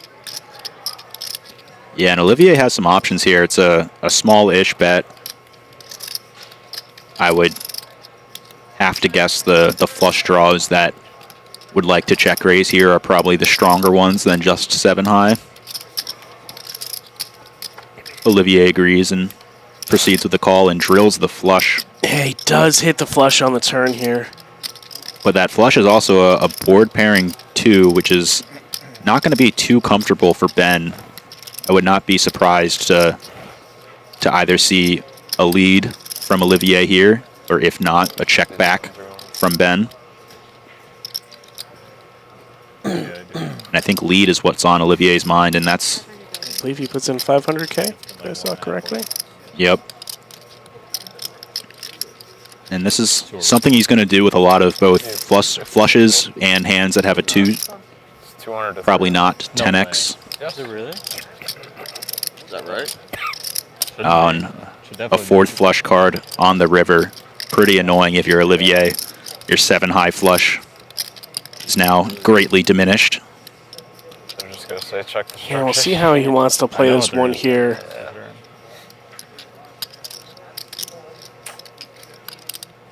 Yeah, I don't think there's a lot of room for a big size here. Maybe it's a mistake. If he bets, likely something on the smaller side. He chooses to check. Ben peering over at Olivier's stack. And does check behind. Yeah, where is the floor? Nice. And Olivier's going to take this one down. All black cards. Yeah, Ben giving his hand and the board a look. River bails me out, saves me a little money. Yeah. I call, you know.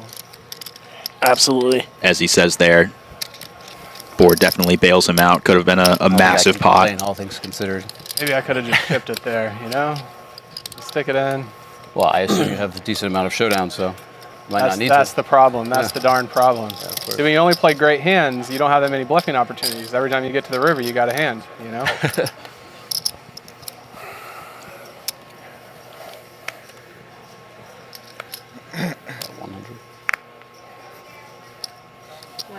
Where does Zach, who has the Ace-Jack of clubs on 10 bigs? Yeah, hard to see a world where this doesn't go in. Gonna give himself a quick count, seeing if he wants to just opt to raise to 400K, but off of 10 bigs, I think 700. jam is the move, and he essentially does that, putting in, or not even, half his stack. About 3.5 big blinds. And this is going to put some people in some awkward positions. People over the past few years have been utilizing a strategy where they don't go all in, but commit a decent amount of their chips. Seemingly what Zach is doing here. No. Puts people in some uncomfortable positions in the way that they respond and gets it done from them. Yeah, he rakes in the pot here. You know I'm checking back. And moves up to 2.5 million chips.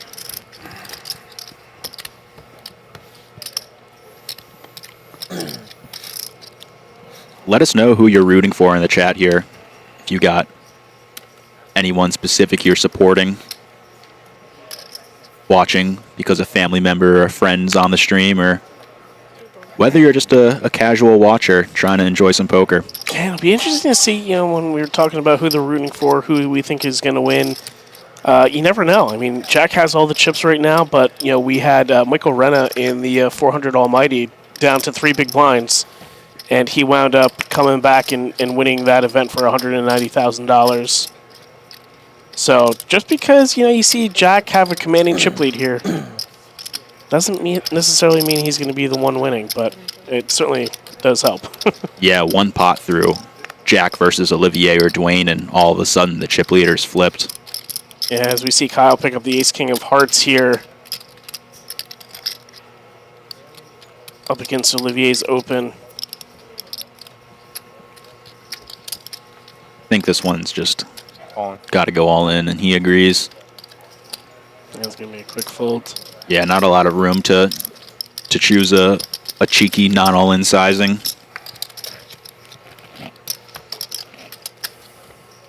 As we take a look at the chip counts here, so Jack Kwan up at the top with 80 big blinds, 16 million chips, and a big 50 big blind gap between him and the rest of the field. Dwayne, Olivier, Ben, Kyle, Blake, and Zach rounding us out. But, you know, we have a few of the shorter stacks get a few more chips, move up into that 20 big blind range.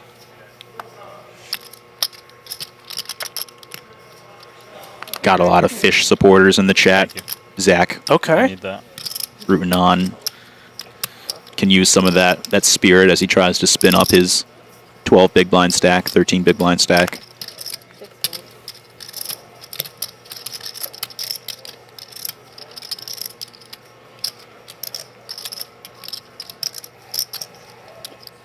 Don Kick says he's rooting for the commentators. We appreciate it. We appreciate some love every now and again. It's like the person that shows up to the football games in the ref jersey, cheering for the refs. We appreciate you. Dwayne on the button with the 8-6 of diamonds. And we'll see Zach in the pot with his large representation in the chat. See if he wants to play one here. Yeah, he says not this one. The power of position. Indeed. Looks like we have Kyle's family in the chat here. Hello, hello, and good luck. And potentially Blake Fodge's family member as well, cheering on Splatter. I could be wrong, but I think that's his online moniker. Oh, if I had to guess. Maybe you can fill me in there, but fun to see him.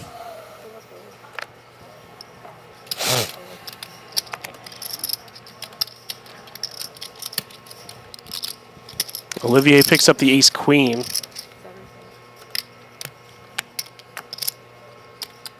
Over to Kyle in position with the ace-9 offsuit.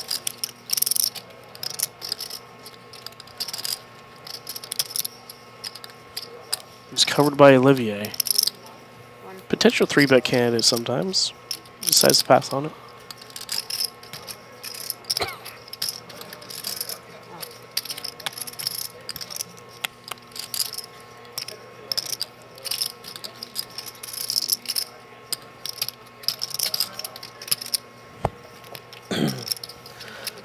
I'll save this one for heads up.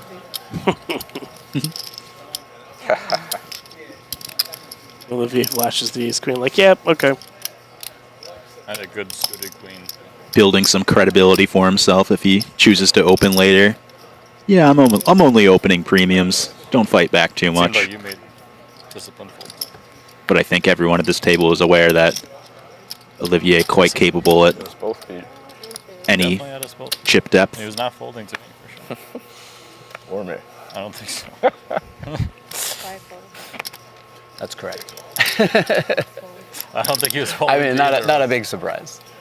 No, I agree. 7-8 of spades for Dwayne. It's like, man, This might be one of those King 4 suited, just looking really good and he needs to play. And it is. He agrees, and as we've mentioned time and time again, now that Jack is out of the pot, Dwayne operating as the pseudo chip leader, willing to open relatively wide. Yep, is what it is. It almost Blake in the worked big until blind with the king 9 6 came of in the third clubs. card. Yeah, He's going to defend. was not happy to see the K in the window. King, queen.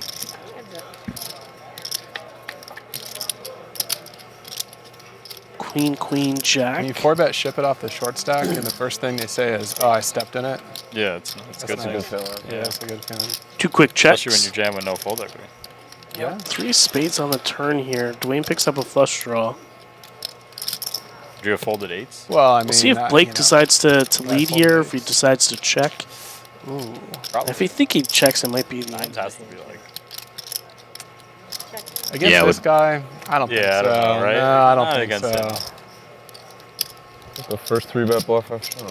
I'm shipping the 8s for max value. Yeah, right. Just hoping I get called. No respect in this place.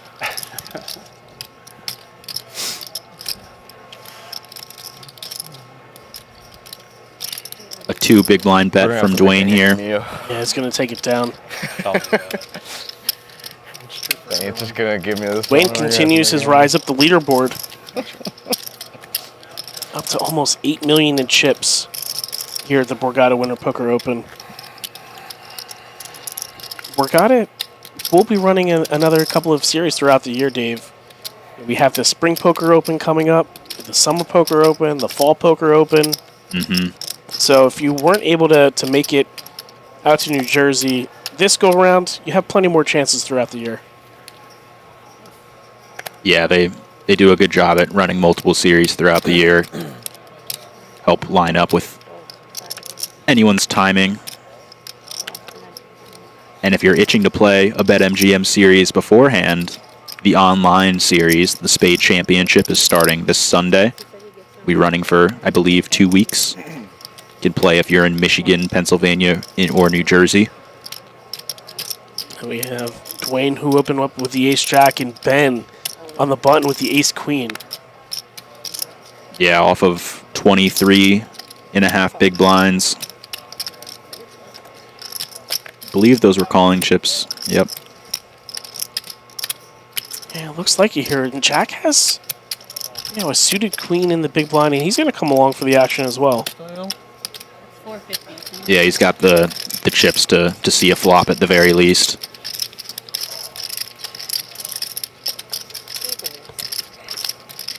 Ben choosing the passive route with ace-queen. And pays dividends. Ace-4-4 board, and, Dave, it's what calling in position here, you keep in the hands that have an ace in their hand that are lesser than yours. That's gonna be a chop. So far, we got a couple of queens back there. You never know if Jack could hit. But both players got to feel pretty good about their hand as of now. Oh yeah, when they definitely. see some action. And kind of what Darren alluded to before he had to go, oftentimes in these final table situations, you want to be the aggressor and not necessarily putting in chips passively. So that could often lean players to adopt a raise or fold strategy in Ben's shoes. But if you're comfortable playing post-flop and having position is quite nice as well, and certainly a way that you can pick up chips and nothing changing on this river. And more than likely going to be a chop pot here unless somebody really goes off the rails and the other player thinks that they have quads or ace-6. Which I doubt will happen. Yeah.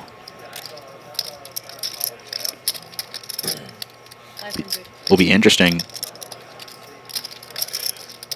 if the raise battles start to kick up here. If Ben chooses to make this 1.5 or 2, if they're going to be willing to just get it all in or kind of hesitate and take some caution knowing that pocket fours, ace-6 may be out there. Yeah, he does flick in a quick call. Just in case he, that ace-6 or pocket fours are out there. And they're going to chop up Jack's money in the small blind.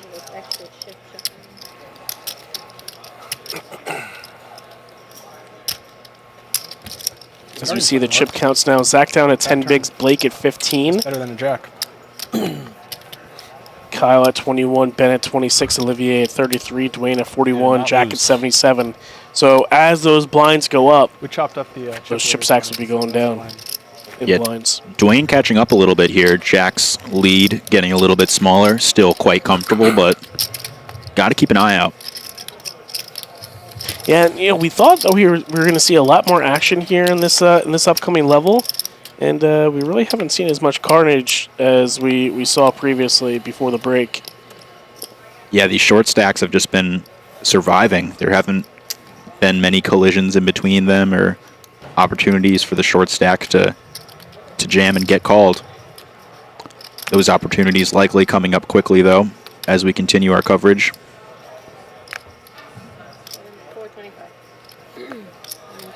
Purple deck. Dealers in the PLO, please shuffle up your purple deck. Next blind level. 500, 1,000, 1,000. And Dwayne opens the Queen Jack of Diamonds over to Olivier in the big blind, who has a very defendable ace-9.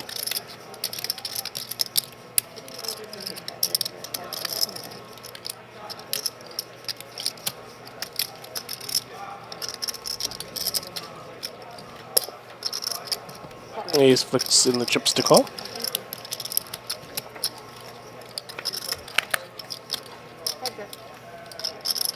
Queen 10, 7, 2 clubs. Dwayne picks up the top pair here. Olivier has a disguised piece of this, though. He's got the backdoor straight draws, the backdoor flush draw. What's that? I wish the floor were here so we could ask. Oh, I can't imagine it's wrong. Quickly gets rid of it. I'd probably lay like an insane price that it was wrong. Like if you think it's potentially wrong. That's not wrong. He's saying that, you know, if he was going to ask the floor about it.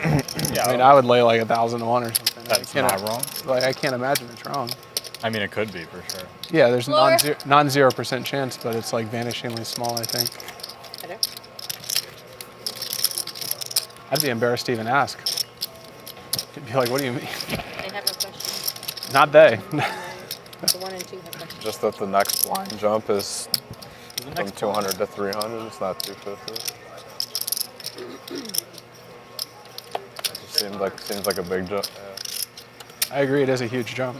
But And if it is, fix it.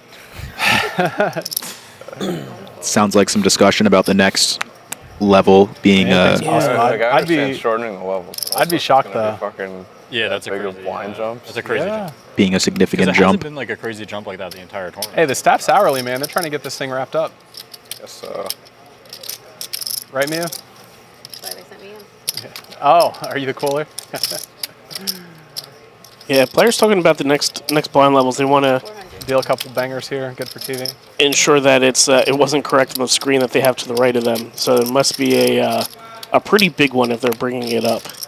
Yeah, it sounded like they were thinking it goes to 150K, 300K, which would be a bigger jump than the past jumps. I think we would go to 125, 250 next. That would seem plausible, or 120, 240. I don't know. Yeah, hard to know. As we mentioned, the blind levels are no longer listed on the structure sheet, given that we have been going for quite some time. This is day 4 of this tournament.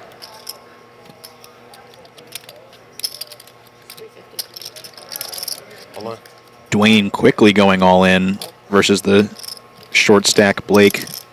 C-bet gets a quick fold.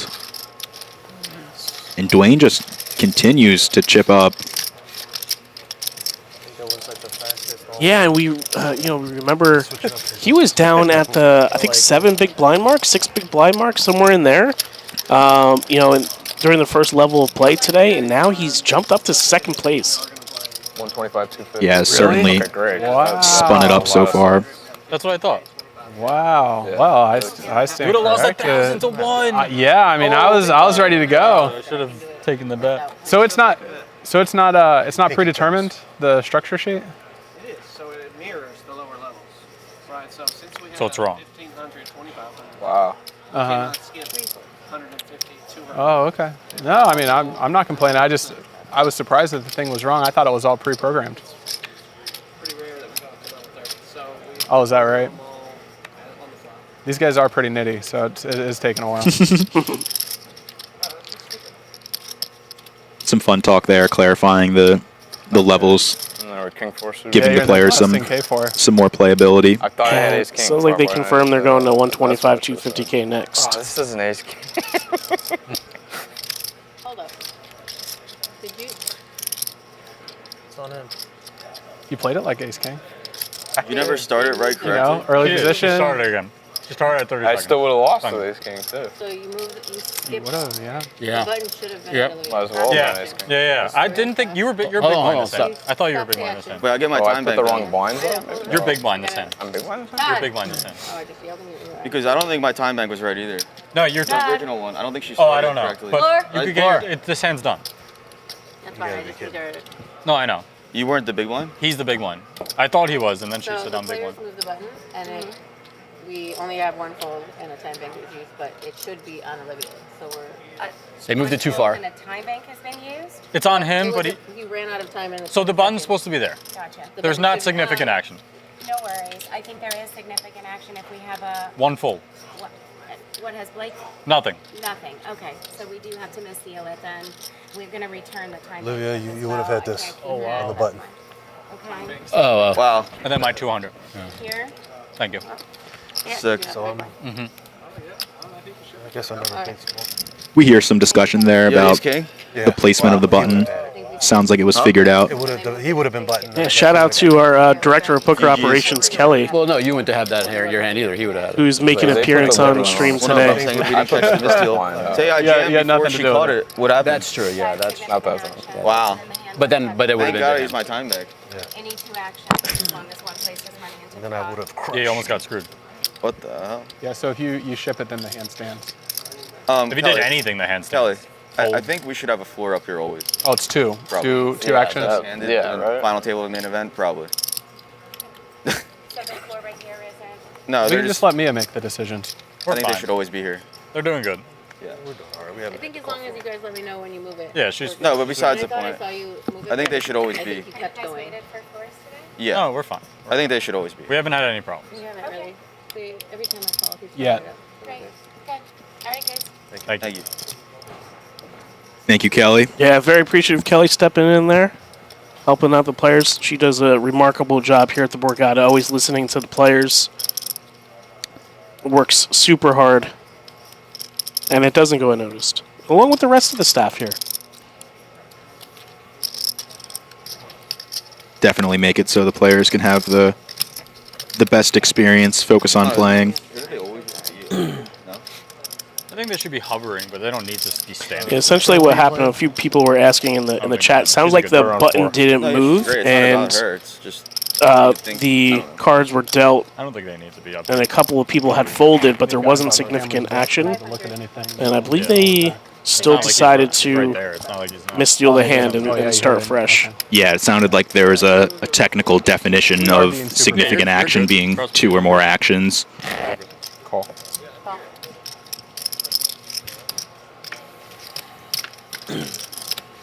Dwayne raises the small blind with ace-jack.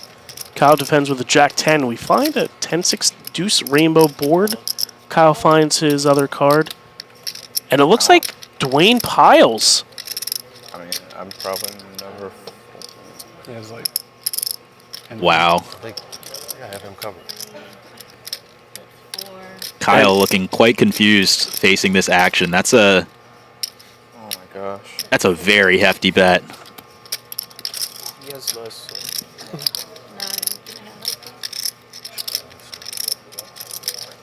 Kyle very confused here Oh. at the size of the bet compared to the pot. Yeah, that's like 3x the pot. If I'm doing math, 1.2 in the middle, about 3.6 behind. That is a massive bet, and understandably so, putting Jack 10 in the blender here.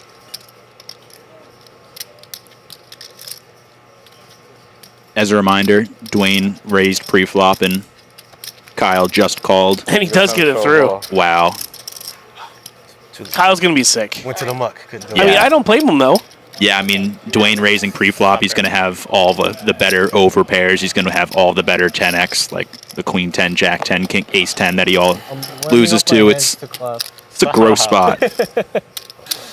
Give me one double, and I'll survive another couple hours. I'll just be patient again. Time's tough now. I cannot afford it. Kyle is going to be thinking about that one for the next 20 minutes or so, 25 minutes until the stream comes back up to that hand. Yeah, he'll be thinking about that one. But a good pickup for Dwayne, and 10? you can take a look at the chips now, and Dwayne getting closer and closer to the chip lead stack. Yeah, he's up over 10 million chips now, 52 big blinds. And he's going to keep the pressure on with the king-queen, potentially? Oh, no, he does just come with a call here. Yeah, just a call, playing a bit more carefully versus the chip leader, but as we could see in that last hand, he's willing to spice it up versus these shorter stacks.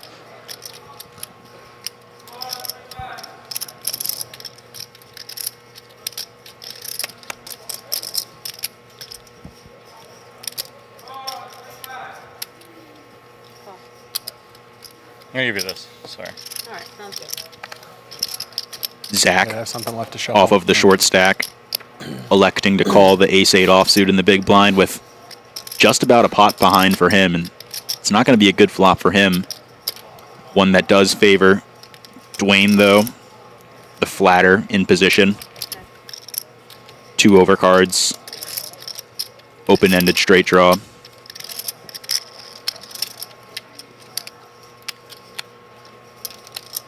Dwayne going to come in for a bet here.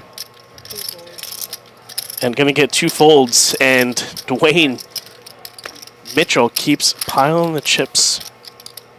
Yeah, he's getting the folds. He's feeling himself. I'll tell you what, maybe the Borgata hat again. You know that we were talking about all of yesterday and all of the streams. Hopefully. Yeah, the Borgata hat so far this series has brought luck upon the people rocking it on the final table, and not much has seemed to change. You're definitely over 10 now. As you can see, our 2 chip leaders both rocking the Borgata Winter Poker Open hat. Like 8 or something. Okay. How much did you have after the A's versus K's thing? Where you left? 700,000. And then he got it in. Was it? Versus me, ace 7 versus ace queen. And then 7 in the win. No, I meant the A's versus K's. Yeah, because next hand he was all in. That's versus him. what I'm I thought saying. you remembered. Oh, okay. I used the bank. Yeah. What do you want, ace 7 versus king? I couldn't even. Ace queen suited. I think Blake is he out of time bank extensions at this point? Huh? That's what I do. I don't He had a see set it of fives behind and the my 8 yellow hit it. chip stack. Yeah, it looks like that might have been his last one, barring any sitting over his cards. I defended and led for like a third pot, and he just shipped like 70 bigs. Yeah, we saw that come into play yesterday with Jeremy Joseph, who had to make a quick call for his tournament life. Yeah, there's a lot of mind games that can be played when you see that somebody's out of time chips. You can quickly put in a bet and make them try to make a decision without much time.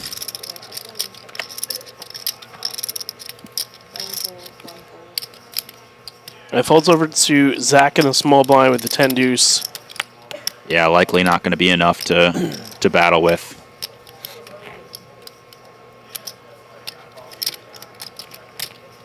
Giving himself a quick count, though.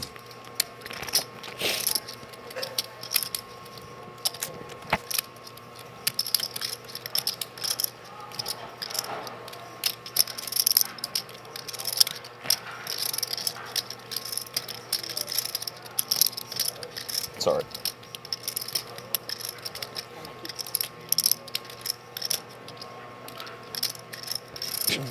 No ICM on Zach currently, but That was not intentional. Yeah, I wouldn't hate what he's doing here, limping in if he thinks he's not going to get punished enough as he maybe should, but yeah, you can see that's not the case. Ben punishes immediately. Yeah, Ben does, and That's all right. wins a I'll pot. go back And to Zach has a little over 6 big blinds left. Yeah, it's an annoying one. If you're tuning in from home, don't forget to like the stream and subscribe, show some support so we can keep bringing these live streams to you in the future. Got about over 1,000, 1,200 of you guys watching along right now. Awesome to see. Yeah, thanks to everybody for joining today and over the last few days. Hope you've enjoyed the action. And not to forget, we'll have live streamed coverage of our 2200 PKO final table tomorrow as well, I believe. Oh, that'll be fun because you're going to have some massive bounty stacks. Yeah, people are going to be having some big clashes as they fight for the bounties. Should be quite action-packed. Be a good one. As we see Ben complete with the 9-7 of spades, and Blake saying, all right, let's go to a flop. Ace, Queen, 6 rainbow here. Not much for anybody.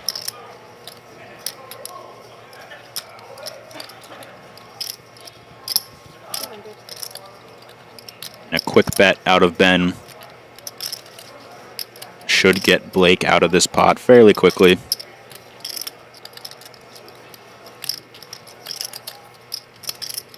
unless he has some devious intentions.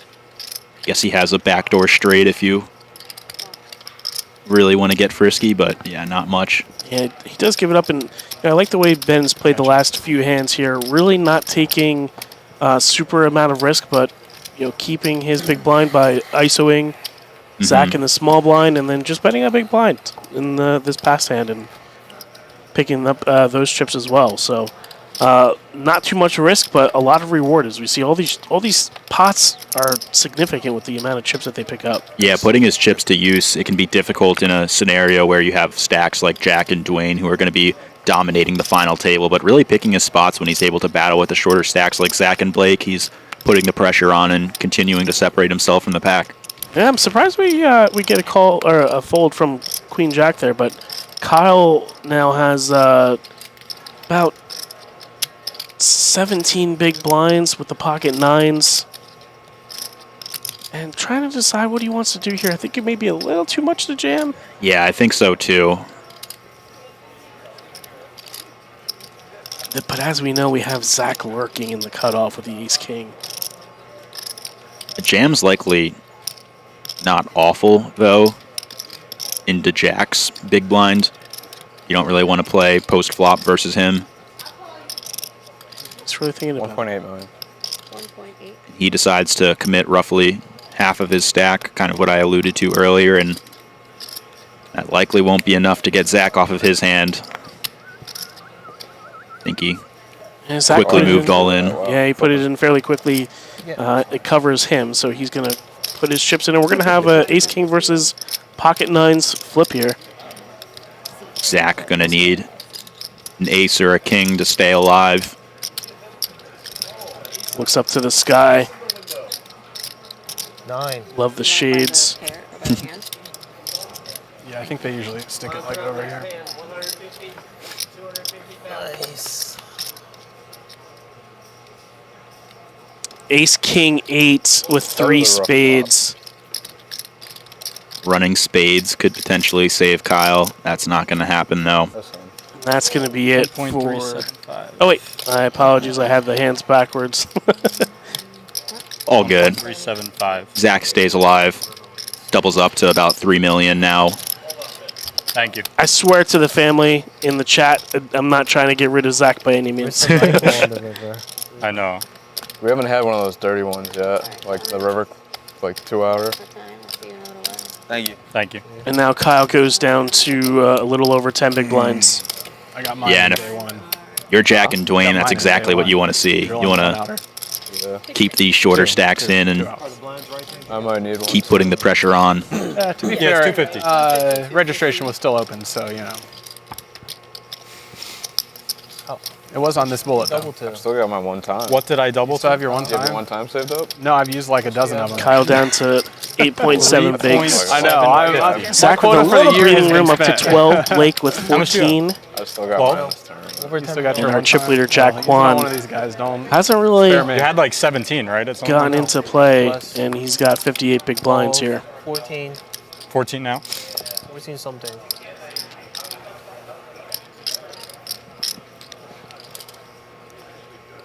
This guy wins one pot and he's asking the chip leader for a count. He asked me for my count, so I wanted to return the favor. Oh, that's good. Are we at 200 or 250? Oh, 250? Blinds are now up 150 and 250K. Yeah, important to note that the small blind is 150 and not necessarily the 125. That's exactly half. Yeah, and Kyle's going to essentially tell the table that he's jamming with the raise to 1.4 million. But still keeps 775K back as Zach puts in the all-in raise as well with the ace-queen.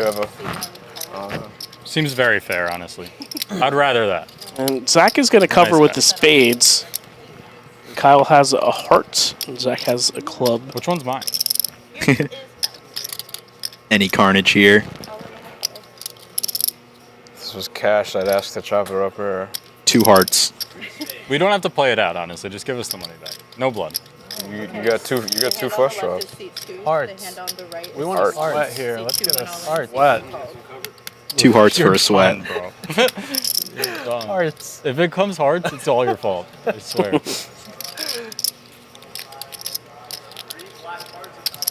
Give me hearts. Sweat, sweat, sweat. No sweat. No sweat. Right. No sweat. Right. Wow. Oh, a couple of clubs. Got a little sweat here. Club. Oh. All right. It's always fun to root for the sweat pre-flop until the sweat actually comes. Then you're like, all right, chill. Who called for that? Yeah. I'm raising you next hand. Who said that? What'd they say? I don't know. Oh, nothing. What are they talking about? What are we talking about again? As we remain 7-handed here. With only 1 elimination from the start of the day, a little over 3.5 hours ago.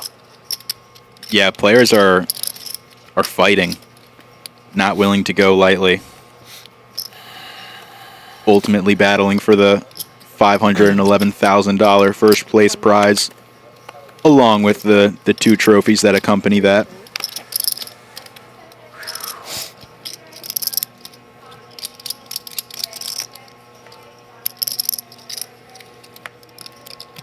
$1.2 million.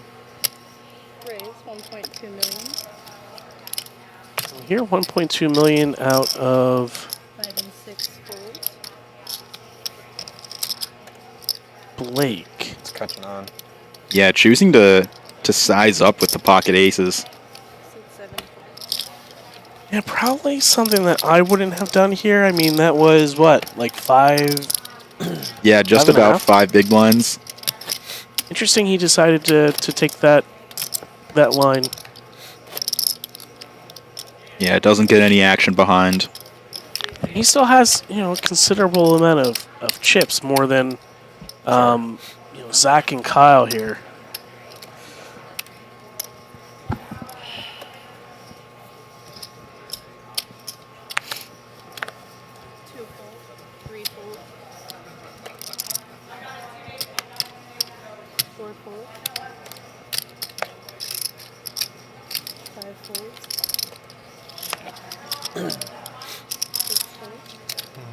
Someone in the chat here noting that Blake's stack is wrong.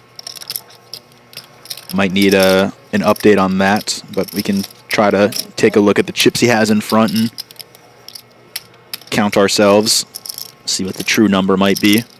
And we see Dwayne, I believe, completed in the small blind with the 10-6 of diamonds. And Kyle likes to maximize his entire chip stack, jamming in the Queen 10, 2.2 million. I think it's 2.15. And we're going to get a quick fold. Appreciate Dwayne folding fairly quickly. Sometimes you get players who try to posture on the very simple folds when they don't have a decision. Mm-hmm. But doesn't need to do that. Gets rid of it. Yeah, definitely some merit sometimes taking your time before folding. Signal that you're not only in there with garbage hands. Potentially some stronger ones that might consider gambling it up, but yeah, no, the quick folds are always nice.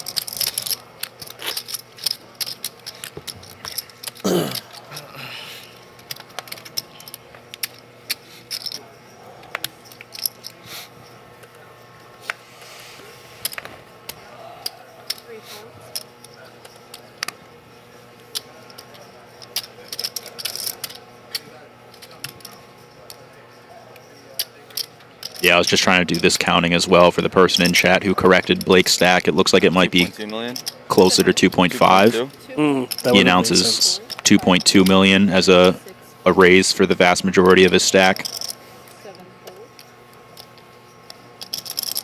Kyle's in the small blind with ace-9. Never want to be calling off your chip stack, but he gets the fold. He does. Probably not. I miscounted my stack.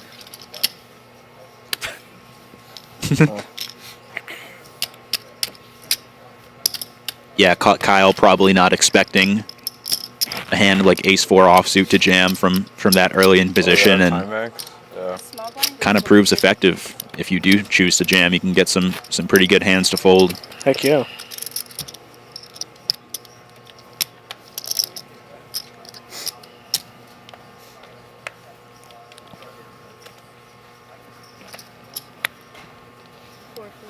Yeah, Jack has been really quiet the last level and a half here. Hasn't really picked up too many hands, and sometimes that's just the way it goes.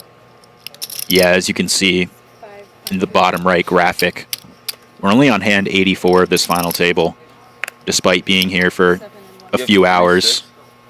Very easy to have those dry spells of hands where you don't pick up anything for 20 to 30 hands, and seems to be what's happening to Jack here as the other chips start to climb up, most notably Dwayne. We have 3 now?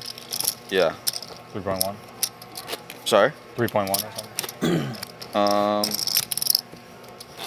No. 2950. 2950. Yeah. If you are at the Borgata or close or want to come down and take a look at the action, right up in the event center here at Borgata, come in through the main entrance, make a left, go up the escalators, and you'll come out to a big room. You can come sweat the action. We do have some TVs you could take a look at the stream on. Yeah, definitely some seating around this staged area as well. Creates a pretty fun environment for the other players in the event center. Get to look up and sweat the action. Yeah, we'll see if a little bit later, when players get down to the nitty gritty, if the rails start getting larger. It's always a fun part of tournament poker. Mm-hmm. You want to come out and root on your buddies or your family member in person to see them potentially win a boatload of money.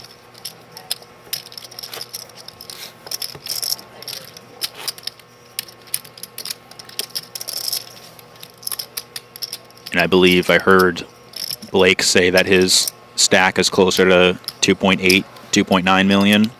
Someone asked for a count. Yeah, that would certainly make more sense with the 1.1 million bet with the aces. And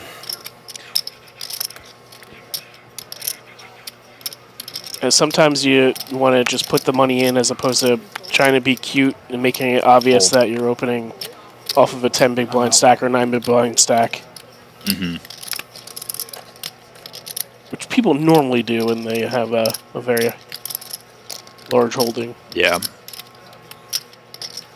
But on the flip side, we saw the effectiveness of, opening off of that short stack earlier in this FT with Darren. Button's right. Was able to get a fairly strong hand to fold, if I recall correctly.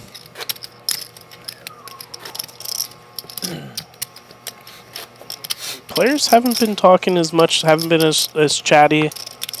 Fairly locked in here. They want to start 2026 off with a nice score.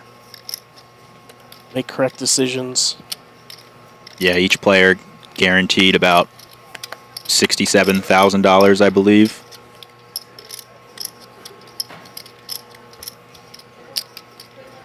Pay jumps only getting larger and larger.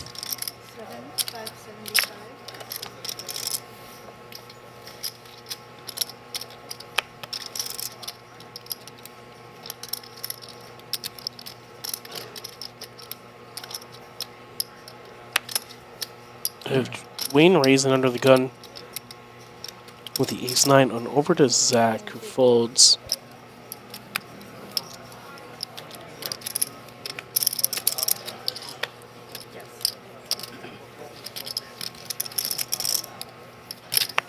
And oh wow, Olivier is going to pick up ace-king in the big blind here. And we'll see how he wants to navigate this one. As we know, Dwayne was the first person to act, so Olivier's going to think his range may be a lot stronger than he's actually holding right now. Yeah, off of 20 big blinds, and Dwayne willing to mix it up likely. Yeah, having so many chips. I think this is the easiest and best way to play it. Mm-hmm. And I think we're just going to get a fold from Dwayne. But who knows? 5.65. Olivier certainly capable of jamming potentially with some worse hands, maybe some pairs, some eights. 5.65. Olivier is not going to like that, having him fold an ace, because he knows any other one that Dwayne folded, he's going to be crushing. Yeah, flips it over. Shows that he's not opening too wide. Yeah. I had an ace here.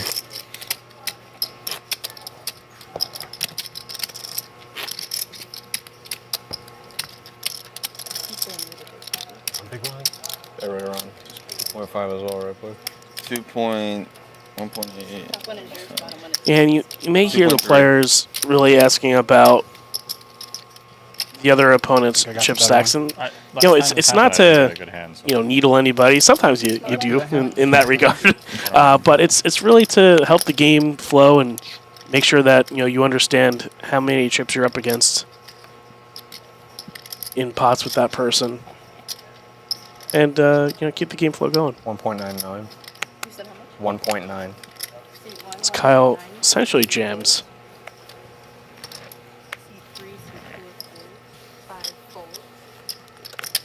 As we see, he's going to get this one through.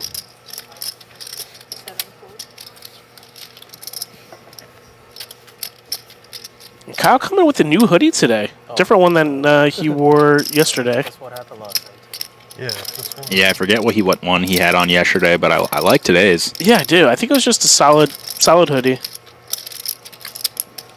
But yeah, I do like today's as well. A little more flashy. Got to spice it up for the final table. Absolutely.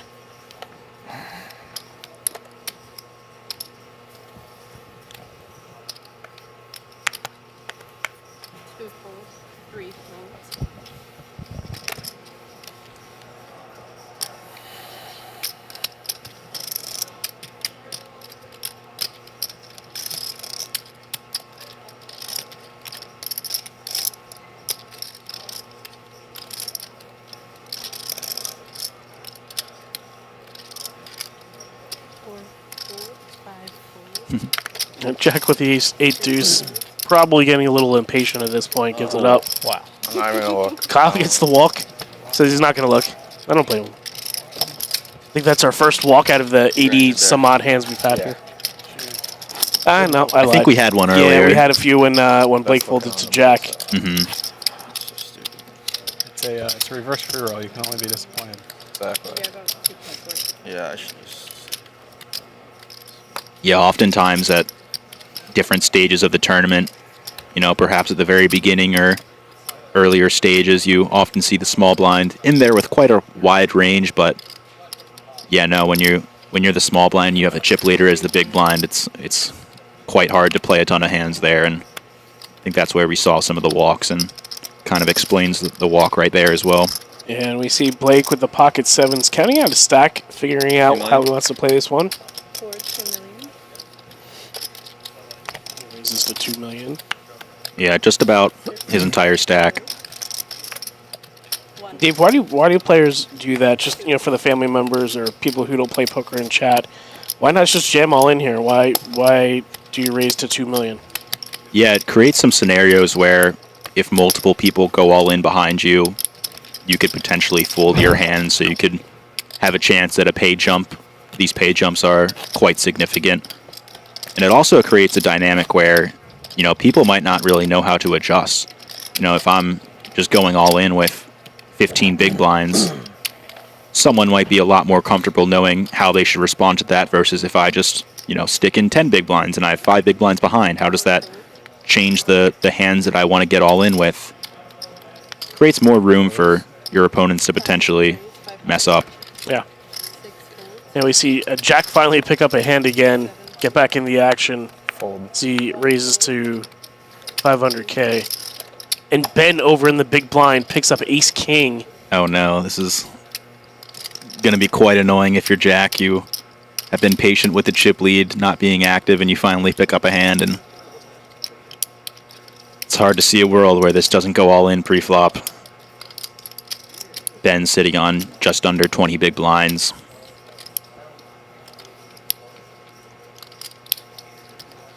I think it's just a matter of time before the money goes in. It does.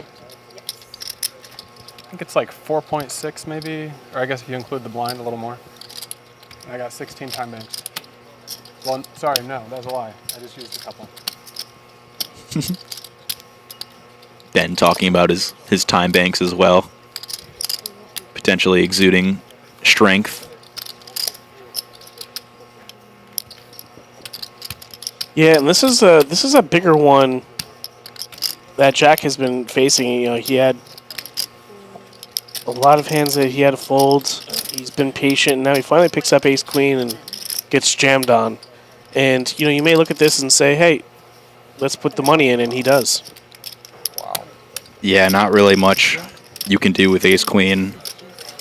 Worse hands definitely getting jammed there. Hands that you're flipping against and you have a good price. I used my one time, but that bank is depleted.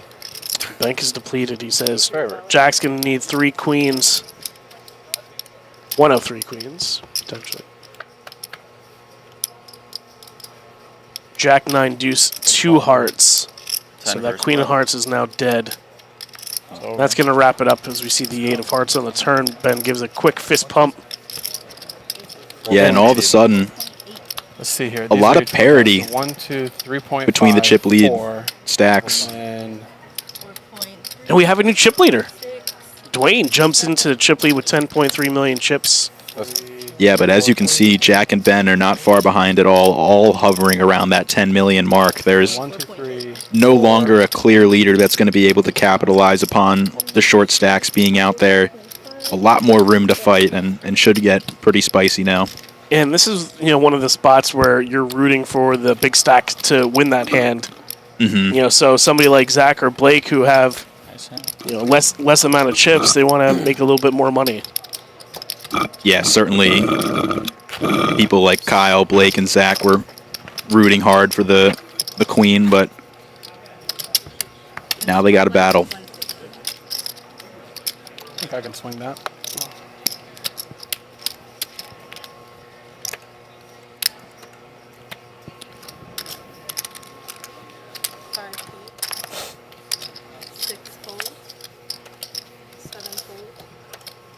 Fold. 1 fold. 2 fold.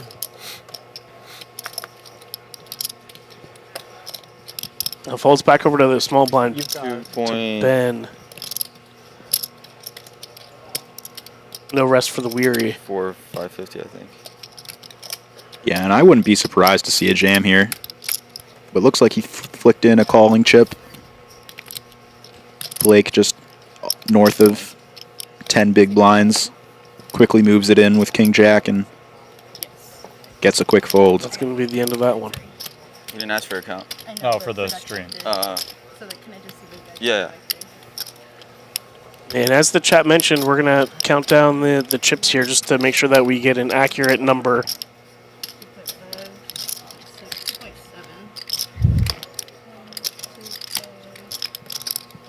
Which is what our fantastic dealer is doing currently. Hey, you guys point things out in the chat. We relay it. And the folks at Gorilla Gaming want to verify just to make sure you guys have the best viewing experience wherever you are, whether it's at work or home or anywhere else. So your first one was tournament? Look at us. It's a team game. Takes all of us. My goal was to win the tournament with all the time banks, but I unfortunately, really the ones I lost, it was like I folded it kind of the buzzer beater, and they still collected. Oh, that's all right. I love Ben talking about the time bank equity. He really wanted to keep those time banks. Alas, he had to lose 1 or 2.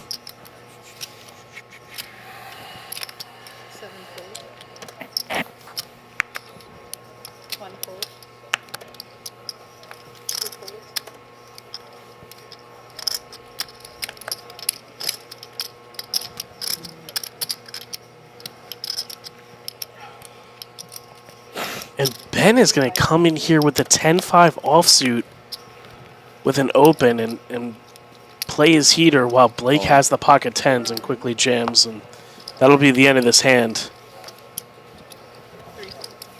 Blame Ben for trying there. Why not? Mm-hmm. Some newfound chips.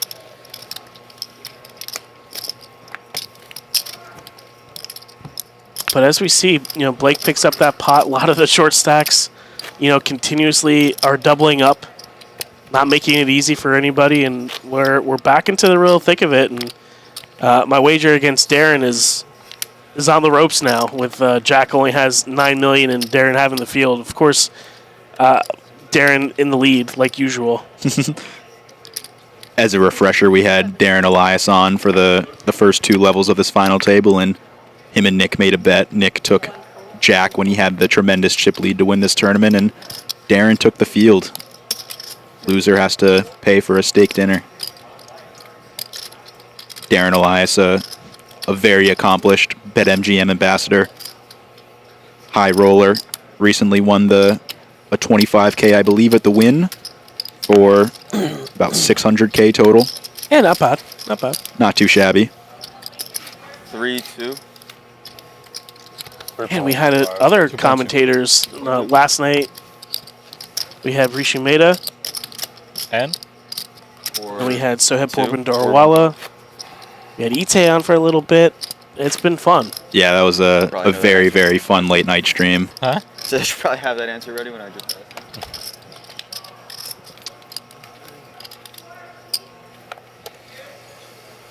Kyle under the gun with the ace-king of diamonds.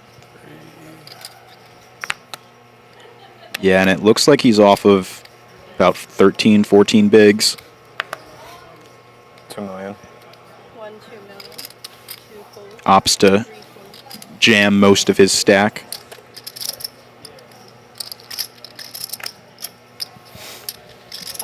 A little bit risky to go for the min raise into a chip leader big blind, knowing that you're going to play post flop quite frequently. So he chooses to just go all in and gets it through. Yeah, and as we see, what the blinds go up, the hands become more valuable. And there's sometimes not enough room for that post flop play that we've been accustomed to over the last 2 days, 3 days. Yeah, and it's also just a comfort thing, Just getting it all in pre-flop is certainly an easier strategy to execute rather than getting things complicated with 3 cards in the middle. This is 175 and that one's 150.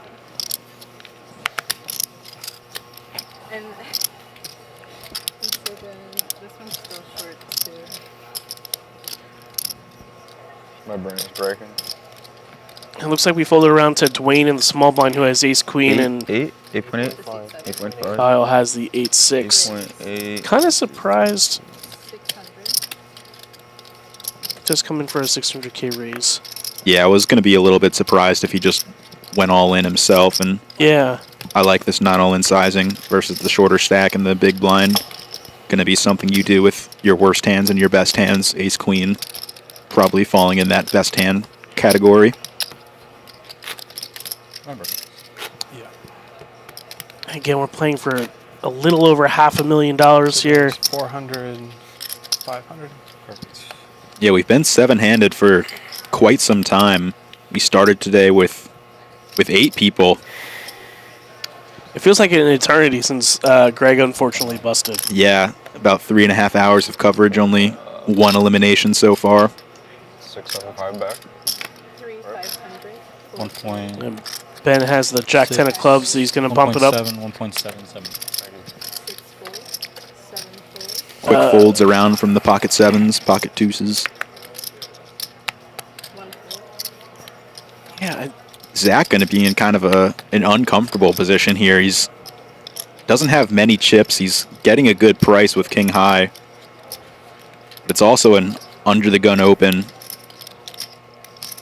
Going to be a relatively tighter range. Are we kind of surprised if that graphic was right, that Jack folded the pocket 7s? I think it's a pretty good fold, actually, especially given the ICM considerations. Those pocket pairs shrivel up versus the opens relatively quickly. So, doesn't surprise me too much. See what Zach does in the big blind here, facing the 2x open. He's going to peel one. Yeah, he's getting a decent price, and I imagine the plan is just get the rest of the chips in on any king and maybe even an 8, and there's a king.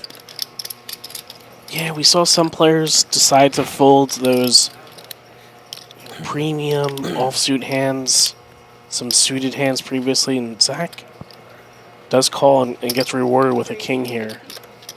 We'll see how he wants to play this one. Ben with just throwing out 1 big blind.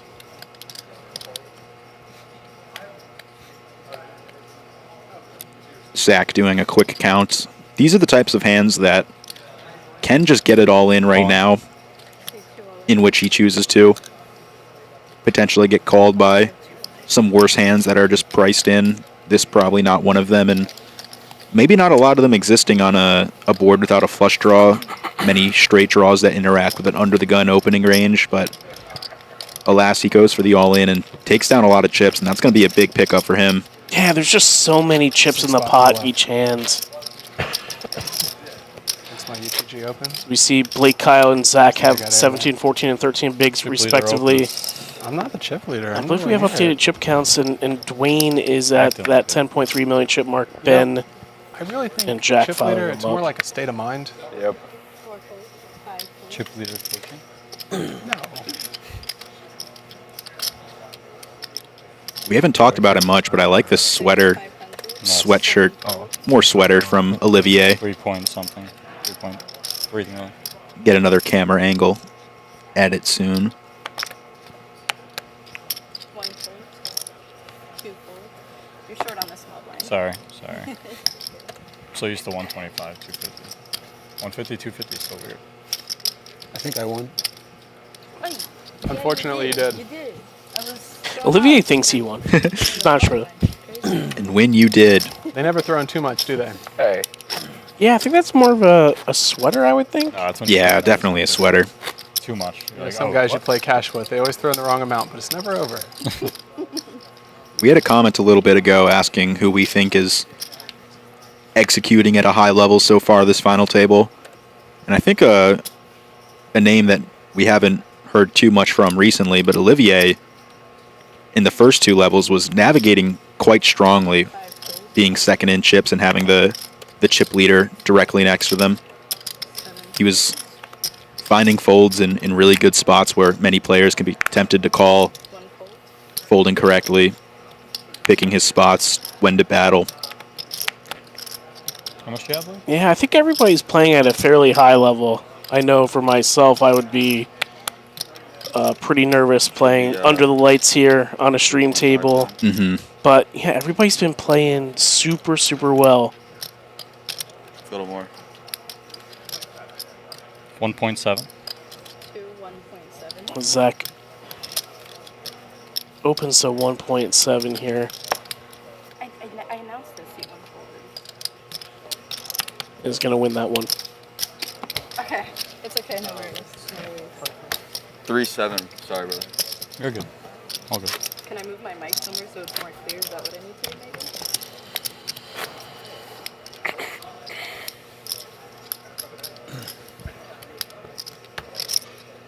And for those that are around, again, we have the $1,250 pot limit Omaha Championship going on currently, $150K guaranteed.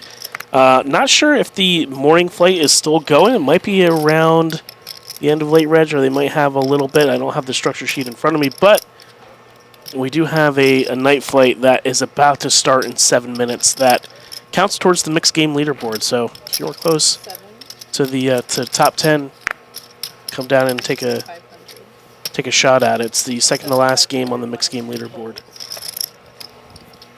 3 folds, 4 folds. Wayne raises with the Jack-9 offsuit here.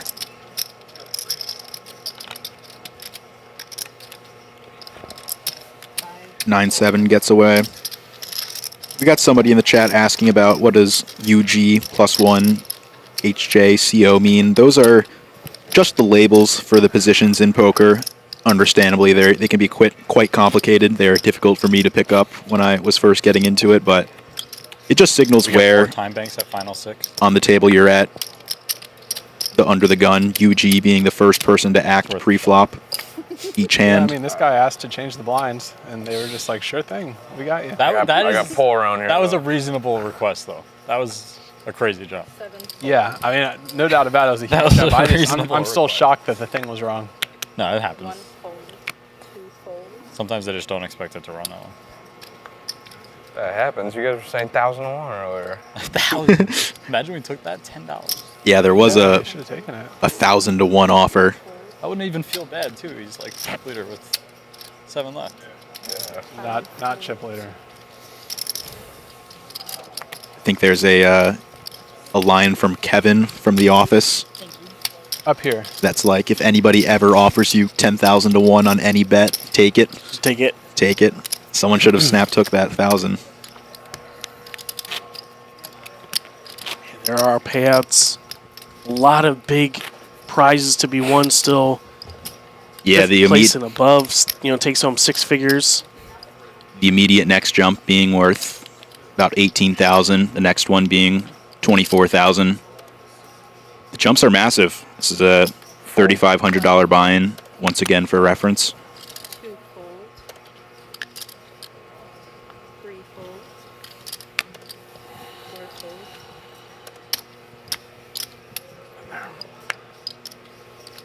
5 fold.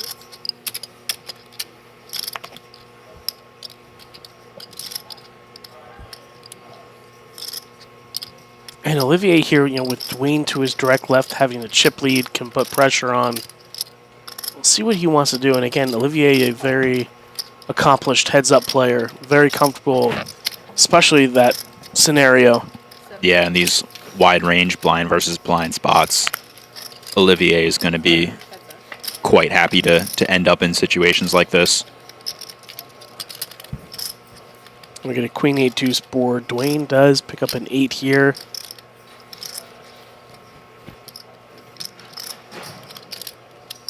He's going to take a stab at it.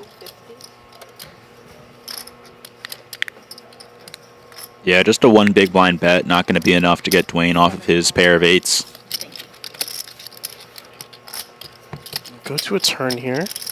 Yeah, and Olivier doesn't really have much with his hand itself in terms of turning equity, so... Well, sometimes you don't need the cards that come on the board to win, so... with Dwayne having the chip lead to his direct left, maybe you would have thought he would have taken a stab at it, limping a few ace-x hands. Mm-hmm. But he does go for the check, and, it still works out for him. He picks up a king, and you'll probably see check here, I would assume. I would probably expect Olivier to find a bet with his hand, getting a insta check back from the ace-x. I imagine he would expect Dwayne to bet a lot of those. Maybe would value own himself sometimes versus better king x that would call flop, but I think he's going to go for value, and he does. Does come out for value.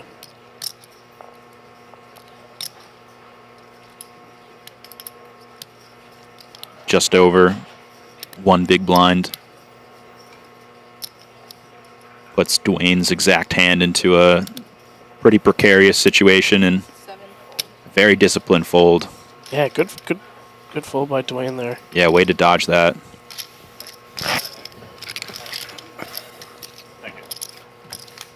It's a small bet. It can be pretty easy to convince yourself. Doesn't really take much to win enough, given how many bluffs he needs.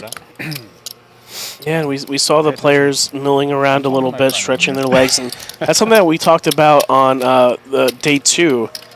Playing so many hours, you would think it's, from a mental game, you have a lot of mental exhaustion. You have to calculate risk, think strategically for so long, but you also have the physical aspect where you're sitting in a chair for so long. Yeah, and definitely potentially sitting in positions that your body isn't used to. You're playing poker, you want to remain still. It's not necessarily the natural position that your body's going to be in, so this is my excuse to call poker a sport. Give it the slightest bit of physical endurance.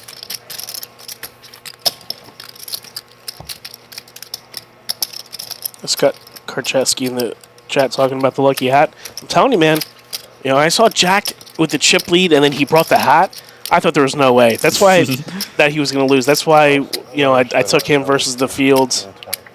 But, Dwayne does have it as well, and now he's sprung up to the top of the leaderboard. So we'll see. When we have the chips, it just makes perfect sense to just have. Just call your guy over and tell him to change it again. I might have to. 4 folds, 5 folds. It's like we talked and we decided. And pocket kings for Dwayne. What a sight to see. I mean, especially from somebody who has all the chips and is expected to be opening up wide in the button. Yeah, we'll see if he can get any action here. Likely not from Kyle in the small blind, but See what Zach picks up here. 9-6 of clubs. Probably going to be... Could be good enough for a call, but... Remember, Zach doesn't have many chips, so... And he does call. Let's see what kind of board we get here. 10-4-3. 2 diamond board. Some backdoor straights for Zach, but that's about it. No club on board. And, you know, up against the chip leader here. See if he thinks that this is a spot to take advantage of or just get away from pretty quickly. 900. 7,900. Sizes up. Yeah. Quick fold. Yes. Michael in the chat says Dwayne ran King into Ace yesterday. That was Olivier and was very short. What a comeback. He was down to about 6 or 7 big blinds to start the day today fairly quickly, and he's thrust himself into the chip lead. So, you know, just a wave of emotions going over him, but still a lot of work to do. Yeah, what a sweet comeback to have, and it seems that he's picked up a lot of those chips that he's lost, and he's ahead of Olivier now. I don't get walks like you. Blake with about 15 big blinds and ace-queen under the gun here. Might see one of those large Was that last level or raises keeping a few chips behind. Was it 150, 250 when that happened? He does exactly that, leaves about 500K behind. Oh, I totally missed it. And Tell me to pay attention. this looks like it's going to be it. Oh, was the last one this level too? Yeah. Wow. You know, it's two-thirds. Well, You don't have to tell me. What do we think we're going to go to next here, Dave? 150, 300K? Yeah, that seems to make the most sense, I would say. Given that we are at 150 right now for the small blind. 250 for the big blind. But maybe that's too small of a jump. I'm not too sure. Let's take a look. Not too experienced in the live structures myself. This is mine, you sure? Positive, because the top one is yours. Okay, thank you.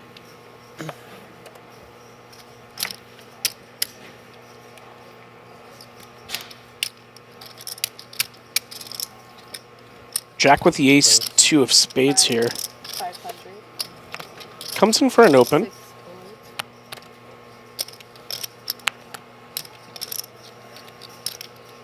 Yeah, he's got the chips to play. 7 call. And so does Dwayne. Wow. Finding the flat from the hijack with the 9-8 offsuit. Kyle floats the queen-9, and look at this. Zach has the ace-10 of diamonds. He is currently ahead, but obviously not knowing how far ahead he is. Yeah, an early position open and a flat. Gonna be perceived to be relatively stronger ranges coming from the early positions, but Zach off of only 11 big blinds and a suited Broadway hand. Quite tempting to go with. Yeah, let's see if he finds it. 2.5. He does. 2, 2.5, 3 and 4 fold. And we see Blake in the big blind with ace-jack. Snap folds. 5 fold. Makes sense given the action. Yeah, absolutely. And he's going to get that one through. Well done to Zach. You can see Zach feeling a little sweaty there. Flashes the 10 for the table. And takes out a pretty sizable pot. Yeah, that's huge. Without seeing any cards on their backs. Right, that's like 6 big blinds in the middle. 6.5 something.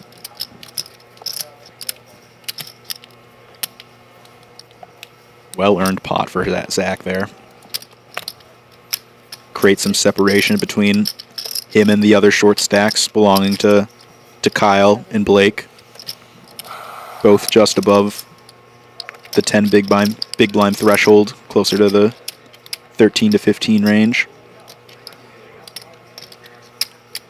1.89. You said 1.8. Yeah. 1.8 from Kyle with the ace-10 of spades.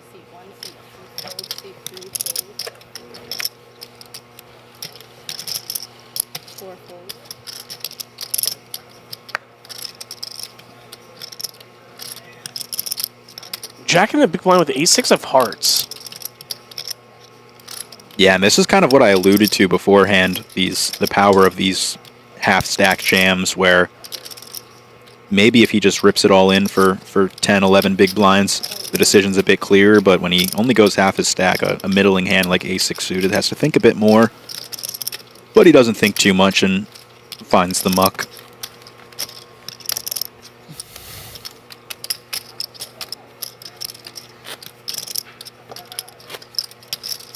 Me too. No, that's my answer. Sorry.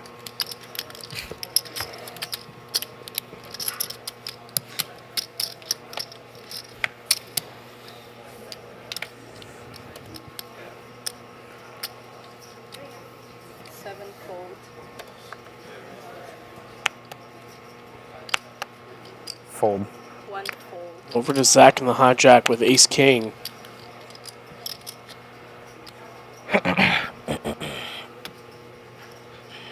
About 16 big blinds. 2 raise, 5, 25. 4, 5, and 6. Comes in with the standard open.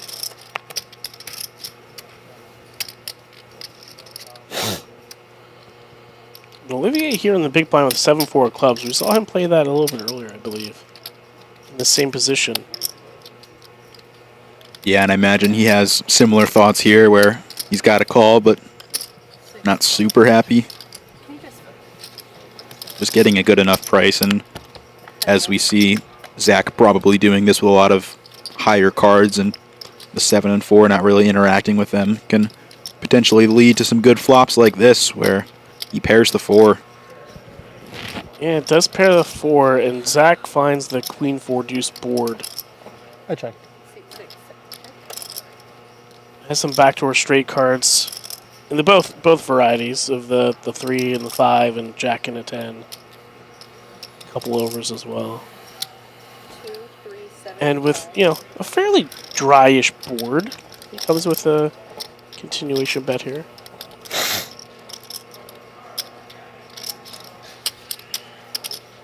Yeah, sizing up just a little bit over 1 big blinds.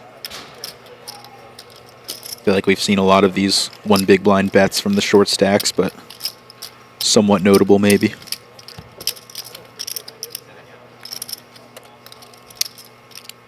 Ten of spades on the turn, no player having a spade.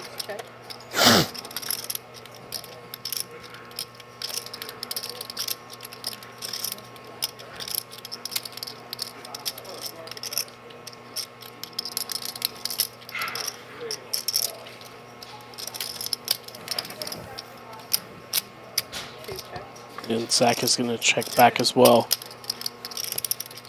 Glorious 4 on the river for Olivier. Yeah, wow. What a dream. He's pretty confident he has the best hand at this point. Yeah, any flush likely not checking back the turn.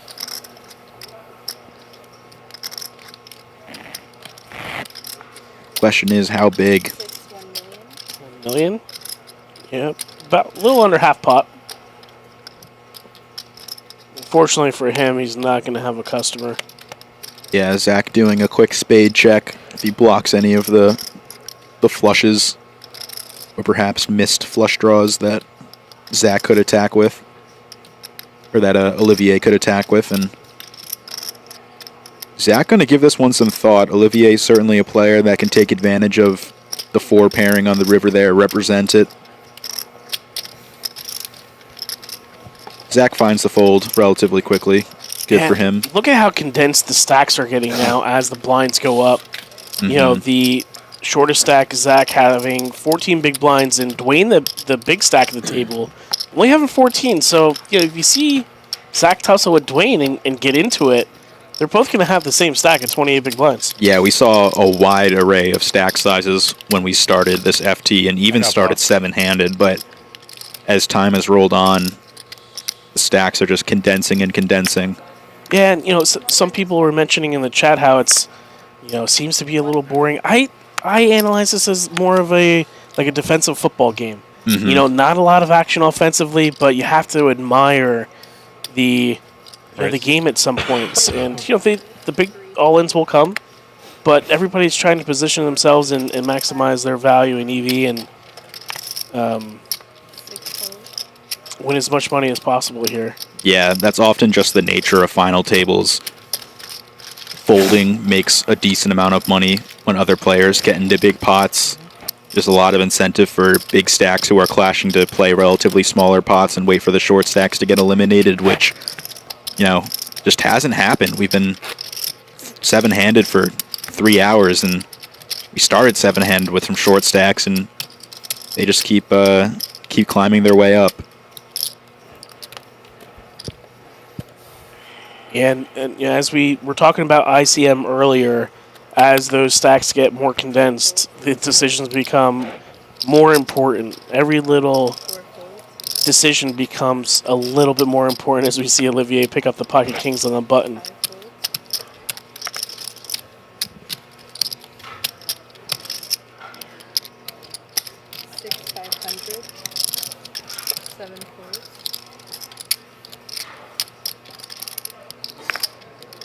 Kyle with the 7-5 suited, likely going to be enough to continue with. Call.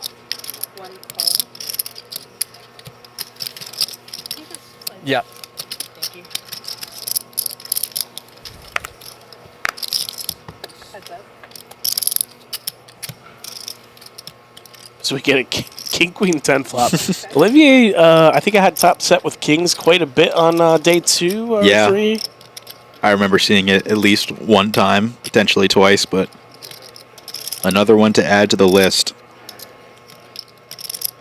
Likely no customer out of the 7-5 of spades. Yeah, not even going to ponder about it. Just get rid of it, move on to the next hand. You can see him shake his hand or his head a little bit, like, all right, whatever, dude.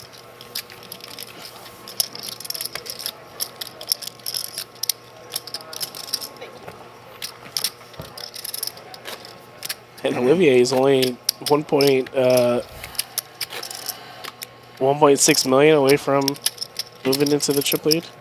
Or 1.1 million, 1.2 million, sorry. It's been a long last few days. Yeah, definitely. This is day 4 of the $3,500 championship. We had 3 day 1 flights, I believe. So many of these players, depending on when they found their day 1 bag, could have played multiple of those day 1s. For some of these players, it could easily be their happily accept. 5th, 6th day straight of poker. On. As Kyle does jam the small blind. We're good. Did you want to get the count? Oh, those 2? No, I don't like that. Why are they Takes that one down. I don't know. They already have the count. I guess whenever someone goes all in. Dean Morrow says this is the most enjoyable part to watch for 20 players. Small decisions make huge difference when the flip has to take place. I was really expecting a walk there. Yeah, certainly a lot of precision as we get to this level. Not with what you got. Nope. Strategy is very sensitive around the 20 big blind average stack. Yeah, and we have to realize, you know, like you were saying, Dave, these players have been playing for so long. You know, any small decision that they make incorrectly could have a big impact. So they don't want to have those errors. Mm-hmm. Olivier opens with the 4s to 500,000 chips, 2x, and Dwayne in the cutoff here. Ace-9 to clubs. It's going to come along, and Kyle's going to have a little bit of a decision here. Does that fall into one of those buckets where you can 3-bet jam here? Call. I think it could. I would be relatively wary. This is going into Ben's big blind. Dwayne and Olivier having bigger stacks, probably not wanting to collude or not wanting to clash too much, and likely having stronger hands in the flatting range. And wow, we see Ben in the big blind Flop is straight. Yeah, wow. This could be some action here, but not on the flop. 6 of spades on the turn. Ben with a quick check. I don't think many of these people have hands that they would like to stab with. You know, bluffing 4 ways is pretty uncomfortable, especially at a final table. But that's not going to scare our boy Dwayne. He finds the bet of 500K, not too big with his up and down straight draw, although we'll see. See an angry fold there.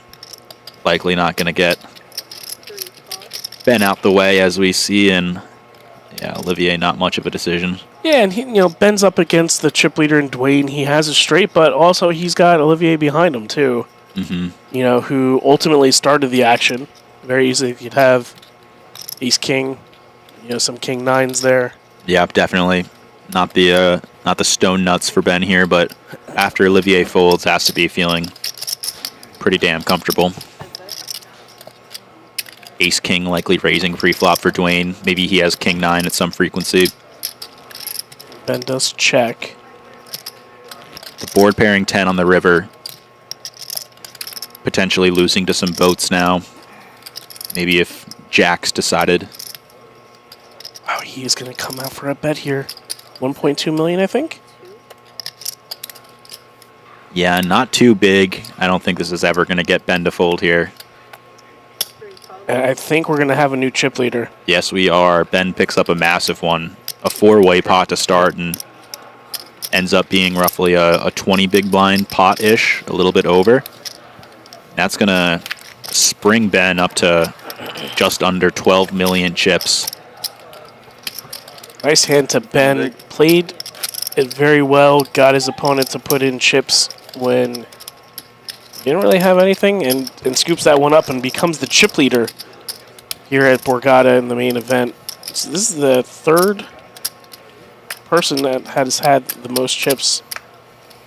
And now Olivier back with the ace king. Yeah, he likely doesn't win that many chips if he chooses to bet himself. He did a great job of inducing a bluff there, which can be difficult with so many hands involved. Here we... Yeah, I was going to say, I don't think that ace-king is folding. Got the graphic correction here, and Kyle immediately. And Kyle's going to jam with the king-queen. Oh, my lord. Wow, look, we have Ben in the small blind. This is what we were talking about, folks. 3,050,000. Here's some action for you. Ben waking up with pocket queens. Kyle taking a jam spot that is likely pretty good. King-queen suited makes for a very, very strong bluff jam. Can't blame him for doing this, and really just runs into it here. Is going to need a lot of help if... Is there any chance that Olivier could potentially get away if Ben jams here? Or does Ben flat? Oh, I think it's tough. Because if Olivier calls and loses here, he's out. It's a very sick hand to have. This is a very sick hand to have. Immediately recognizing the situation where it's like, funny spot. What the hell do I do?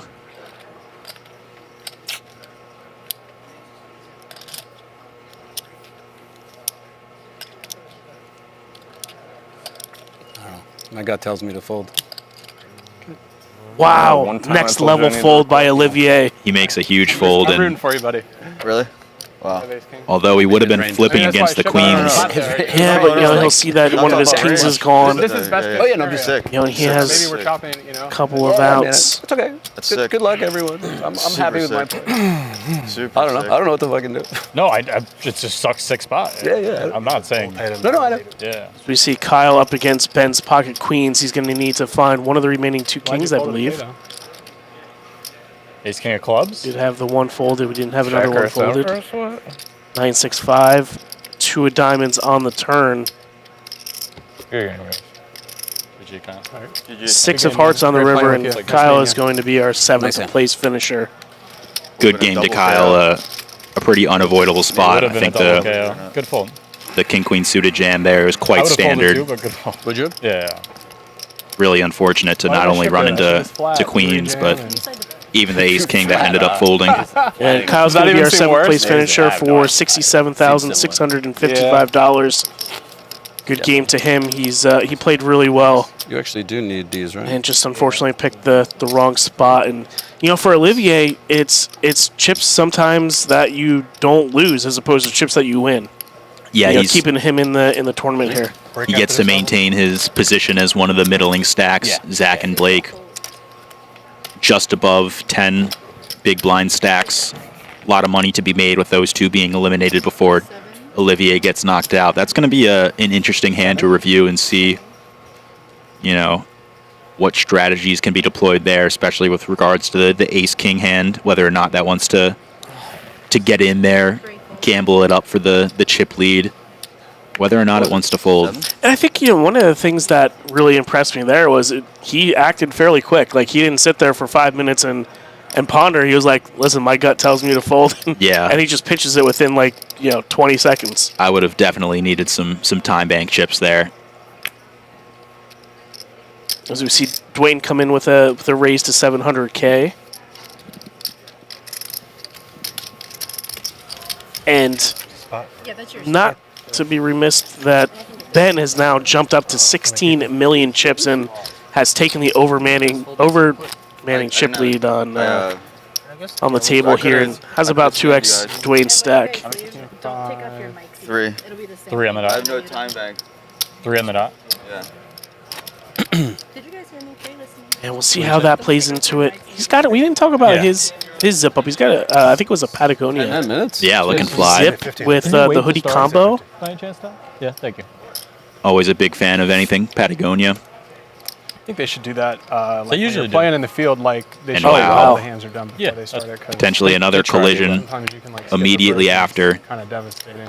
See, sometimes you wind it in as a commentator or the audience that you want some carnage, and look at this. We have a couple of hands back to back. Yeah, and keep in mind we just got notification that we're going to be going on break very shortly after this hand, and 2 hands back to back right before break. Just carnage being dealt. The ace king quickly going all in. 3.525. Dwayne going to be getting a count real quick. Yeah, nice, so much better. Yeah, I'll call. He does call. And we're going to have another flip, ace king versus pocket jacks here. It's a fair fight. Got a chance to eliminate a player. Dwayne says fair fight. No. Yeah, this is going to be a big one for the rest of the table as well. Zach going to need an ace or a king to stay alive. He finds the ace. Does find an ace, and he has the heart covered. King on the turn. And he does it. He does get out of the woods. No jack on the river. And Zach will double up here to 6.4 million chips. Yeah, we're going to remain 6-handed here as we head to the break. It'll be roughly a 15-minute break. Don't go anywhere. We are pretty deep into this final table. The Borgata Winter Poker Open Championship, $3,500 buy-in, playing for, as you see, $511,000 for first place. It's going to get spicy here when we get back from break. Absolutely. Stay with us to see the remainder of the final table at Borgata Winter Poker Open main event. We'll talk with everybody soon. Stay with us.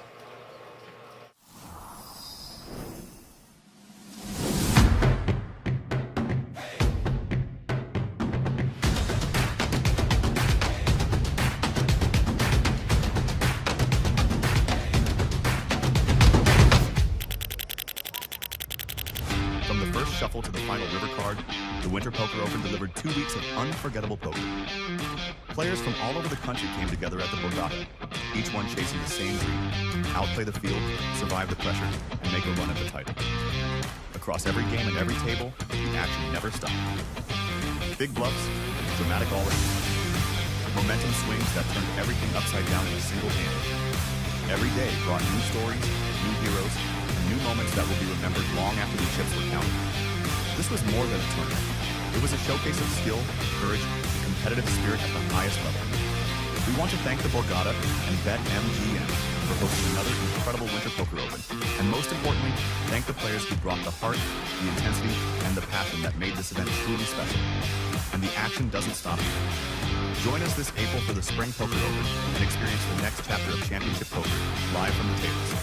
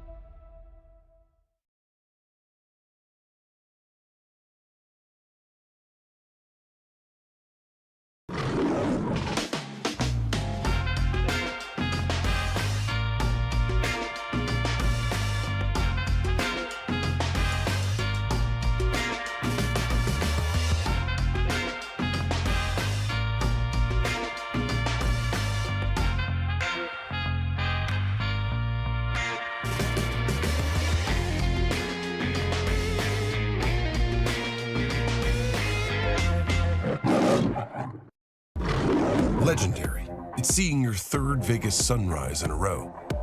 Proving you're right, or giving it to your friend who's always wrong. Meeting your hero? What's up, fellas? Legendary. Or meeting someone else's hero. Hitting a jackpot from your subway seat. Or how about this? Front row seats. A story you'll tell for the rest of your lives. Or a secret spot that you'll tell everyone about tomorrow. Whatever makes it legendary for you, it can all happen here. BetMGM. Make it legendary.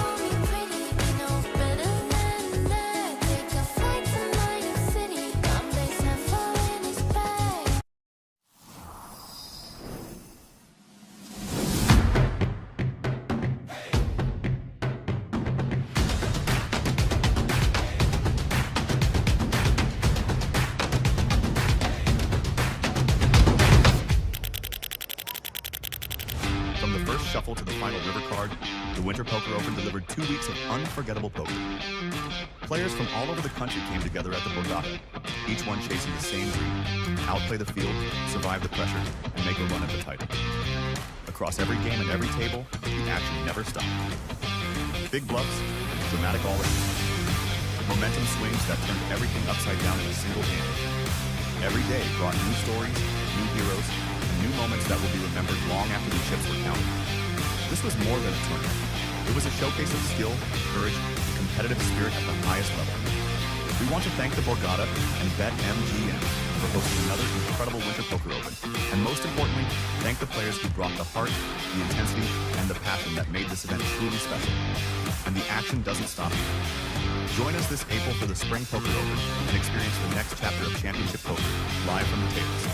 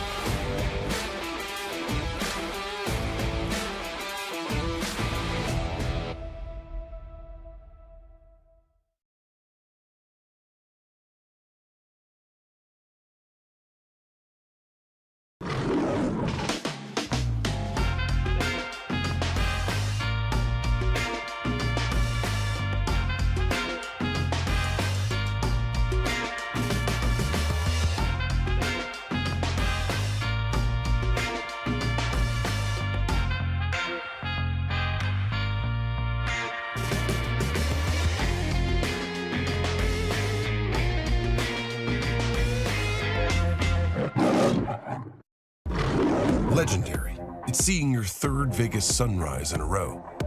Proving you're right or giving it to your friend who's always wrong. Meeting your hero? What's up, fellas? Legendary. Or meeting someone else's hero.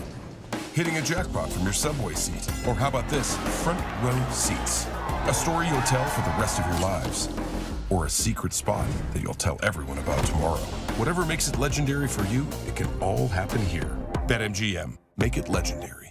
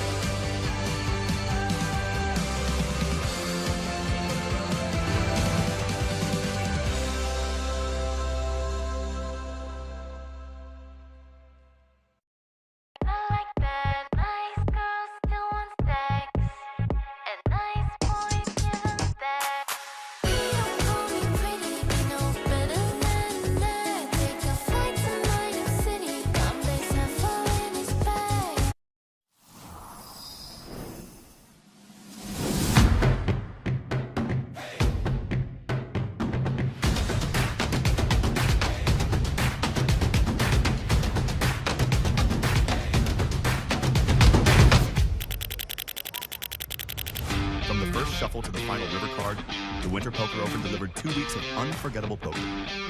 Players from all over the country came together at the Borgata, each one chasing the same dream: outplay the field, survive the pressure, and make a run at the title. Across every game and every table, the action never stopped. Big bluffs, dramatic all-ins, momentum swings that turned everything upside down in a single hand. Every day brought new stories, new heroes, and new moments that will be remembered long after the chips were counted. This was more than a tournament. It was a showcase of skill, courage, and competitive spirit at the highest level. We want to thank the Borgata and BetMGM for hosting another incredible Winter Poker Open, and most importantly, thank the players who brought the heart, the intensity, and the passion that made this event truly special. And the action doesn't stop here. Join us this April for the Spring Poker Open and experience the next chapter of Championship Poker live from the tables.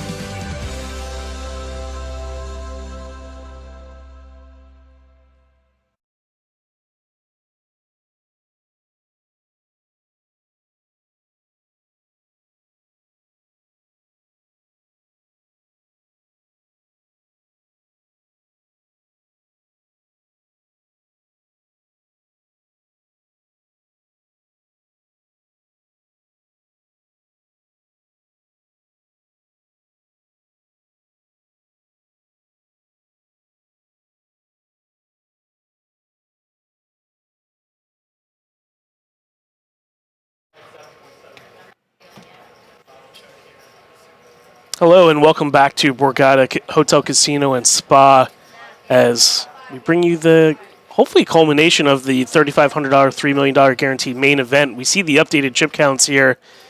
And man, last couple of hands before the break, we had some significant movement, Dave. Yeah, we can see Zach really getting up there in the second place position with 26 big blinds, but the recent blind increase is doing a lot to the depth of these stacks. You can now see that Blake on the short stack just under 10 big blinds, and most other people between 15, 25 big blinds, and Ben, our overwhelming chip leader, operating off of 11, 12, just 13, under 16 million chips, 14. about 50 big blinds. He's going to be the one that's willing to put on the pressure to start.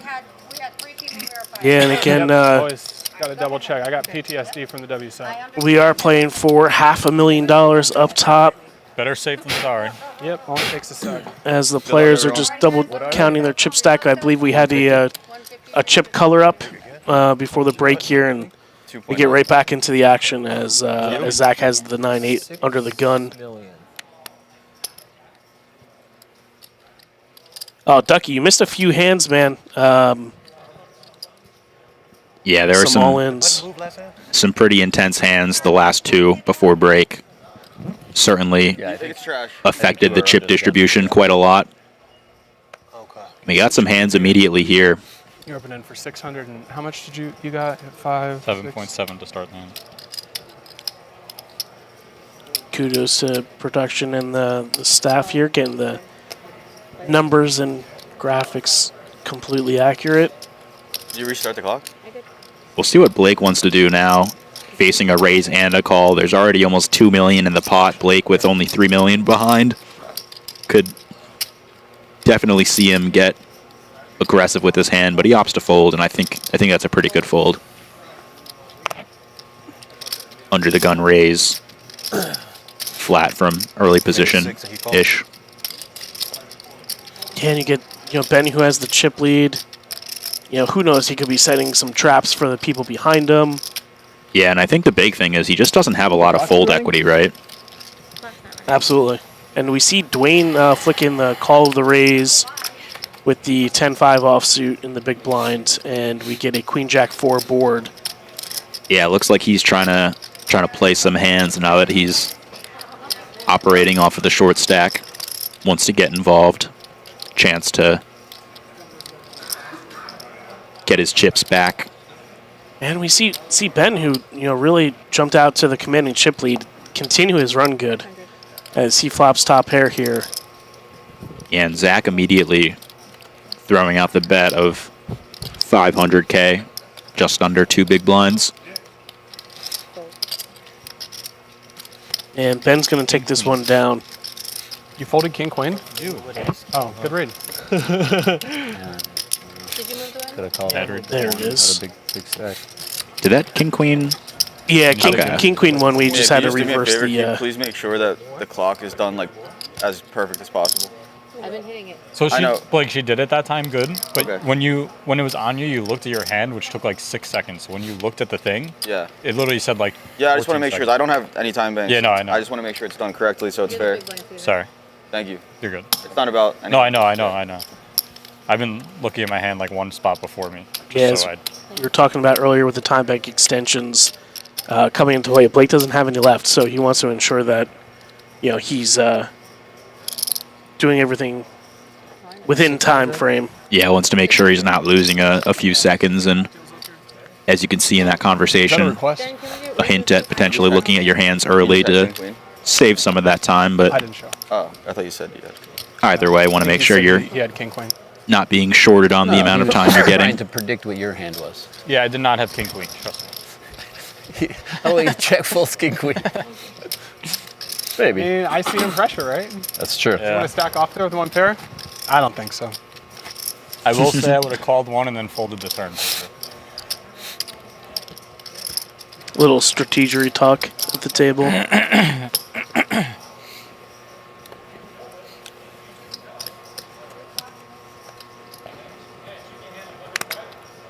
And we saw Ben, as he progressed up into the chip lead, he was very patient. Now we'll see how much he opens up here, if at all. 2.5 million. Yeah, definitely has room to. Blake is shown some aggressiveness with these weaker offsuit ace-x holdings. Continues it, jamming roughly from under the gun. It's going to get folds. Yeah, he's going to take this one down.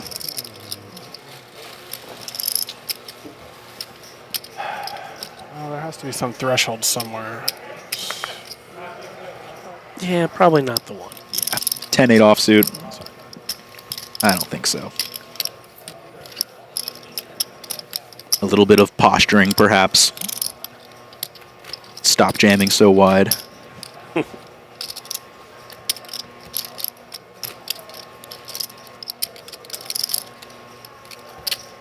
Yeah, and we were talking a little bit over break how Dwayne started the day with around 6 or 7 big blinds, jumped up into the chip lead, and now he's back towards the latter end of the standings here at 3.6 million. How And many chips you got? Because I can't. he's see going to have that to build back from up. the- We'll see if he's able to do so. 6.7.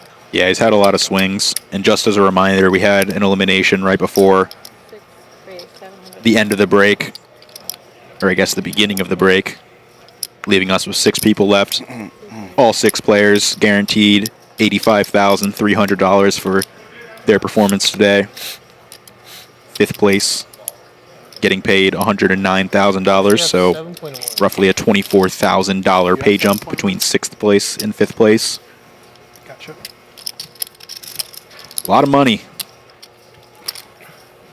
Yeah, absolutely. And you think about, when you become a poker player, it's like, all right, well, I had my first tournament score, which was, who knows, $500. And then you had your first 4-figure score.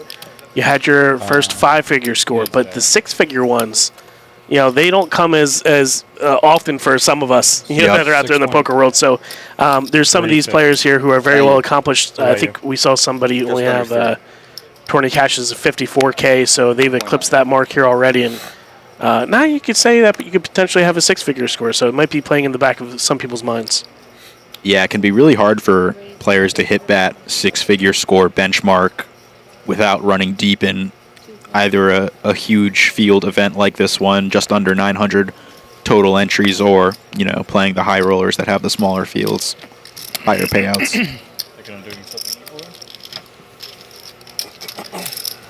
Dude, you just got me locked here. Soul reads. I pay attention.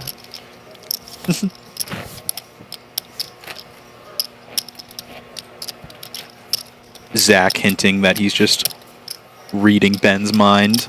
Doesn't have to be evil. No, just just a little wholesome devious fun. intentions. Just wholesome fun. Yeah. Yeah. I don't blame you. I'm not doing anything. Osakara, yeah, the level did go up to 150K small blind, 300K big blind, 300K big blind ante. I would open it from any position. Which brought the amount of big blinds each player has down.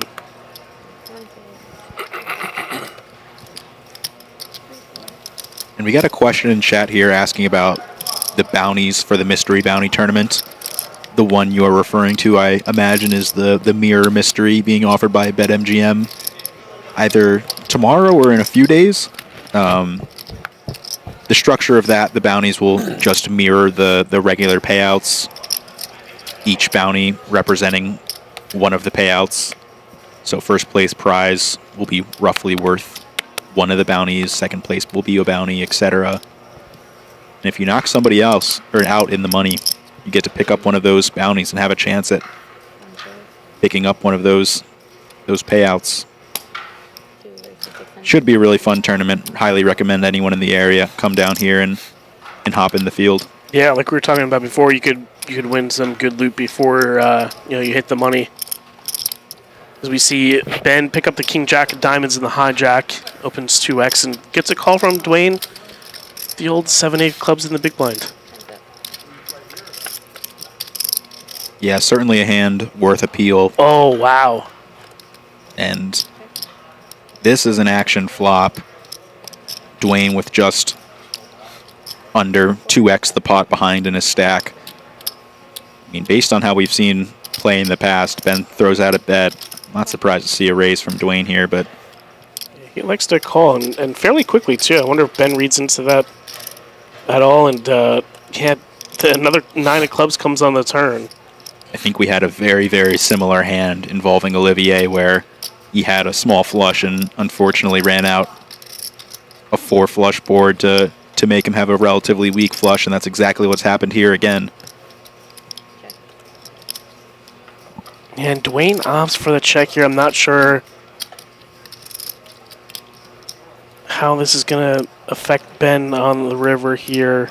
Yeah, pretty hard to get value with the 8 high flush here. You're relying on your opponent potentially calling something that has like a 5 of clubs.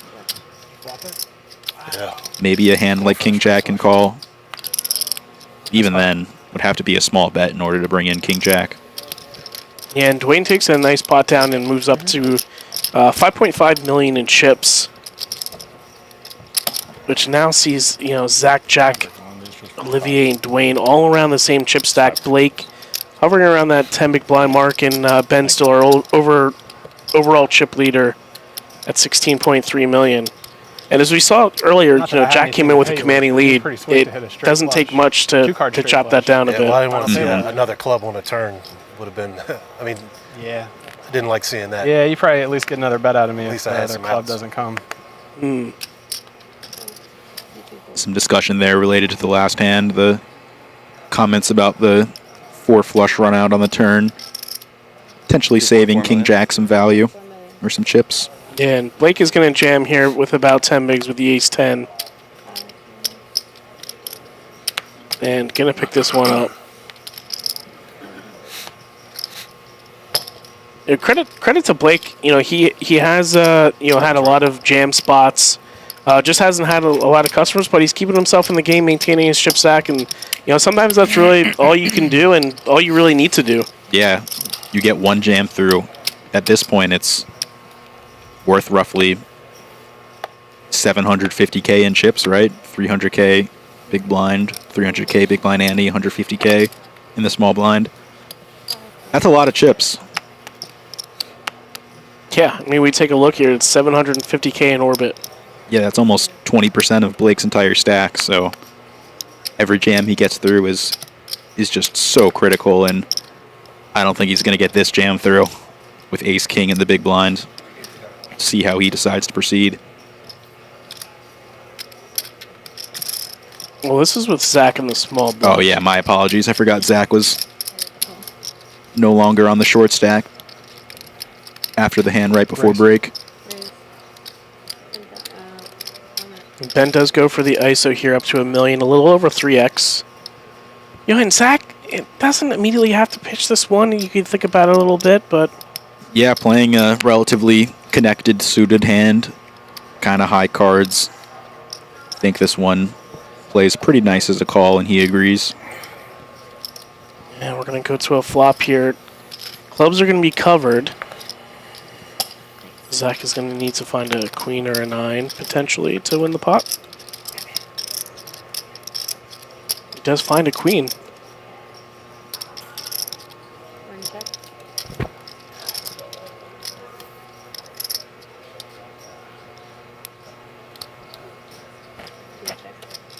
Ben checks behind.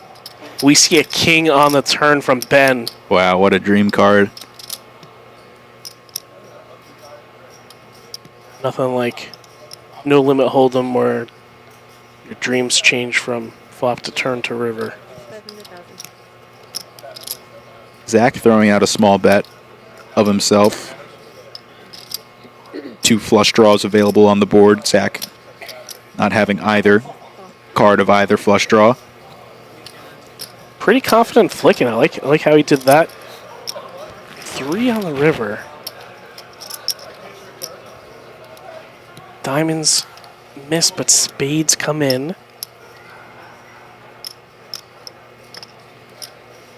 Yeah, and the spades being the backdoor flush draw, I imagine Ben will elect for some value if checked too.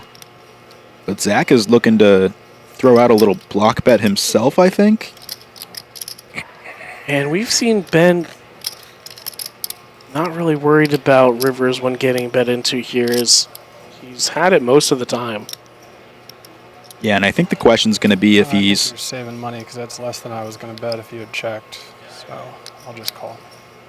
Chooses not to raise for extra value, and that's going to be a very welcoming sight for Zach here.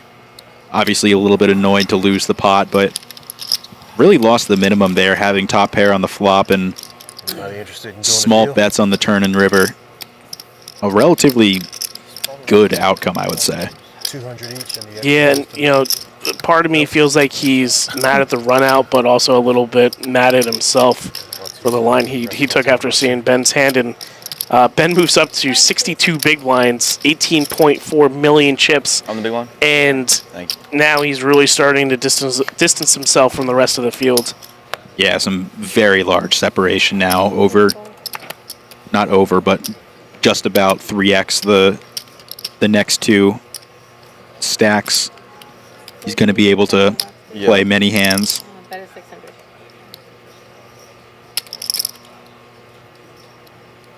All in. All in. Wow. And Dwayne finds the shove. Gangster. And wow, look, oh no. Ben is going to wind up with the ace-king in the big blind here.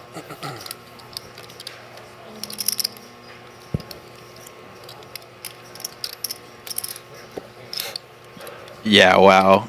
Dwayne really putting on the pressure here, jamming the king deuce suited. And unfortunately, just runs into it with Ben picking up ace king. These past few hands have just been all Ben, you know. Granted, he doesn't have a lock on this hand at all, but a win here is going to push him quite well to hey, you know, run we've still got a whole bunch of deuces potentially to see, so we'll see if any of them come. And Kings. Dwayne's not going to want to flip this one over. Yeah, definitely annoying. Dwayne going to need What'd you have? some clubs or a deuce to stay alive. Ace-king versus king-2 of clubs. I don't remember. Dwayne's going to need to catch a 2 or lots of clubs. I shouldn't say a lot of them. He only needs 3. And he does catch 2. I will say there's a 75% chance you win this hand. He gets 2, but I'm not. Ben with the ace of clubs himself. He's drilling a lot. Club. Don't like it for you, to be honest. He does find the club. Wow. Nice hand. What nice a hand. And Dwayne is going to double through Ben with the king deuce of clubs. 400. Unreal. Dwayne finds a way. We mentioned before, at the very beginning after break, that Dwayne has had quite a swingy final table, coming in very short, shortly becoming the chip leader, and then swinging back down. And look at that. Now he's got a stack to rival the chip leader, Ben Morgan's, both hovering around 40 big blinds. He's certainly on the roller coaster today, some would say. Yes, and So you got alligator blood down there, man. That's twice you've done that to me. He's done it to everyone. Hey, I got to do something against you pros, you know? You're lucky. Nice hand. Thank you. Big blind, sweetheart.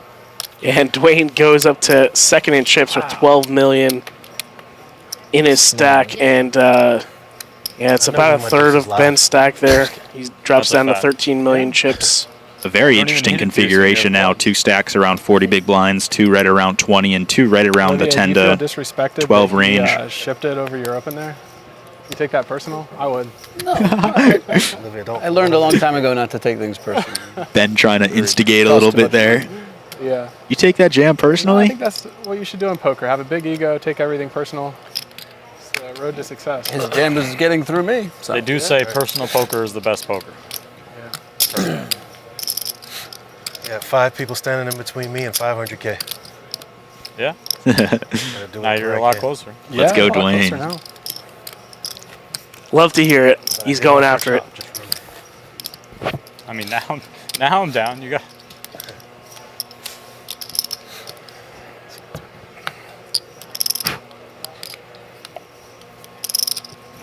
And we talked about that earlier, the swings of just the emotion. Yeah, I'm coming in, I only got 6 bigs. You know, catches heat, gets up to the chip leader, drops down. Now he's back up in second in chips again. Yeah. An emotional roller coaster, to say the least. Each swing representing so much in dollar value. 2.9.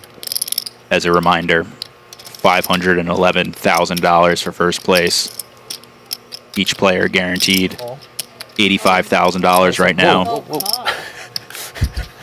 Sky Karcheski in the chat saying it's the hat. We're telling you, man. Telling you. You're good. Yeah. You gave it away.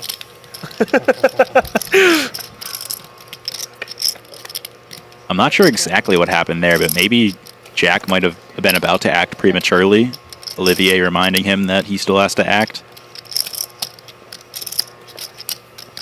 A couple of quick checks on the 3, 10, 8 board. You see a Jack of Hearts on the turn.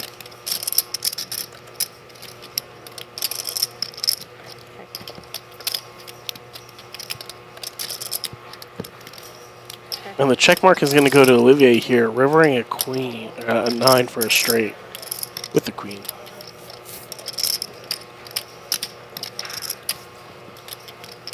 Yeah, a bet's going to be coming out here, but the question is how big? What hands do you want to target? Pair of 8s, likely not going to pay off much of anything.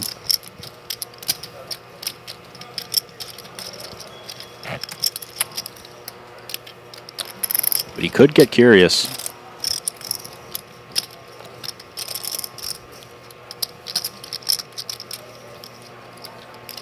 Blind versus blind confrontation. Olivier certainly having a very wide range.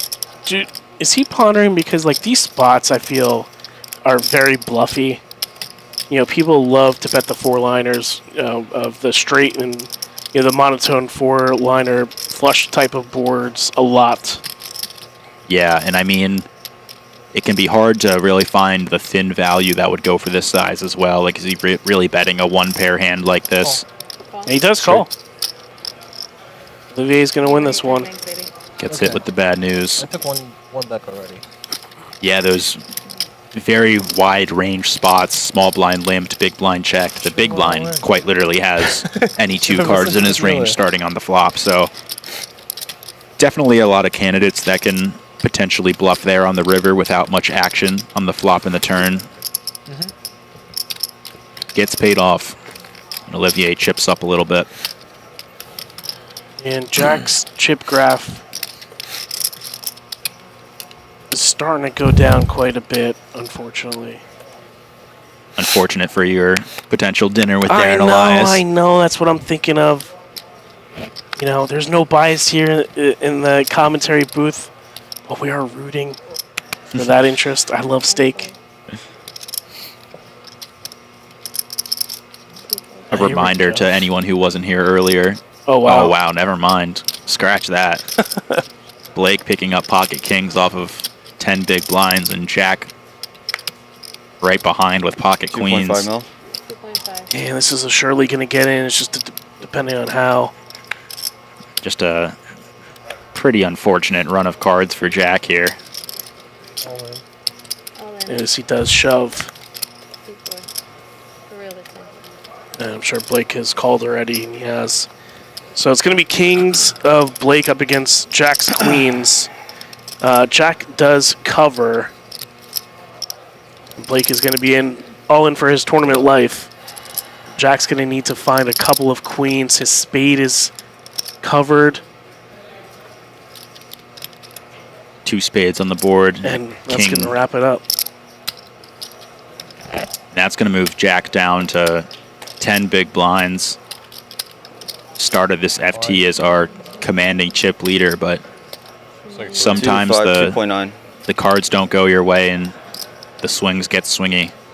Yeah, as we see Jack go from the penthouse to the outhouse. Whoa. Just give 6 screens. Yeah. I had that. There we go.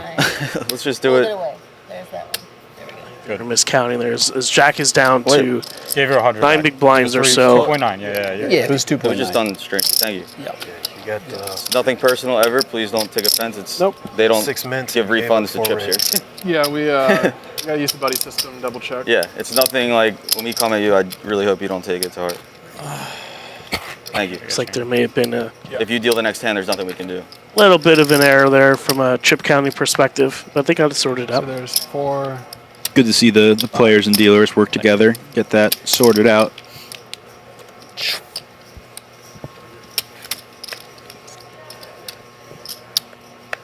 No love lost.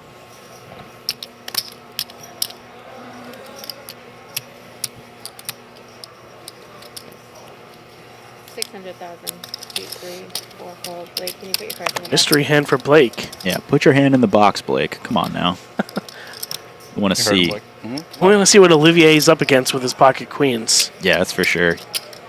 And Blake just gets the newly minted 6.5 million chip stack.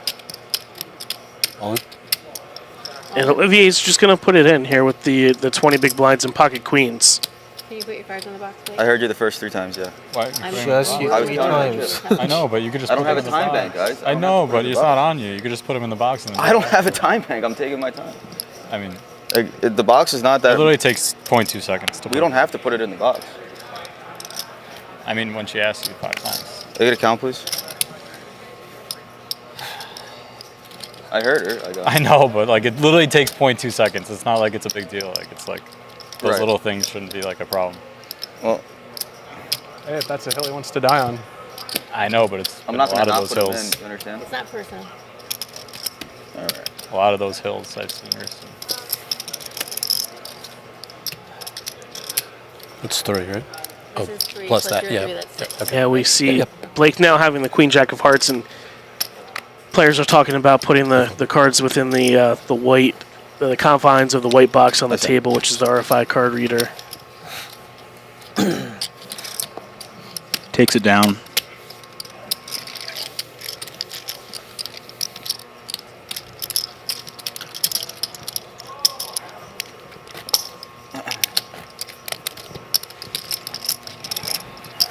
And we were talking about, having no time banks earlier. It certainly plays into the equation that, there's we've had a shot clock in place, and he doesn't have any of those time bank extensions. And we saw yesterday Jeremy Joseph, who, may have taken a little bit more time and made a different decision, but, it's part of the play.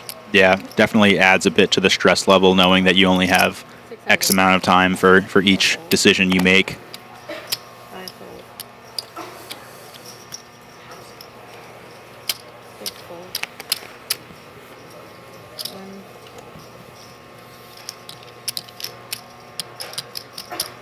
You're playing like 6, 5. Looks like we do get another raise from Blake under the gun with the King Jack. A little less. And Ben's going to speculate. He's going to come along for another big blind. That suited King 6. Yeah, big stack. Can definitely afford to speculate on these boards. Not going to be one for him.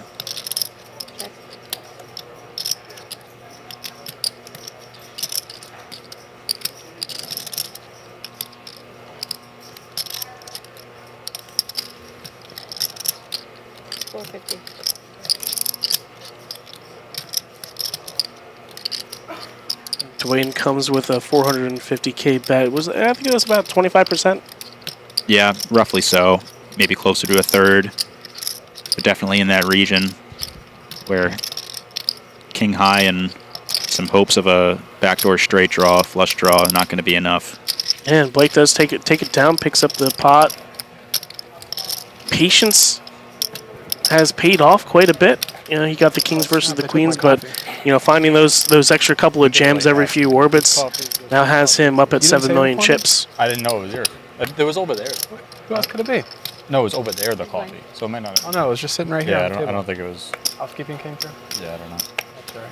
We asked for cocktails, but yeah, apparently they don't want us to be happy. Yeah, floor lady came by, picked up a bunch of cups and just chucked them. Yeah. Blake, can you put your cards in the box, please? Thank you.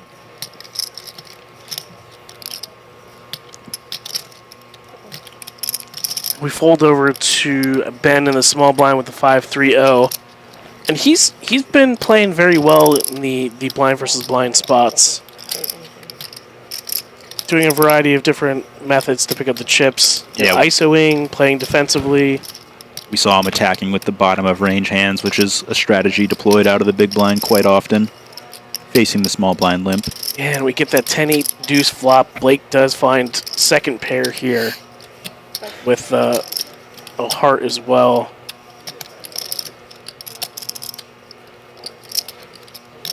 see how he wants to play this one.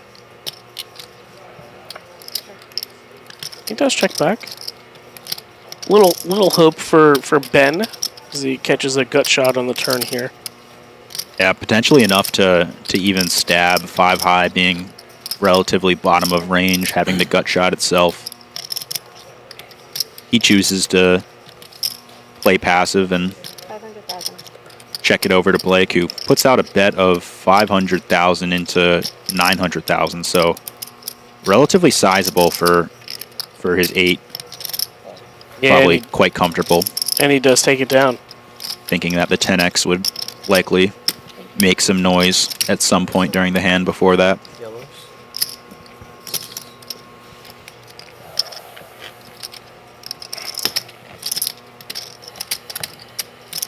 Borgata winner, poker open main event. I won't clap if you bust. Oh, we do see the trophies there in the What do you have, right. like 2.6? The gold MGM trophy, and of course, you're not going to see the crystal Borgata Hotel trophy. +3. 2.3. Or clear trophy, I should say. Yeah, you're getting a little sneak peek, though, on that wide angle. You can They're making their way in. start to see, yeah, maybe next break they'll move it in another, like, 10 inches. You can get the full view.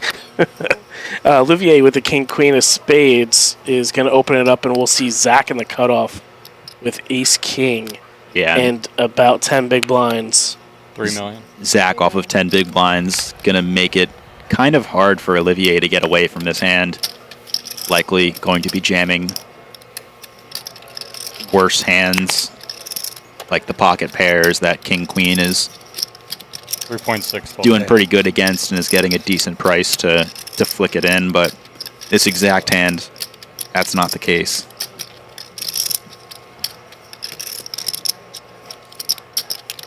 Also, potentially some ace-jack, ace-10 type hands that you're not doing too poorly against, but definitely behind. Does the open by Olivier under the gun and still getting jammed on for half a stack? I mean, that's not going to feel great. Yeah, that's a pretty nice fold and kind of representative of what we saw earlier from Olivier, where he was facing a river bet for a very small size. Didn't require his opponent to bluff too often in order to make it a good call, but he finds the correct fold. And once again, he finds the correct fold there, given a pretty good price, and is able to dodge these bullets. And that's kind of why I hinted earlier, why I think Olivier is executing at such a high level on this final table. He's not really just taking decisions as they, come really quickly. He's thinking about it. He's giving it some thought and able to dodge a lot of bullets so far. So good for him. Yeah, certainly somebody who's been in the game a long time, very experienced. I think Darren said he had won a WPT here back in 2009. So let's see if he could overcome some obstacles here as Jack jams with the ace-9. And a quick call from Olivier, an ace in the big blind. Not a hand you can fold. Yeah, no, I mean, very standard here. Jack only having roughly 8 big blinds. In a decent position to find the double up, but you're not happy. As we go to a flop. Queen 5-4. Olivier picks up a gut shot and has backdoor diamonds. Yeah, pretty sweaty. And some chop outs for a tie. Yeah, a lot of chop outs, but that's not one of them. Jack is able to find the double up after quickly becoming the short stack, and some newfound life for him, potentially. Yeah, steak dinner stays alive, Darren.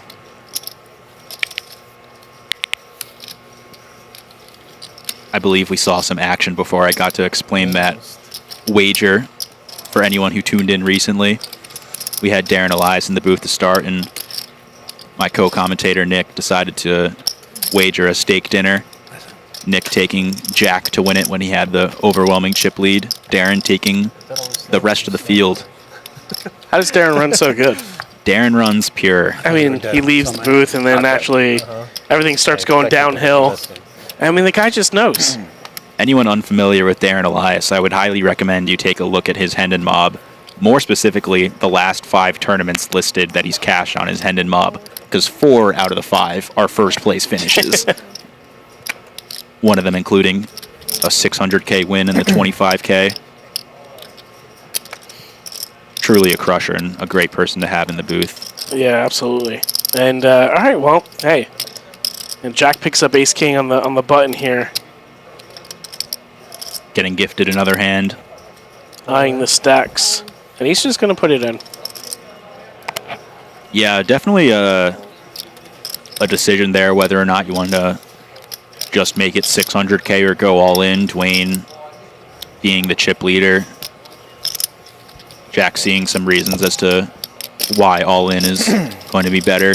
Get to avoid playing post flop versus somebody who's willing to be aggressive. As we saw Dwayne throw in that 3x pot bet with ace jack offsuit and getting the top pair to fold. Yeah, and Dave, look at how condensed the stacks are now at the top. We have 3 people around that 5 million chip mark. Blake between the 2 stables with 7 million, and Ben and Dwayne up at the top of the chip leaderboards. So I think we've had everybody in those couple of spots that keep fluctuating between 3rd and 6th or 7th when we had 7 players.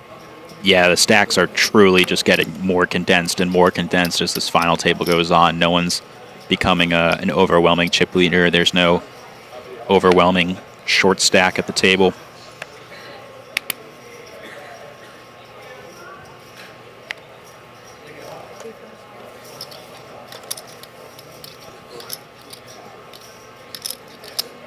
And we get some folds to Jack in the cutoff with pocket 3s here, and we just saw him jam the ace king.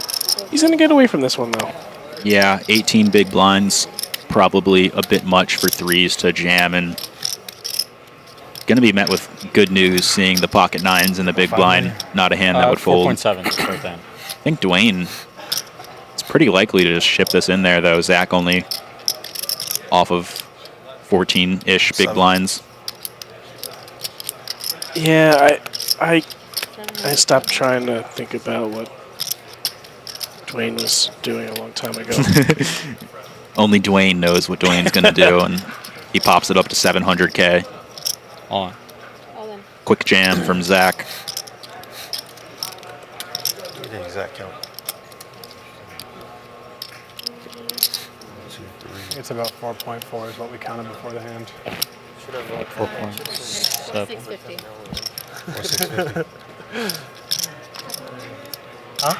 Yeah, 4 million chips here to call for Dwayne. And in the grand scheme of things, you're only looking at 13, 14 bigs, but that's going to represent typically some strong holdings here. Yeah, and I think that's kind of why. Next time walk. Seems fair. It seems fair after what you put me through.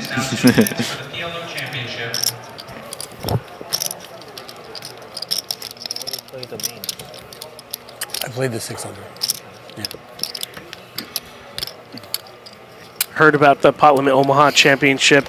We mentioned it here a few times, but we'll let everybody know about it again. I think we're into the night flight now of the $1,250 Pot Limit Omaha Championship, 150K guaranteed. Come on down and play it, as well as the Monster Mirror Mystery Bounty, 250K guaranteed this weekend. Yeah, despite this being the final table for the championship, there's plenty more events to hop in here at the Borgata. Feel free to come on down.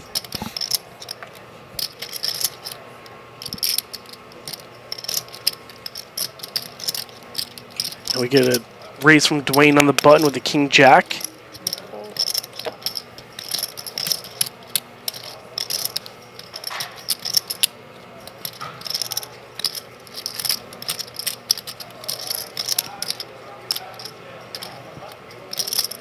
A bit of a spot for Ben here. Decides to let it go. Yeah, maybe he doesn't want to tussle with the person that could directly impact his stack the most currently. Mm-hmm. Was that one getting through? What's that? Was that one getting through? Yeah, just out of pure frustration. You would have just called, right? My 2 live call cards were gonna go. Tell him, Dwayne. I blew. Talk to him. Sorry.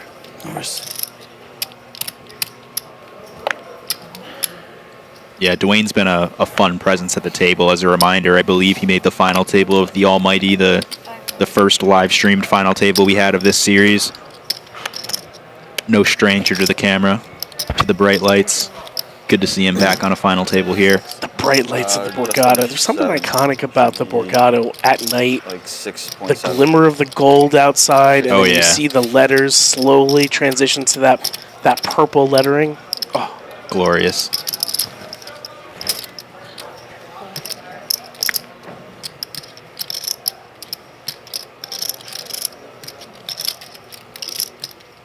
we have Ben complete here. Blake's just going to go ahead and check. Go to a flop. 7-3, 2 hard board. Ben does catch second pair here. And, you know, we've seen a lot of people catch second pair, third pairs, and they're not just giving it up really quickly, you know, as opposed to maybe earlier in the tournament. Catch a pair here. It's tough to make a pair. Yeah, and we've seen this from a decent amount of players, even betting their second pairs, weak kickers, blind versus blind, very wide ranges. Makes sense to try to give your 7 some protection from overcards coming on the turn. I don't know if he's going to have a customer out of Queen 9, though. Queen High potentially could be good, but not really having any prospects for straight draws or flush draws. He decides to tag along, though. Yeah, he's going to stick around. We'll see if there's any nefarious intentions. Yeah, Ben off the big stack, certainly capable of putting on the pressure with weaker hands than Queen High.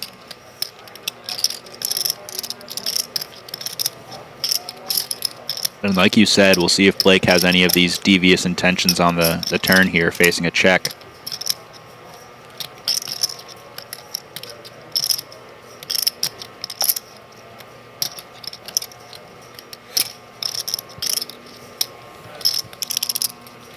Looks like he is reaching.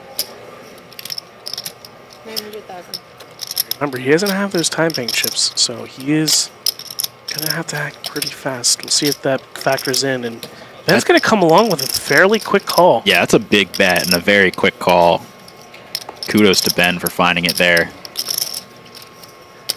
6 of diamonds on the river. As long as Ben stays in the spot, he'll win it. But we'll see if Blake decides to reach again. And again, he's going to have to act fairly quick. He's got 30 seconds.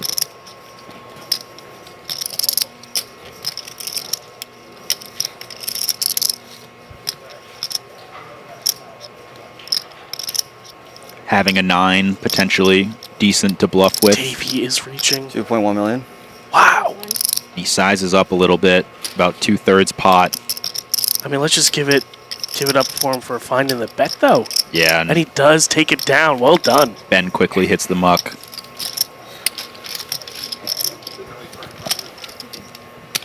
Nice hand to Blake there. And he now jumps up to 8.6 million. There's so much fluctuation in these stack sizes. My chips are going from player to player. Yeah, that's a huge one for Blake there. A lot of separation now between Zach, Jack, and Olivier. Those stacks less than 20 big blinds.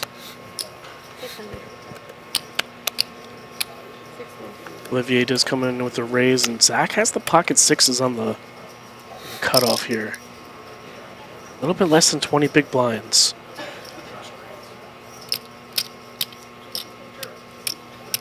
Yeah, I think this can be a tempting one to go all in with, but with so many people to act behind you, You know what you have for me?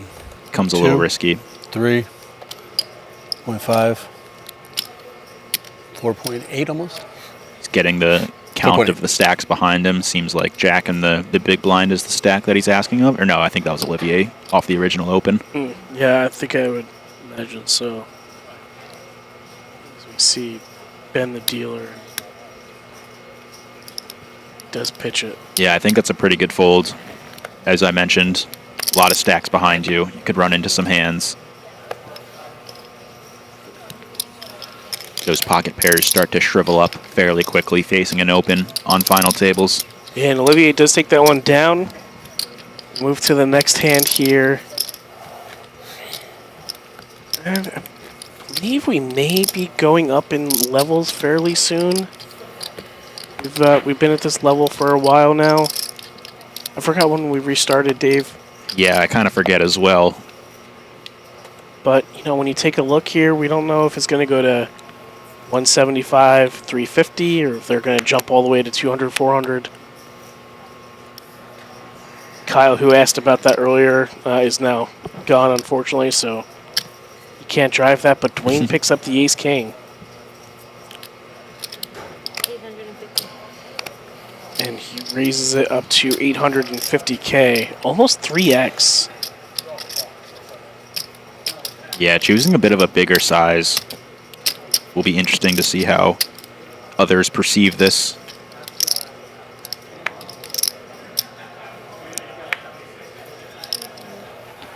Gets a fold out of the ace-3 of diamonds on the button. And I imagine some folds behind. Yeah, and Dwayne's going to pick that one up. See if the players pick up on that. Luke, you know how much you have? It's like 5. We didn't get to see any hands here, but, you know, he did size up with the premium holding. 8. And it looks like the level started about 45 minutes ago, so I have 4.8. You have 4.8. Another 15 minutes or so of this level before we bump up the blinds. Means another 15 minutes or so for the short stacks of Jack, Olivier, and Zach to pick up a hand before price of poker goes up. Yeah, and these players, they are, you know, super high-quality players. They don't want to be swallowed up by the blinds, and that's why you saw Blake jamming so often. It's what he needed to do to stay afloat, have some meaningful stack if he needed to rejam on somebody. And they don't want to just get blinded out. It's just not in their nature. Yeah, and Jack choosing to fold the king-8 suited there on the button. Pretty close decision going into Dwayne as the big blind. You don't really want to play post-flop with him.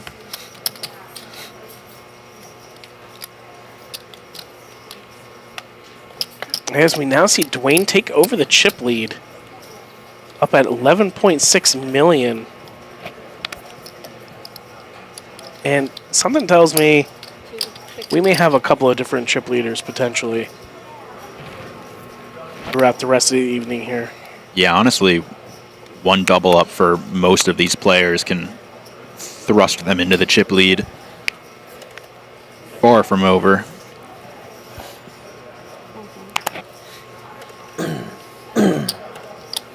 Ben has the king-10 of spades under the gun. You see Zach in the big blind with a nice hand to defend with a king-8 of hearts.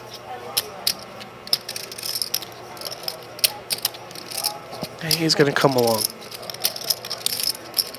I don't even think it's necessarily a bad hand to consider jamming with either. These suited kings could just be way off base, but he's getting shorter. He's the Jack 4-4 flop, not doing much for either player.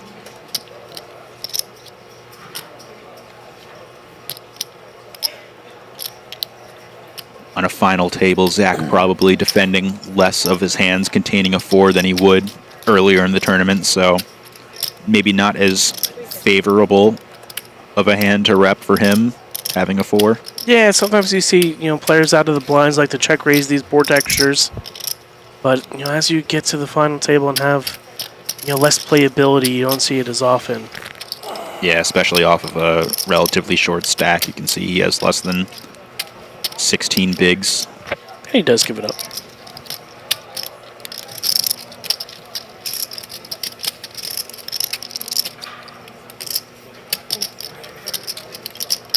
Again, we're here at the Borgata playing the $3,500 $3 million guaranteed main event of the Winter Poker Open. Nick Yamakuchi joined by David Kinane, otherwise known as Cooch and Two Flame. Some people in the chat were calling us Coup Flame. Coup Flame? Yesterday. I'll take or the it. day before. Maybe a thing. I don't know. Feel free to follow us on Twitter, by the way.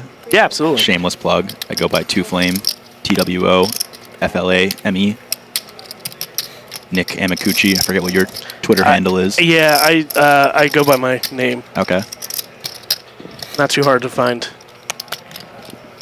Dwayne opening up on the button with the ace-8 of clubs, and we find Zach in the small blind with ace-queen. And this will all but likely be going in. On.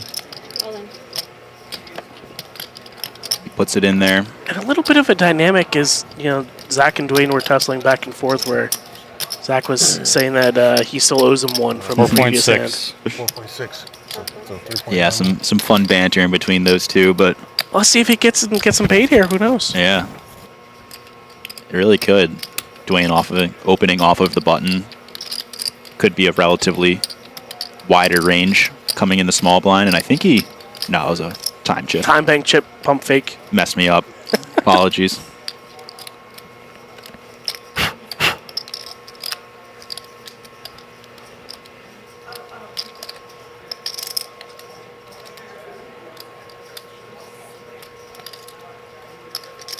Dwayne in the tank, and we saw him in previous hands act like he's gonna fold and then call.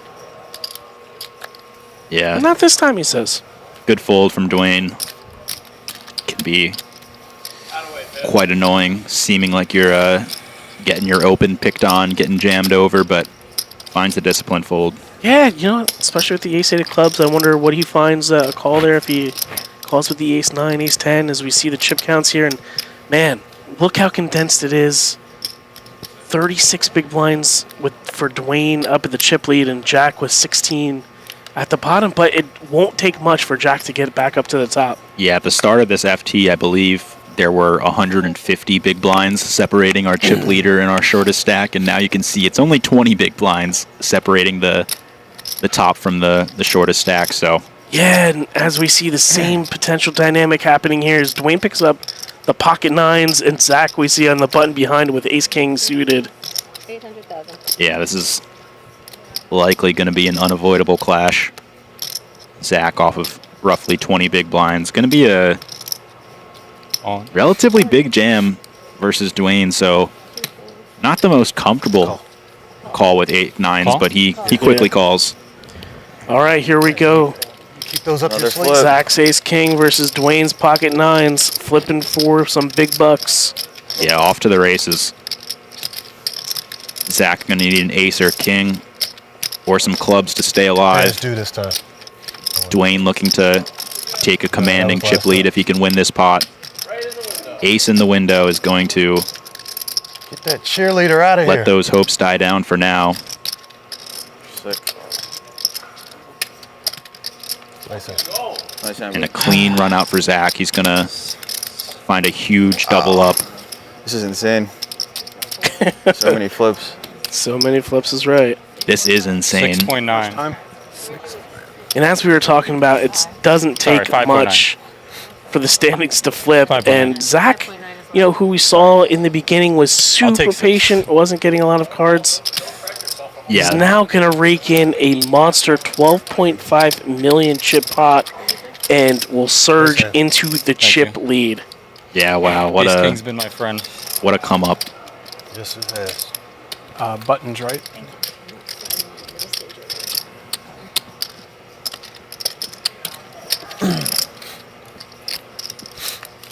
My turn's over. Take another look at the chip stacks here. You had your Bottom 3 stacks with all within one big blind. Jack, Dwayne, and Olivier, 17, 16, 16 big blinds respectively. Chips that are likely going to be put in the middle soon, if not in the next level. Yeah, and we get right back into the action. No, but we don't stop. As the new chip leader, Zach, is going to pick up King Jack of Diamonds, and right behind him, wow, has the Warlocks. 700. Along with any other moniker you want to give to pocket aces. The Rockets. I like the Warlocks, though. And Zach playing relatively deep compared to Ben's stack as well. King Jack suited, a hand that can certainly see a flop versus a 3-bet potentially, or even go all in versus a 3-bet. Could easily see a battle here.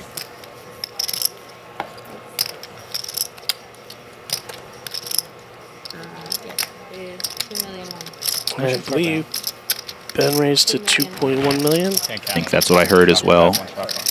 Roughly 3x the original open. And if you're Zach here, you just want a huge Can I flip. ask for a count of his stack? Is the clock pause? No. No. Only in an all-in situation. If you that's Really The should. clock is live. The clock's live for sure. 20 seconds. As before, I was told if you ask for a count, No. they pause the clock. I've been dealing with this all day. I have no time banks. It's definitely live. I think it's a count of a bet, not a count. It's a count of an all-in. Oh, not No. just- It's not only a just count of an all-in, not a bet either. I was told of Really good hand. It's only if somebody's all-in that the clock pause. And Jack suited? No, better. Yeah, you can. Better. Yeah, even if you're supposed to be keeping your chips in stacks of 20. Yeah, I mean, mine's. But what if you don't have 20? That's why I said easily countable. You didn't listen to the whole sentence. I mean- I am the dealer and you are a poker player, so it's not shocking that you're not listening to the things I'm saying. it's just a game. You got one through? All right, and yeah, back to the action. Some table talk there. The king jack suited finds the fold versus the 3-bet off of seemingly no time chips or very few. He'll be met with the good news in about 30 minutes that that snap fold will have benefited him since he was up against the aces. Yeah, I was gonna say, you just got all the chips. Does he really want to play a 3-bet pot, with that type of holding again? And the answer was no. And move to the next hand where Ben opens the cutoff with the queen jack, and Olivier is going to defend with the king queen of clubs, keeping all of the lesser queens in there. I get 50 back. As we go to a flop here.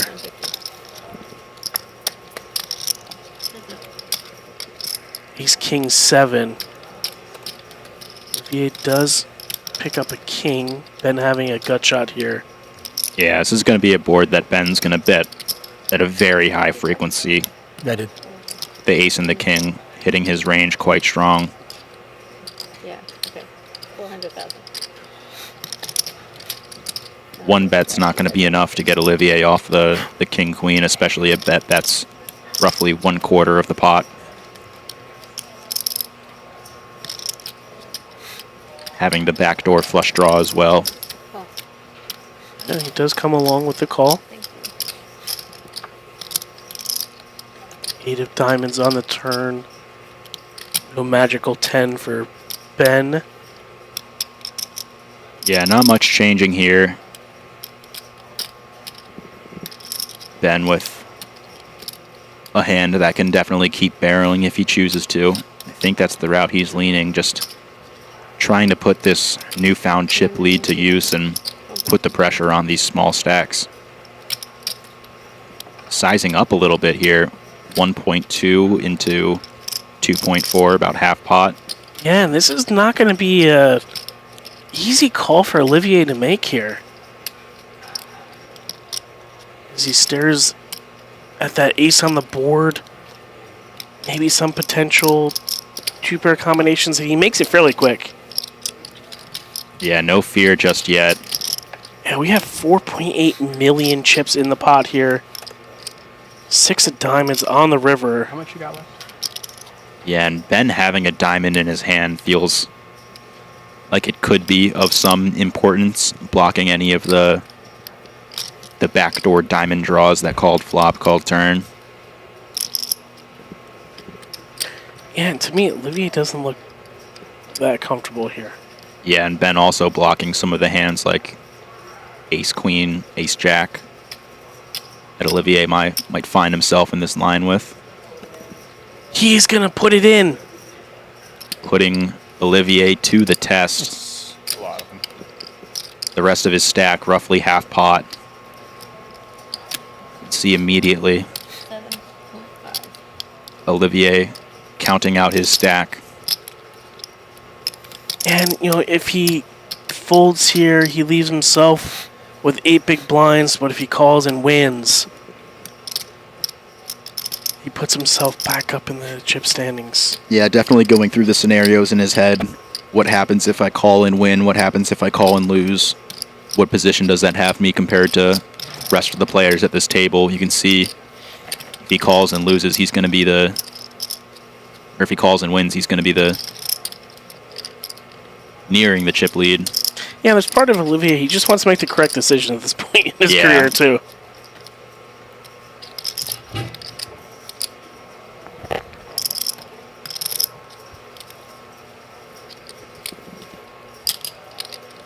He's got a lot of time chips to figure it out. I think what something could be going through Olivier's head is that Ben is likely opening a very significant amount of ace-x hands, probably even all of them. But I think the next question is, how thin does he go with those ace-x hands for value, right? Ace-deuce offsuit, probably not a hand that wants to get 3 streets of value. Olivier likely flatting a lot of better ace-x hands. So I think it's going to depend on where Olivier thinks Ben is drawing the line. And he blocks those bigger ace-x hands that he calls with, like the ace-queens and ace-jacks. Mm-hmm. That's why I think it's a pretty solid bluff candidate.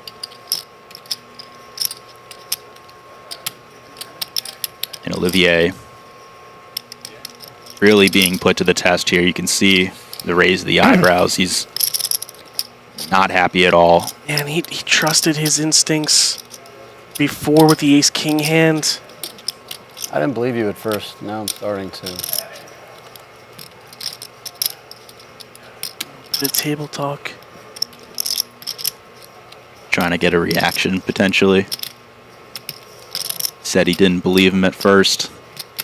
That gut instinct. Okay, you convinced me. Correct, but unfortunately, think long, think wrong. And yeah. Nice one. He's going to find the fold. Yeah, he's going to get it through. Well done for Ben. Yeah, a very well-earned pot for Ben. That's going to push him in the overwhelming chip lead, creating separation between him and Zach's stack. Olivier is going to be thinking about that one for the next 30 minutes until the stream catches up. Yeah, and he decided correctly in the first major decision he had, didn't in this one, and it's going to leave him with 2.5 million in chips, around 7 or 8 big blinds or so. Yeah, what a bluff. Yeah, very intuitive hand. And Ben's going to thrust himself back up into the chip lead with 4. Come on, let's play it through. No, nobody No, wants we don't want to do dinner break. Yeah, we want to play. Yeah. You guys want to all play, right? Yeah, for sure. I mean, if you guys can change the blinds, we can. Do you want to take a break? Well, yeah, we want breaks, but 15 minutes after every 2 hours, right? Not right now. We just had a break, right? So it would be after the next It's after the next level. Yeah. It's after And they're only 60-minute levels. They're only 60-minute levels too. I just want you to know that you're using. Yeah, it's all good. Didn't want you to. I'm a time bank chip leader. How much is it? Listen, but some people it would bother. So I just $6.50. wanted to give you a chance. I appreciate it. I mean, I was trying to finish with all of them.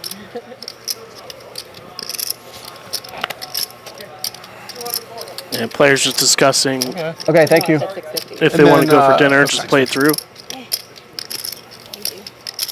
You can see a relatively close to unanimous decision to keep playing. These guys are all locked in. They don't want to have to... They're in flow state right now. Step away for an hour and a half and re-enter the so-called flow state that they've found. So we had Zach open under the gun with the ace-9-0, and Dwayne defended the big blind with 7-8 spades. And I think we've seen a 7 hit a lot of the times in these defense situations. Structure seems fine. It's just the And shorter stack Zach is comes one with more. 425K. And Dwayne jams. That has happened so many times.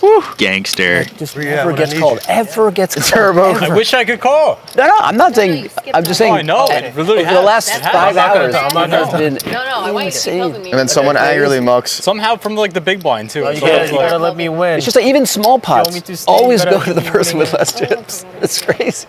Dwayne and Zach were talking earlier, and now that No, we're supposed to be. small battle. We only played just, once all first. in pre- Oh, you're supposed to be going to break, yeah. I didn't. Okay. I don't know what that is. You see the chip counts here. You guys know Jack over and at the hot Olivier, dog stand, sub do 10 they big just have, like, hot blinds. water Blake over and there? Dwayne, Since we don't have 19 and cocktails. 15. I know. Oh, they're right. Ben and Zach rounding out the top. I saw like one of those black kettle things over there. I guess I could just go check, right? Blinds are up in the 2-4 You guys want to pause the clock while I go check? Blinds are now up. What happened? We've moved to level 33. Moved to a 200K small blind, 400K big blind, and 400K big blind ante. We're still at 6, Every right? pot No, it's 244. has a million it's 244. chips Okay. in it at this point, Dave. Yeah, so much to fight for in the middle of each someone pot, said next time. especially for a stack like Olivier. Yeah, I wasn't sure 1 if she'd million in already the started middle for each shuffling. pot. He's got 2.3 million. Ding, ding, ding. And Zach picking up the ace-jack suited versus the Ben open. The two playing 4.1? quote-unquote relatively deep, although that deepness is only 25 big blinds. Under the gun open. Pretty smooth call to make. He flops the flush draw. And we've seen Ben c-bet fairly quickly here on these type of board textures, but he decides to check this one back. They apparently get checked. The ace on the turn. Going to be a card that likely favors the range of Ben, but we can see for the specific hole card, it's one that strongly favors Zach as he picks up the check mark. And the 5 of spades potentially bringing a wrinkle into it. Zach calling off of a relatively deeper stack in the big blind. Maybe has more 4s than Ben. And Ben does decide not to bet the turn there. Thank you so You know, much. he was the player to open up in the first position, but decided to just play his hand strength at that point. Yeah, and I think that's pretty good awareness, to be honest. The big blind is going to have a lot of hands, but even a lot of the strong hands that have an ace are pretty keen to just call pre-flop, as we saw. So he doesn't really find himself into much trouble there and avoids a costly bluff, potentially. Yeah, you normally see players think about, hey, I opened up under the gun or an early position, and now we found an ace on the turn and I got to bet it. But Ben decided that he didn't need to that hand and gets away with relatively unscathed.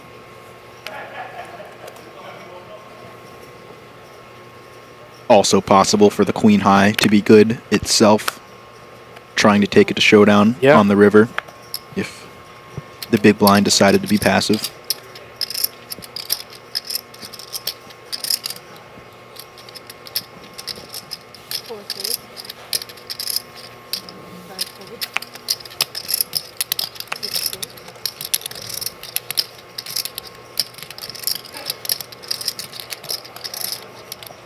And Ben picking up the ace-jack suited.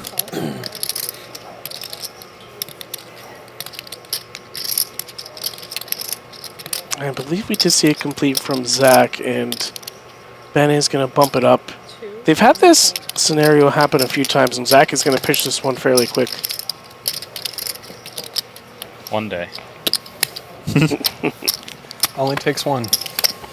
Oh, I'm about Yeah, I was wondering why you pushed it out of the way.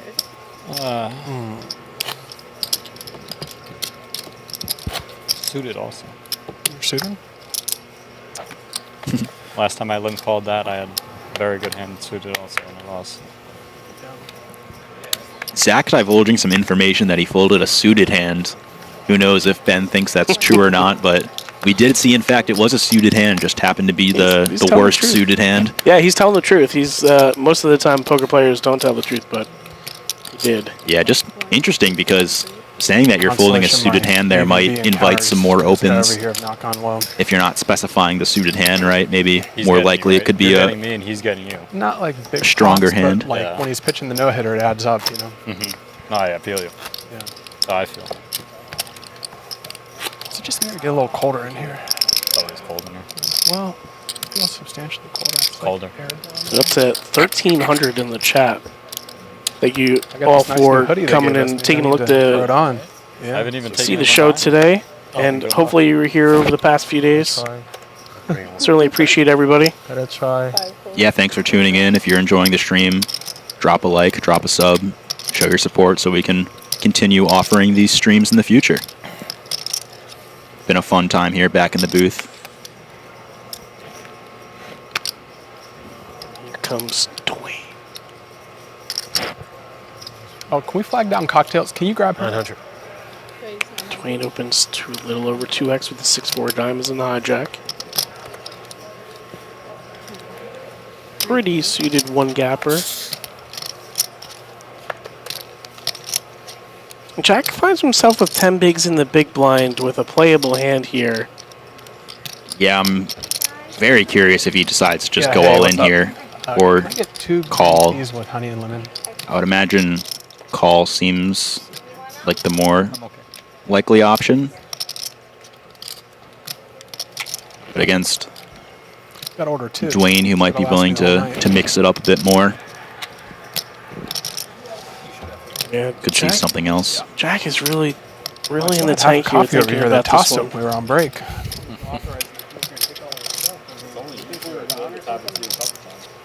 Thinking about past history with Dwayne, what hands he's opening with. And he does come for a call. Yeah, and 2.4 million in the middle. Jack only having 2.6 million behind. It's going to be a very important flop, and that flop is all Dwayne. And if we know anything about Dwayne based on the past hands we've seen, I'm expecting nothing less but an all-in here on the flop. I mean, Dave, very good intuition there. Takes it down. As he does, put in the jam. Obviously a very pretty hand to go all in with. You have the flush draw and the straight draw. That's an actual flick, too. See that?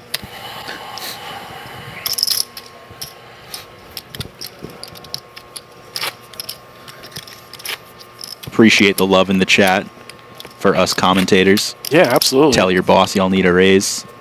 Dave, hope you're listening. Swag pack!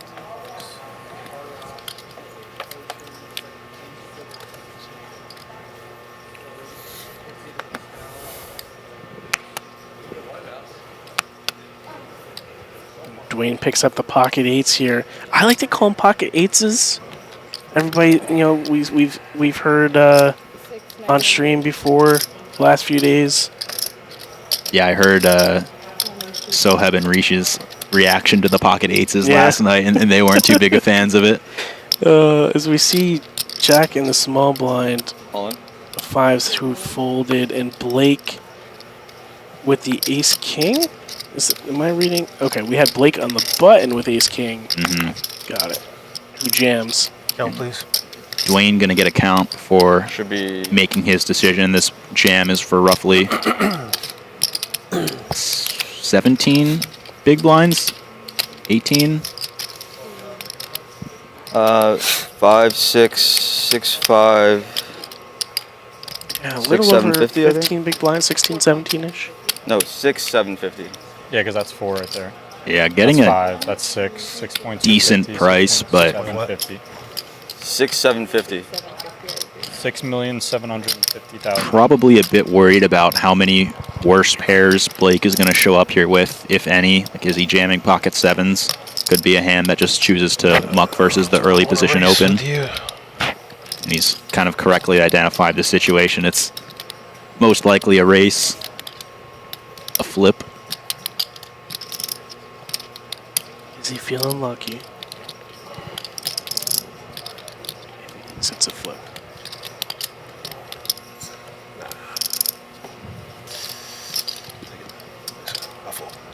He's gonna fold. Bolts Okay. face up, I believe, too. Robbery. Thievery. I think you were flipping. He's gonna find a better spot for himself. Did you hear the guy on the stream last night? He said he refers to that hand as pocket eights. Whoops. Yes, sorry. Yeah. There you go. I've never. Shout out to Nick. Getting some recognition on the final Please. table I'm here. not sure if I'll work Please that into be my very vernacular. careful announcing the wrong numbers in those spots. Please. No, I'm serious. It's like way too much money on top to call 4 point something there when I'm, you know. It's got to be like, just double check, please. I know you're trying. It's just too much money. Tell him to put his cards in the box.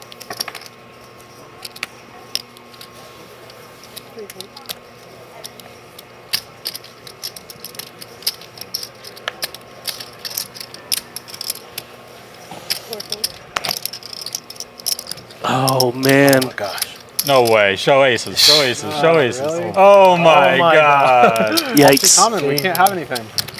Hate to see that. Eights than aces.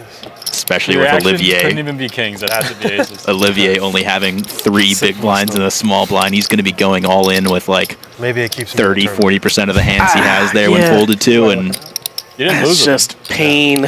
pure pain for Dwayne. FT probably, you know, one of, or if not the biggest poker spot you could have in your career, and you have the aces and the big blind and don't get any action. It's a cruel world we live in. Or I guess 5. 850? Yeah, Blake has the king 10 of diamonds, raises up to 850. Here we go. Can't even do basic arithmetic.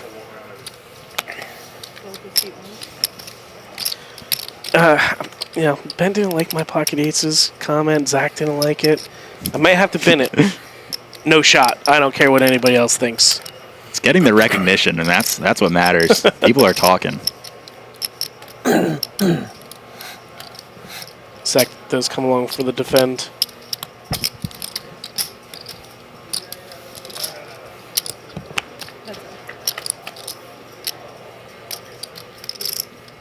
Five, 4 deuce. Finds top pair.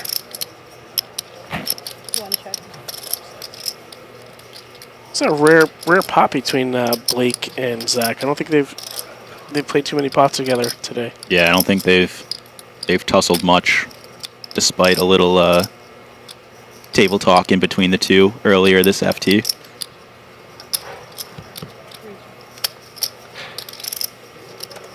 Another 5 on the turn. Zach improves his hand. Yeah, and I would expect this to get a lead out of Zach. Blake can definitely call a lot of ace-high hands that could be good themselves, but also have the redraw to the straight. Zach doesn't choose the biggest of sizings, roughly 2/3 pot. About 2 big blinds, or 1/3 pot, excuse me. And you know, it was a little bit of a different configuration. Shout out Rish, but we saw Blake come along on the turn previously in this type of situation. With I think it was like a queen high hand, but he does get away from it in this instance. And Zach takes down the pot and is right up there with Ben for the chip lead. Mm-hmm. Should I have time banks? Me too. I have 1. Down to my last. Alright, you don't have to brag. Chip lead and time banks. It's crazy.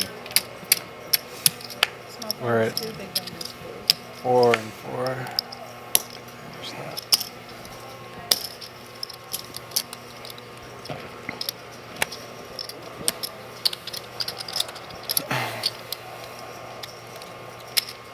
Yeah, and every player at this table hyper aware of the stack sizes going around. Olivier, just 3 big blinds. Jack with not much more. 6 big blinds. Yeah, I'll see here how Jack wants to navigate this one. You know, if he cares about the pay jump, with Olivier being a little bit shorter stacked than he is. Here you go. Yeah, I think this one's kind of just got to go in the middle, but it certainly feels gross with Olivier having a short stack. Spoken for, are they? Got to think about it. And you know, this is not an insignificant amount of money from a ladder perspective. You're looking at 25K.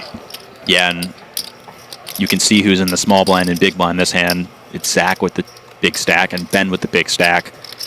If Jack goes all in, he's likely expecting it to get called more than half the time, maybe right around half the time, and he opts to fold and try to fight for a ladder. That's a really interesting decision. Yeah, 5 big blinds, probably 6 big blinds, probably not enough to get a lot of folds out of Zach and Ben. Allows Olivier to potentially jam off his 3 big blind stack and immediately get a ladder. It's a really complicated spot there. Yeah, couple of things in play working. Yep. We fold around to Dwayne on the button who raises up the Queen 8 of Hearts. And Ben just pitches it. All right, I gotta shout out this comment from Dean here.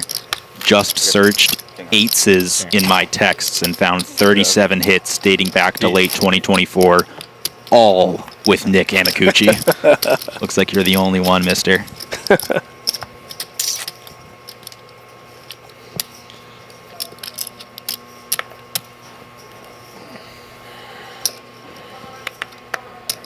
Yeah, I am an eights' culprit. They don't seem to lose. You know, Snowman is outdated. Yeah. Sometimes you need to make your own name for a hand, and we see Olivier put in the rest of his stack with Queen 10 here. Yeah, just over 3 big blinds. 9, 1 million.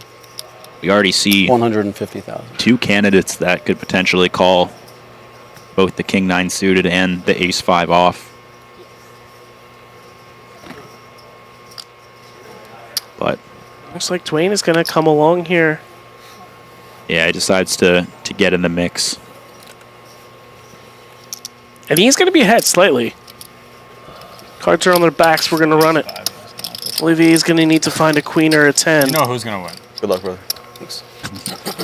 You can hear people at the table say, we know who's going to win. This final table has been all about the short stack winning. He and I are going to play heads up. See if that trend continues. Olivier is going to need it to survive. He spikes that queen. What? A couple of diamonds on the board. Yeah, a lot to fade here. Dwayne needing a diamond or a king. And what do you know? Short stack doubles. Ace 5. No surprise to anybody who's been watching this final table so far. Somebody pulled an Ace 5? This is The one of the eternal- strangest final tables I've ever seen. I can't. It's not a satellite. The eternal short stack double up final table. I had 2 diamonds. Sick brag. Making all the final tables. Did you? Yeah, obviously not fun for Jack, who had recently Crazy, I folded got off called by of the person that wasn't the blind. 5, 6 big I blinds. would have had to call any 2, I think. Need other one. Blind. And that was absurd. Yeah, we see Olivier jump a little bit above Jack now.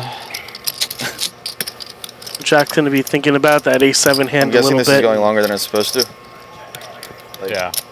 Deciding whether he should have put it in, but hey, you know, it's only one small decision in the grand scheme I hadn't of thought the about final that table. way, but yeah. Yeah, it's a really complicated decision. That's another hand that I want to mark and potentially review for later. 44 million. Yeah, I'm just Talk it over.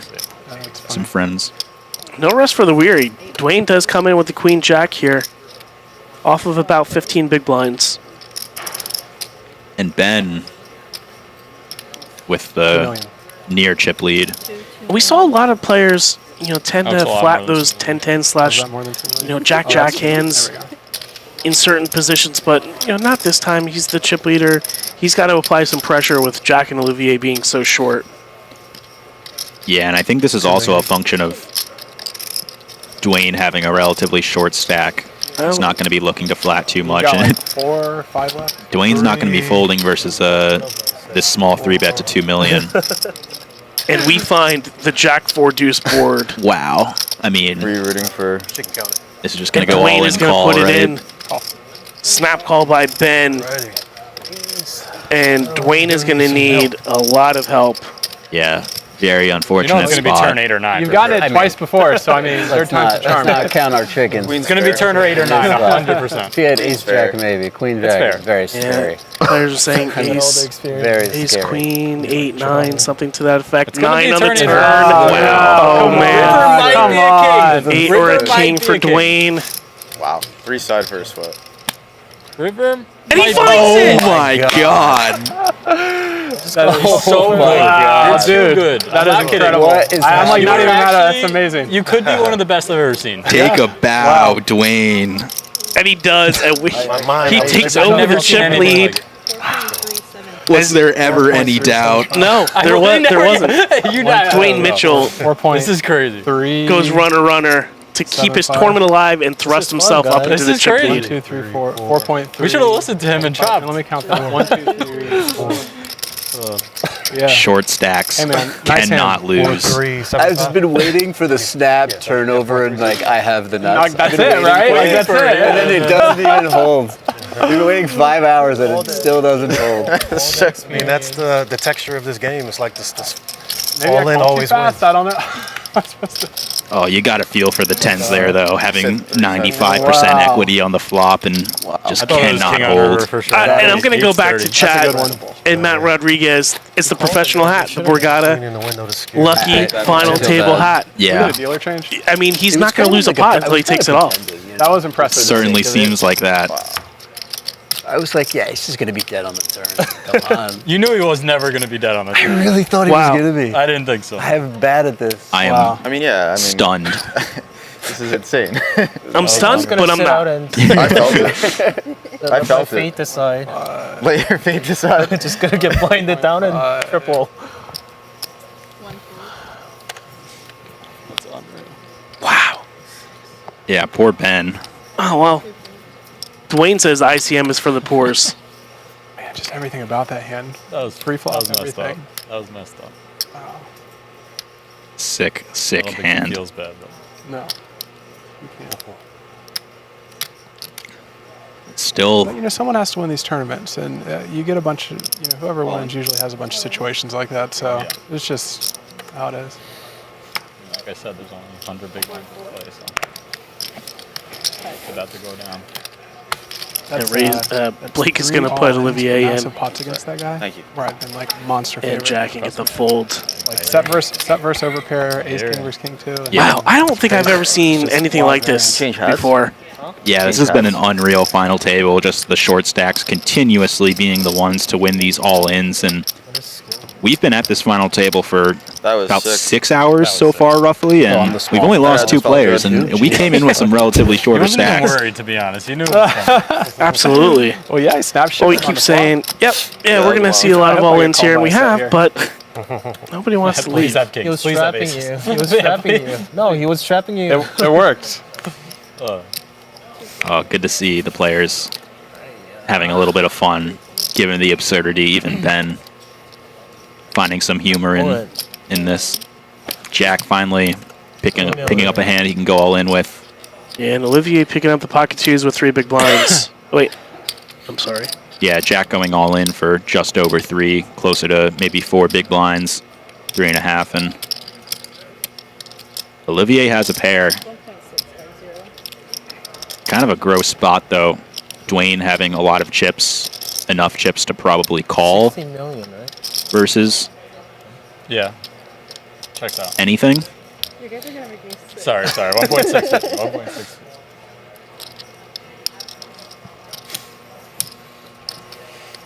So you can bet once. So And can you just throw that time bank at me, please? If I had to take like an 8th grade math test right now, I would fail 16 million. miserably. 1.2 more. And yeah, Dwayne just kind of in a miserable spot where he feels priced in, but he knows he's behind.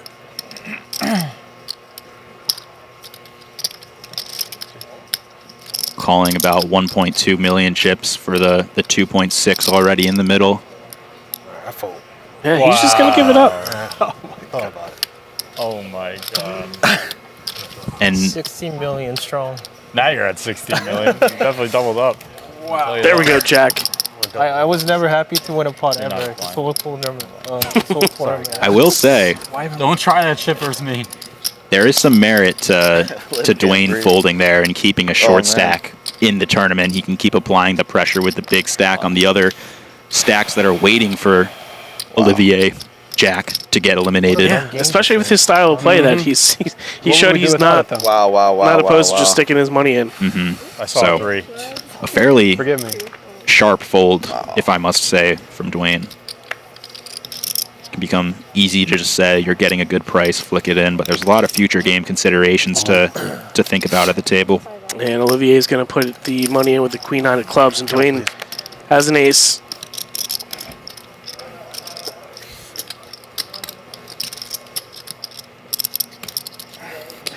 That was your first time ever, right? Getting them through? Was that your first time ever getting a min open through? All in? Sort of. 2.3.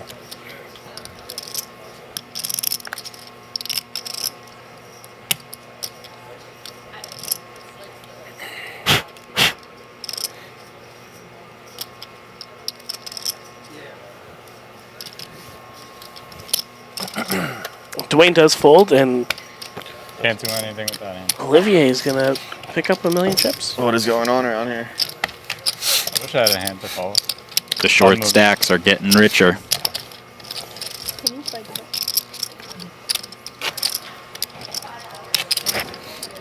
No one wants to bust them. They want to keep them around.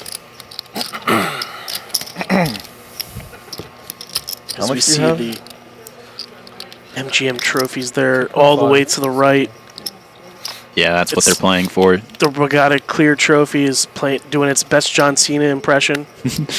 Hiding. You can't see me. The BetMGM trophy, though, you You're a could health dealer. get a decent view of. All in? Olivier all in again. And maybe gets the folds once again. 3.7 or something. It's a lot to call for Jack 5 suited. Ben with a short stack. Spin it up he does without really needing to see a flop. Man, this final table has had everything. We got a fun comment here in the chat. Are there any other Europeans here who are definitely going to suffer tomorrow morning, or is it just me? Yeah, that's got to be pretty brutal. I mean, approaching 1 a.m., 2 a.m. I feel for you, but given this action, I don't think you can get away just yet.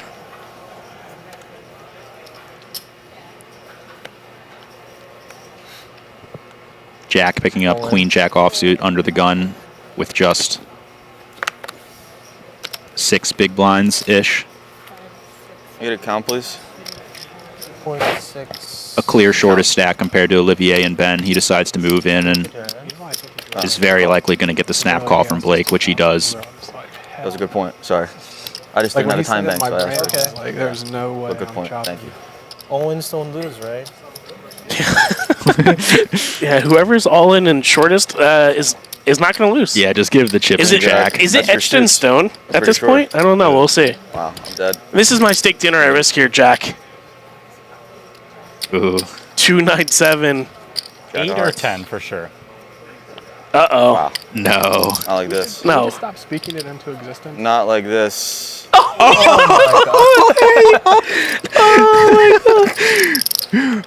Who spoke that one to existence? Blake is not going to be happy. Oh about my it. So gosh. Queen Jack thought about you, and I was like, it's aces. This is unreal. I think I blame And you at Jack this point. keeps What the is it? Call steak the dinner sweat prop every bet turn? alive. I mean, Yeah, it's way gonna to come. go. Trust me, it's never not coming, and it's Well, always. how about next time you don't say anything? One. And then Maybe you'll change. maybe we'll go down to 5. Incredible. 650, right? Yeah, Well, we're 2 people have busted. 90% we're seeing a show. It's not just the win rate, it's also just the all-in equity. Because some people have been a little bit behind. Jack doubles up to 6 million chips, and he's now in third place. It's like just Truly passing chips unreal. around the It's not like we're table. playing for a lot of money. Yeah, this is a real poker tournament. This is not fake. As much as it might seem Round like and round it. we go. Like one of those times where somebody's in purgatory, and then they just keep doubling up, and nobody goes anywhere. Yeah, an important note: people in the chat here saying it's the hat. That one's gross. Jack and Dwayne, the only two rocking the hats, and seems to be working out quite well for them. Yeah, I'm not going to keep repeating it. Everybody knows my sentiments on the BetMGM poker hats. How can they not? Go get yourself one.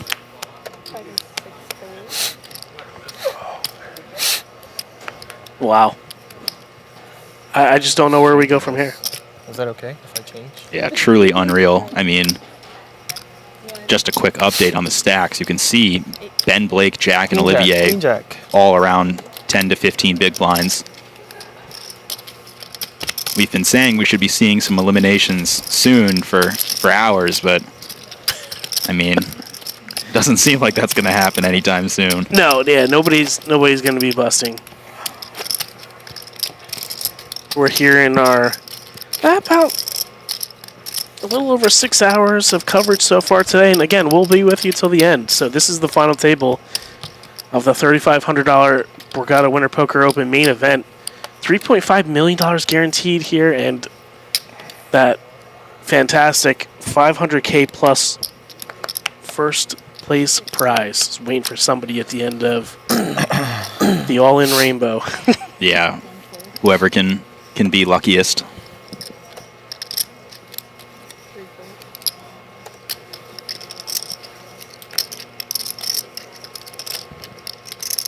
see if Jack decides to do anything now. He just pitches it. Yeah, and it can be tempting to try to rip into the big blind with a wide range of hands. Jack, noticing the similar stack sizes of all the short stacks, decides to play a little bit more cautious. How much do you have, Zach? 11 something, maybe 12. Thank you. Zach, a little off there. Yeah, you're a little more than that, Zach. Give yourself more credit, man. Or maybe we're off. Who knows? Yeah, that's very possible too. You have like 4? 4 or 5, yeah. 4 or 5.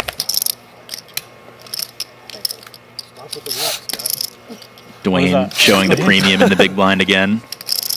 Usually you want them, right? I'll take one right now. How about this? I'll take one right now no matter what I get. That 200 and think is yours. Yeah, that's yours, yeah. Oh, thanks. Yeah.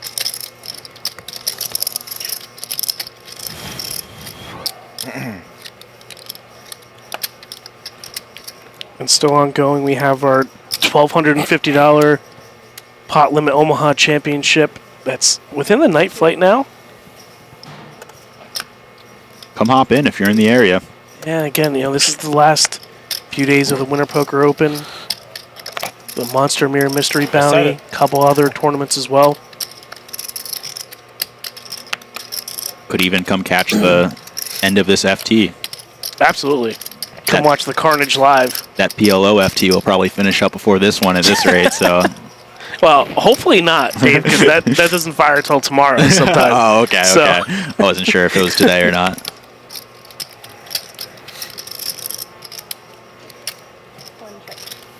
It's not your usual move. You were expecting something different? Yeah.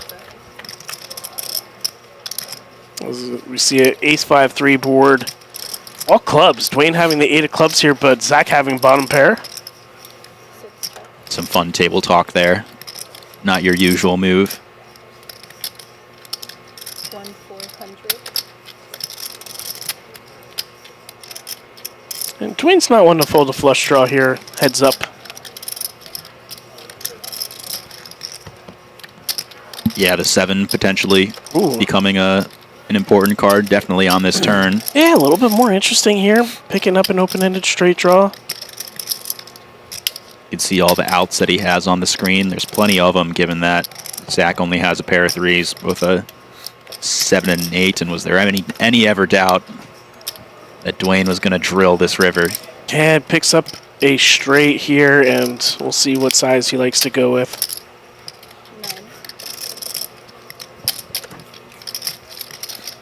I feel like Zach is going to get away from this one. It's cutting out Maybe calling not, chips yeah. to shuffle with. Maybe not. You know what? His time banks are getting low. Mm-hmm. So he may just preemptively be getting them ready just in case he does find a call. Potentially some missed flush draw hands that Dwayne would do something similar with. Like a naked jack of clubs type hand. Now that he's observed and played as he does put in the last time bank. But, you gotta wonder if his level of thinking for Dwayne is on par with, some of those combos that he could be doing this with. Mm-hmm. And he's gonna have to make a decision very quick. He does call. Straight. Zach met with the bad news. And Dwayne's going to pull this one in and is going to bring his stack up to the chip lead in 15 million approximately. As we see Ben, Jack, Blake, and Olivier have 13 or less big blinds each. Yeah, they're all huddled around that stack depth, waiting for someone to get knocked out before going too aggressive and chasing for the win. Do you want to trade back? Alright. I mean, I don't want to flip plan, but... We haven't talked about it, and I know you don't play a lot of poker, Dave, but the chip stack set that Borgata is using is pretty sweet. I love the color scheme. To be clear, I do play a lot of poker, just not live. Just not live, but sorry. Thank you for the correction. All good. We can make our own colors, for 3.5 the million. chip stacks online. But Yeah. These are some pretty chips.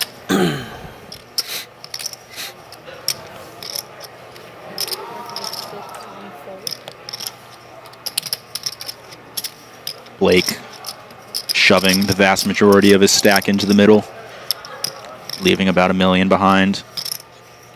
I think that's going to get a fold from Ben fairly quickly. Yeah, Ben's not going to want to call it off here with somebody who is jamming in such early position. And this is what we're going to probably have, quite a bit coming up. A lot of, push fold scenarios outside of, Dwayne opening or Zach opening. Mm-hmm.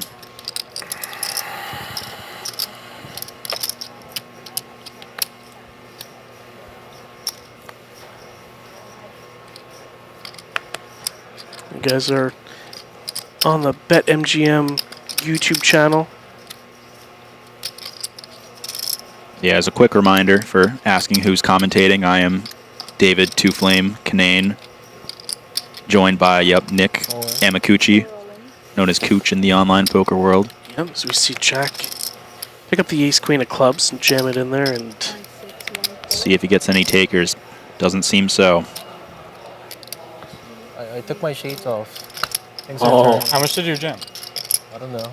4.8. 4.9. I don't know. Perfect answer. I don't remember, John.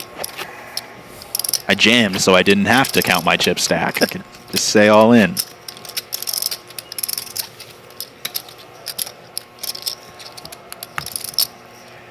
Yeah, chip stacks starting to get shallow. Jack in third place with just 15 big blinds really points to the stage of the tournament we're at and how long we've been going. We started this FT chip leader.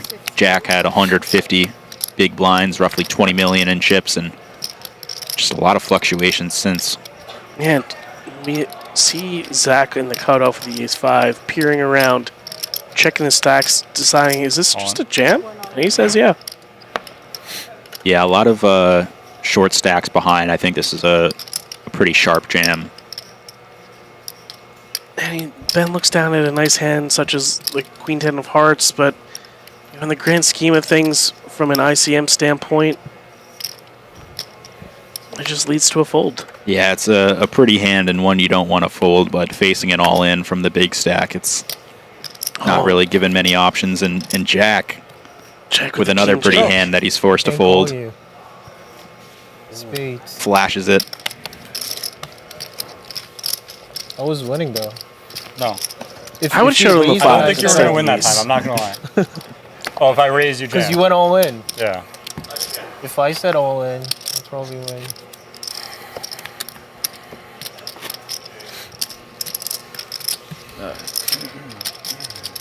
Yeah, echo Branson Poker's sentiment. Great poker content creator. It's been, hey, jam and stay alive. Jam and stay alive, find him the next spot.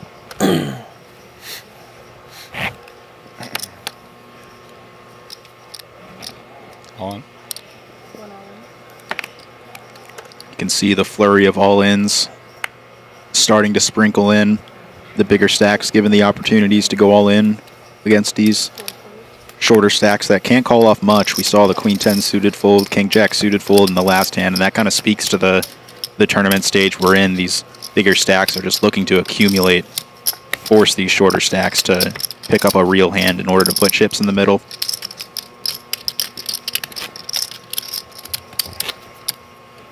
Yeah, and with all of them having similar stacks, they can't really call unless they have a premium holding.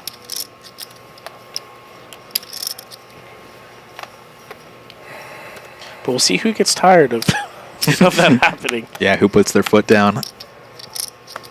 Line's got to be drawn at some point. Yeah, not to mention, we'll have to take a look at the time here. I'm not sure how much time we have left in this level. Yeah, definitely approaching the back half of the level, I would say. And here we go with Zach opening with the King 9 and Jack finding the pocket 10s. Yeah, I'll take 6 fold. Yeah. And this is big enough to where Zach doesn't have to call at all. Oh. Yeah, it's going to pressure and be able to just pitch it. Yeah, that jam for over 11 big blinds, king queen or king 9 offsuit, definitely not priced in for a call there, and he finds the quick and correct fold. Reminds me of Owen fold on GG. I can't jam into him. Sure you can. It's gotta That'd be yourself. craziness. 2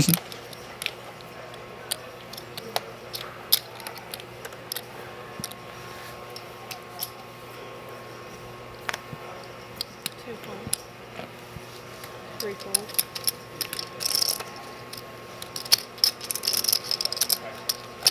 Did I miss that? Did I see 10s for Blake? I think that's what happened, but I'm not sure if That'd be a graphical that error. was right. That might have been a graphical error. We saw something similar with queens on an earlier stream that was snap mucked, which probably wouldn't happen. So, And this is such a tough spot for Dueno. Not that, Zach having 4-2, but just the person who could really put it down and stack the most. yeah, the way you approach this spot is certainly Looks like complex. So no 250. Call the floor, please. Yeah, they might need to fix that again. We get the floor over here. It'll be 255 for sure. Yeah. Players showing concern over the next level, maybe something displayed on the screen on the side, not Fun move. lining up what they think. I imagine what they just said is correct. The next level will be 2550 or 250, 500. Yeah, it's probably showing as 300, 600K. Mm-hmm. For the program that they're using, probably doesn't have levels that Borgata wants to use. Yeah, we are. From a structure sheet standpoint, they have to be customized, and they just got to do it one-off. Yeah, we are deep into a day 4 final table. The levels just keep going up and up. It's not necessarily something you plan for. Level 85 or whatever we're on. Obviously not 85, but it's a lot. 33. Zach is going to be jamming. I've limped into you 4 times. I think you've raised 4 times. Let me look here and see if I got this. Oh, Zach highlighting that every time he's limped into Ben. Ben has been pumping it up on him and forcing folds. Zach has had enough and goes all in. And giving it a count, but I find it hard to believe he's gonna call 8-6. Some of this is maybe thinking like, hey, all right, you've done this the last 4 out of 6 hands. I'm starting to think about it a little bit more. I could beat that. I had a card higher than that. Who said this? I did. How'd you know? I would be surprised if your other card didn't have mine beat, but it's definitely possible. I definitely had you rolling in there with the dirty diaper? No. How'd you beat?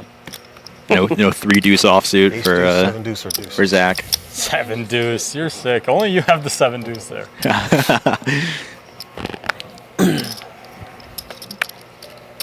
If you had the 7 deuce there, I think we're going to be mortal enemies after I watch the stream. Did not I'm going to hunt you down.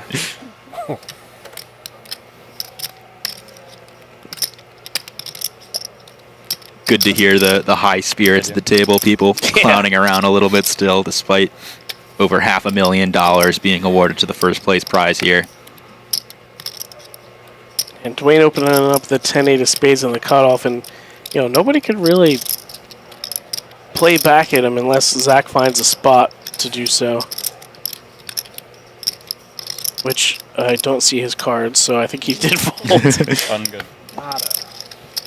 The cameras are getting tired. All the flickering back and forth.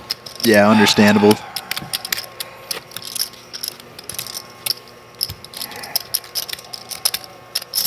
People just keep chipping and chipping down. Ben, Blake, and Olivier, all below 4 million, all below 10 big blinds. Jack creating some room for himself, closer to the 15, 17 big blind mark-ish. And Dwayne's going to pitch the 9-3. 9-3 was Patrick White's one of his favorite hands. Oh, on yeah. day 2. 6. I was sad to see him not make the final table here. He would have been a very fun person to watch battle.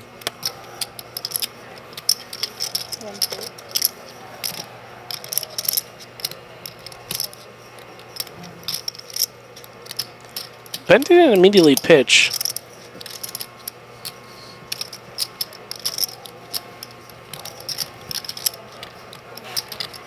And there it goes. Yeah, giving these short stack spots Bad hand. a lot of thought, and they require a lot of thought. There's Jack 6. so much precision. I had the insurrection also.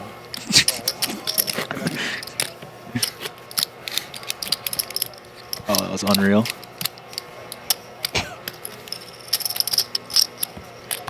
Oh, man. Suits? No.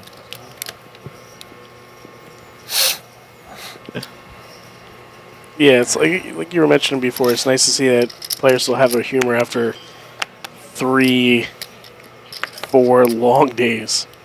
Yeah, I mean this final table has been quite absurd.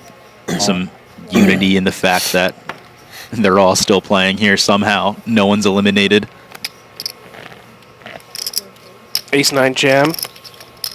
Yeah. He has the Jack-9. He's going to pitch it.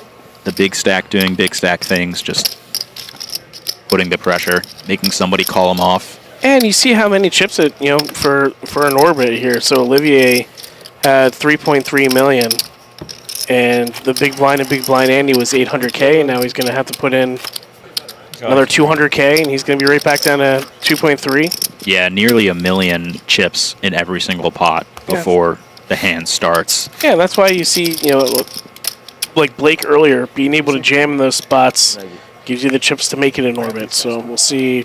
Thanks. He's able to stay afloat here. Yeah, Zach with maybe a tempting hand to open, given his chip lead, but he is opening into Dwayne's big blind, so some caution, but he's not scared. I think he finds the open, and ace-10 offsuit. Raise all in. He's going to find the pump it in.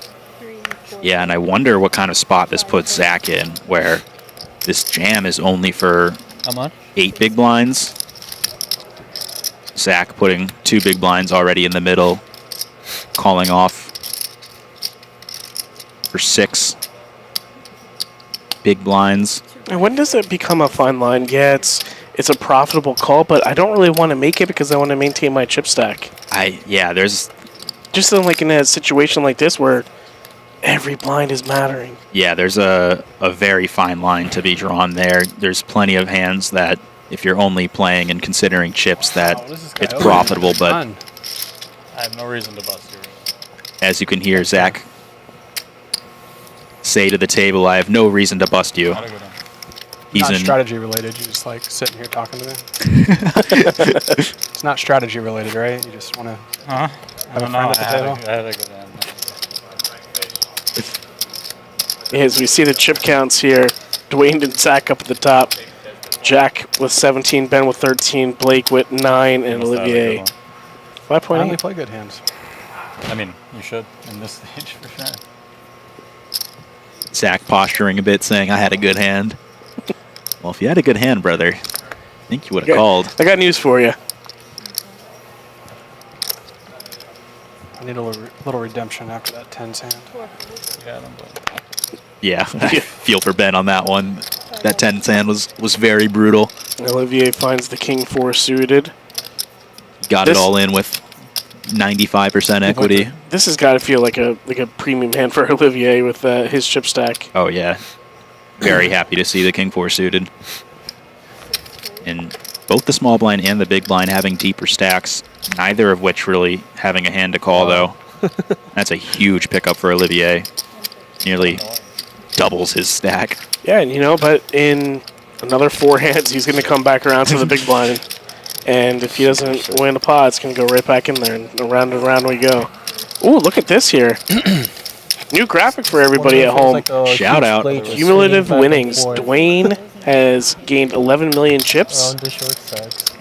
And Zach, Ben, and Blake are up there as well. Kyle and Greg have busted, of course. Olivier has lost 3.3 million, and Jack has lost quite a bit, unfortunately. Yeah, interesting to see, though, Jack, the player who has lost the most chips compared to his starting point in the day, but he's still able to survive and is, in fact, in a third-place position right now. Yeah, okay spot, you know. That chip lead often buys you the extra lives, one might say, if you lose a big spot or a big flip and you have an extra 5 big blinds, those extra 5 big blinds being the lifeline that you have earned. And Zach is going to keep the pressure on.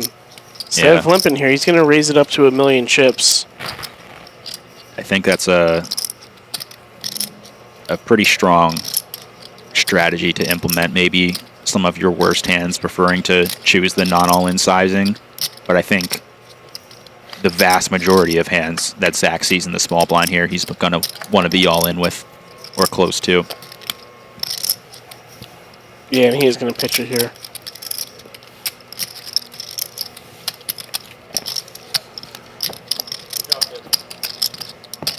Yeah, updated chip counts. Man, the chips are spread apart at this point. You don't think this guy's gonna... You call and then like full. Dwayne and Zach up there, 30-plus bigs. Everybody else, Nice outcome. 17 or less. Have to surrender all equity. Tough to do.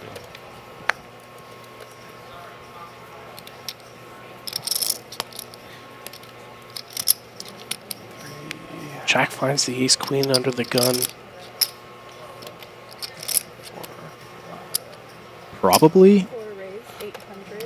Yeah.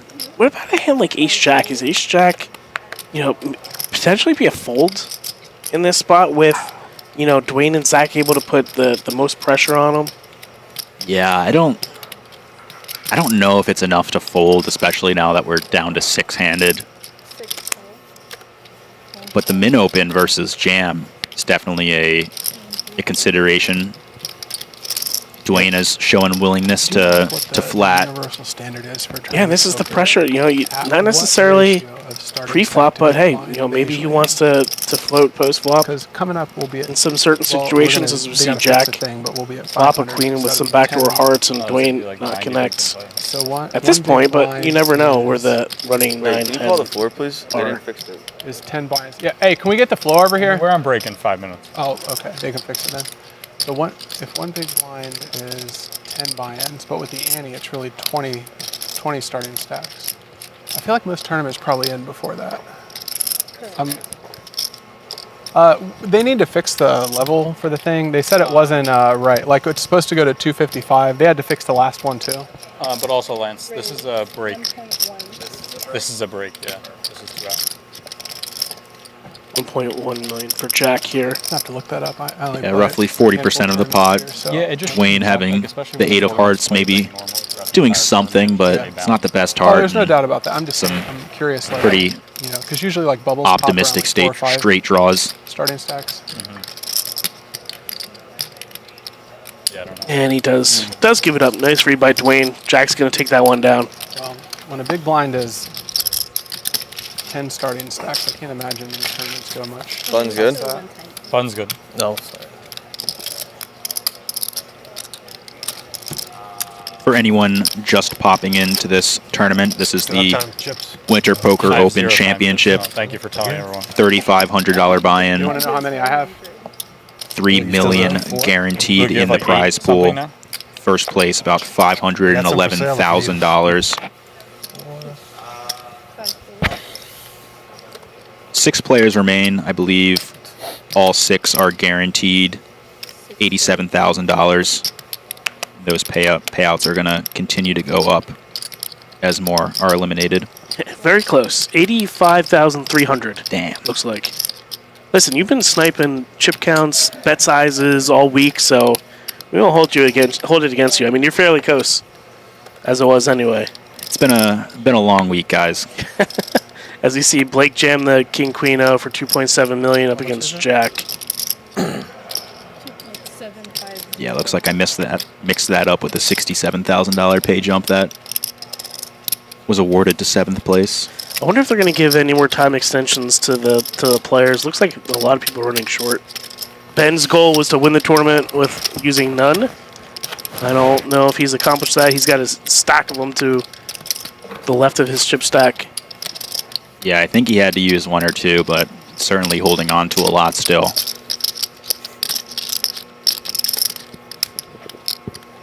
More information on the payouts, though, as you just mentioned, $85,000 for 6th place and $109,000 for 5th place, so roughly $24,000 pay jump there. Between 5th and 4th, it goes up to $159,000, so roughly a $50,000 pay jump from 5th to 4th. These pay jumps are getting big, and yeah, Dwayne picks up a hand, pocket 9s. Yeah, pocket 9s here. I can't imagine he folded that, right? It's just got to refresh. Graphics are waiting for a break as well. Here they come. There they are. I'm just going to keep your ante. And I believe he takes it down. He does. Did we have any player over 20 million chips yet? I know we hit the 15 million mark. I can't remember if Jack had 20 million or not. I think Jack crossed the 20 million mark at some point, but it was not for long. I believe he came in with 16 million-ish and got over 20, but yeah, as we saw, fortunately, swung back down. Yeah, players really just in a blender, not being able to play a lot of these nice hands that they see. Jack picks up Jack 10 on the button with Olivier having a short stack, but Dwayne having all the chips. All in.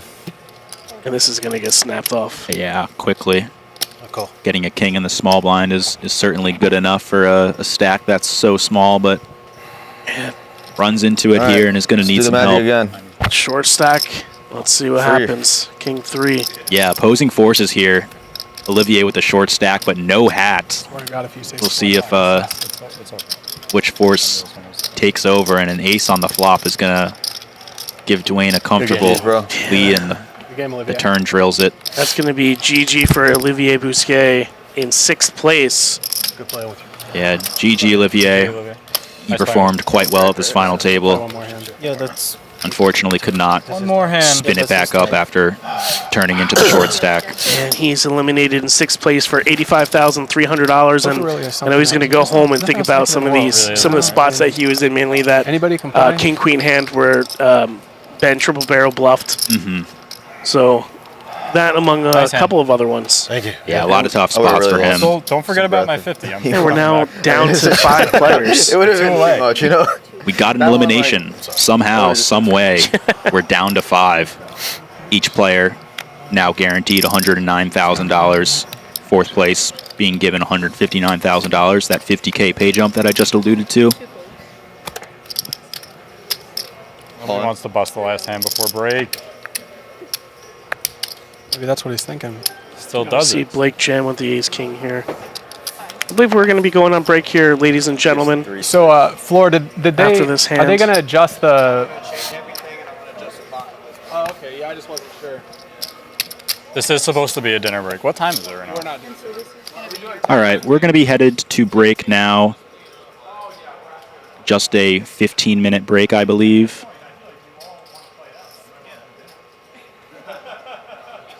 Yeah, 15-minute break confirmed, and you can take a look at the chip counts before we head out. Dwayne in the commanding lead, Zach in 2nd place, and some short stacks they're going to need a battle in order to stay alive. So we'll be back in 15 minutes. Don't go anywhere. Plenty of action to go. Stay with us.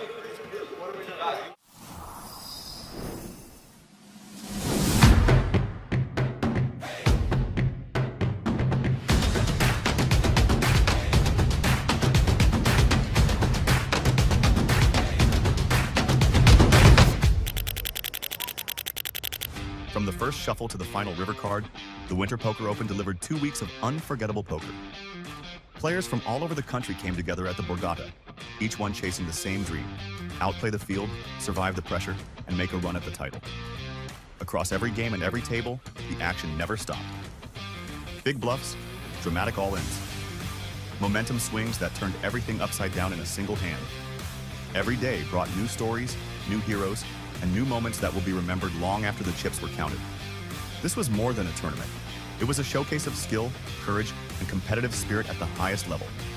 We want to thank the Borgata and BetMGM for hosting another incredible Winter Poker Open, and most importantly, thank the players who brought the heart, the intensity, and the passion that made this event truly special. And the action doesn't stop here. Join us this April for the Spring Poker Open and experience the next chapter of Championship Poker, live from the tables.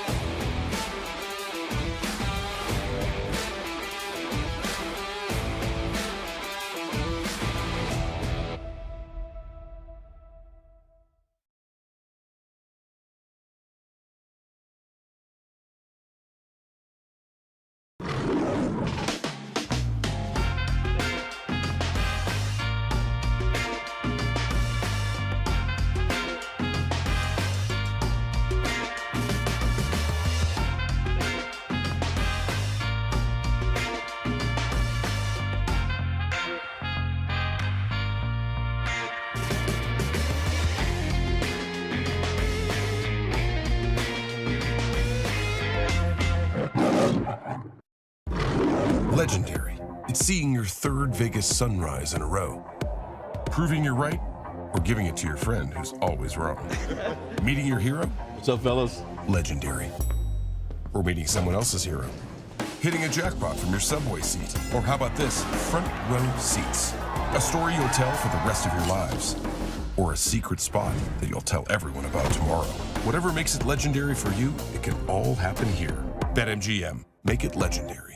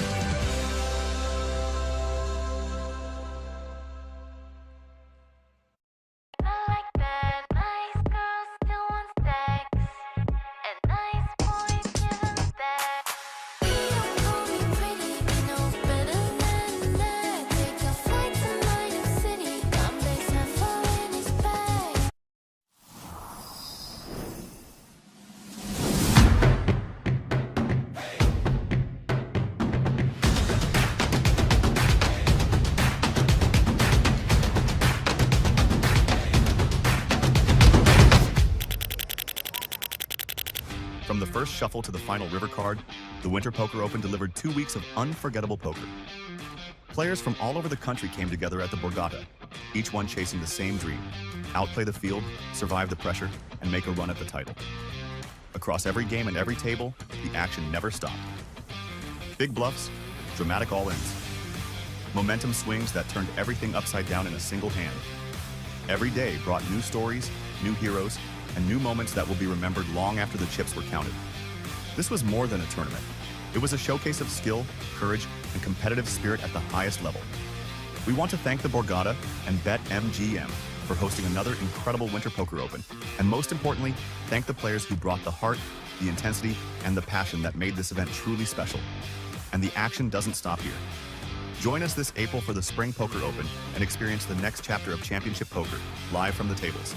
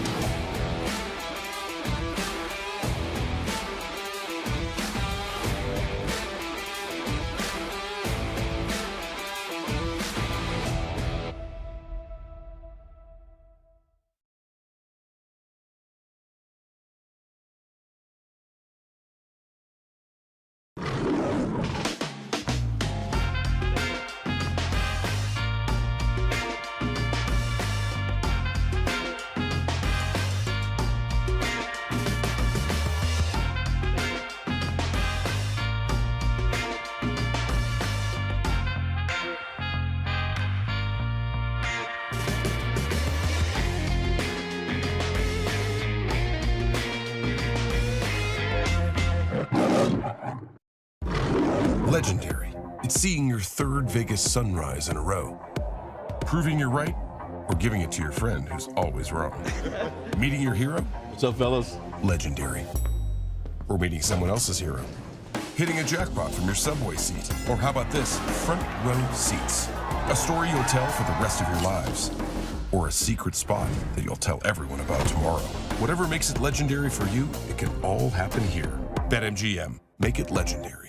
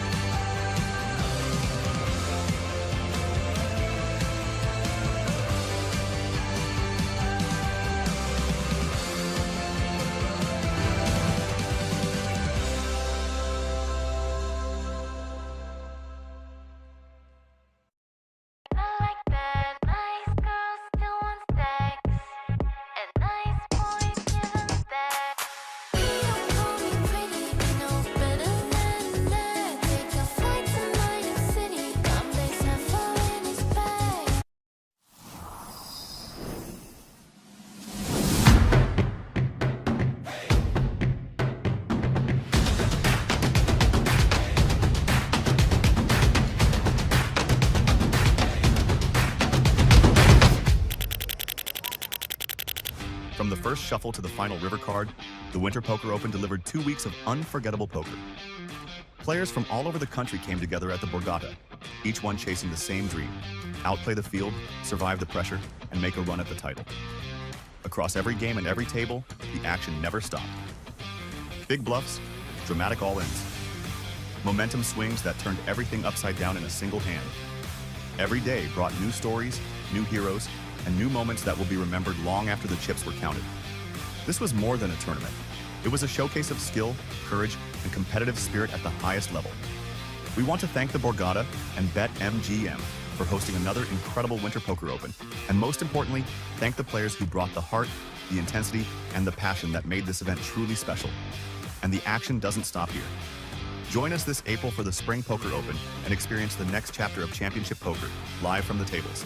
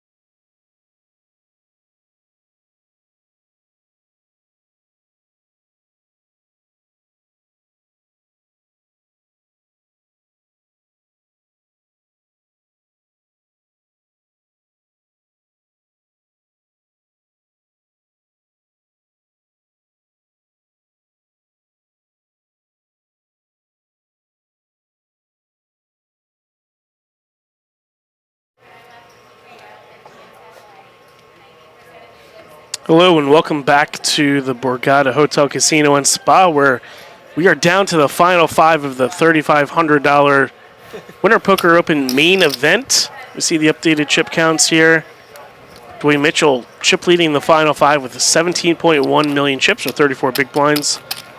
Zach, Jack, Blake, and Ben round out the bottom 5. And yeah, we're getting down to the nitty gritty here, Dave. I mean, the stacks are condensing. We're going to be going up to 250K, 500K, and not going to be too much play left here for a lot of the players. Yeah, if you're just joining us, it's been a roller coaster of a final table so far. I mean, it's taken us over 7 hours to just eliminate 3 people. 255 then?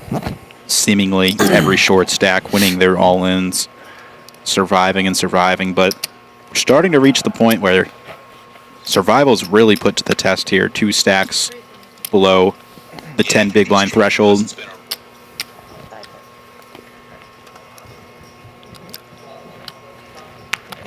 Hope everyone's having a good time at home, watching along. Started this stream about 1:30 p.m. Bro, I haven't even sat down yet. I know, with 8 it was players. a little intimidating, to be honest. Zach is jamming with every player sitting down.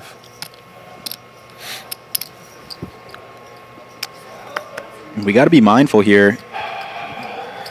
Ben in the big blind. Oh, no phone. Only off of 6 big blinds behind, given that he has put in the big blind and the big blind ante.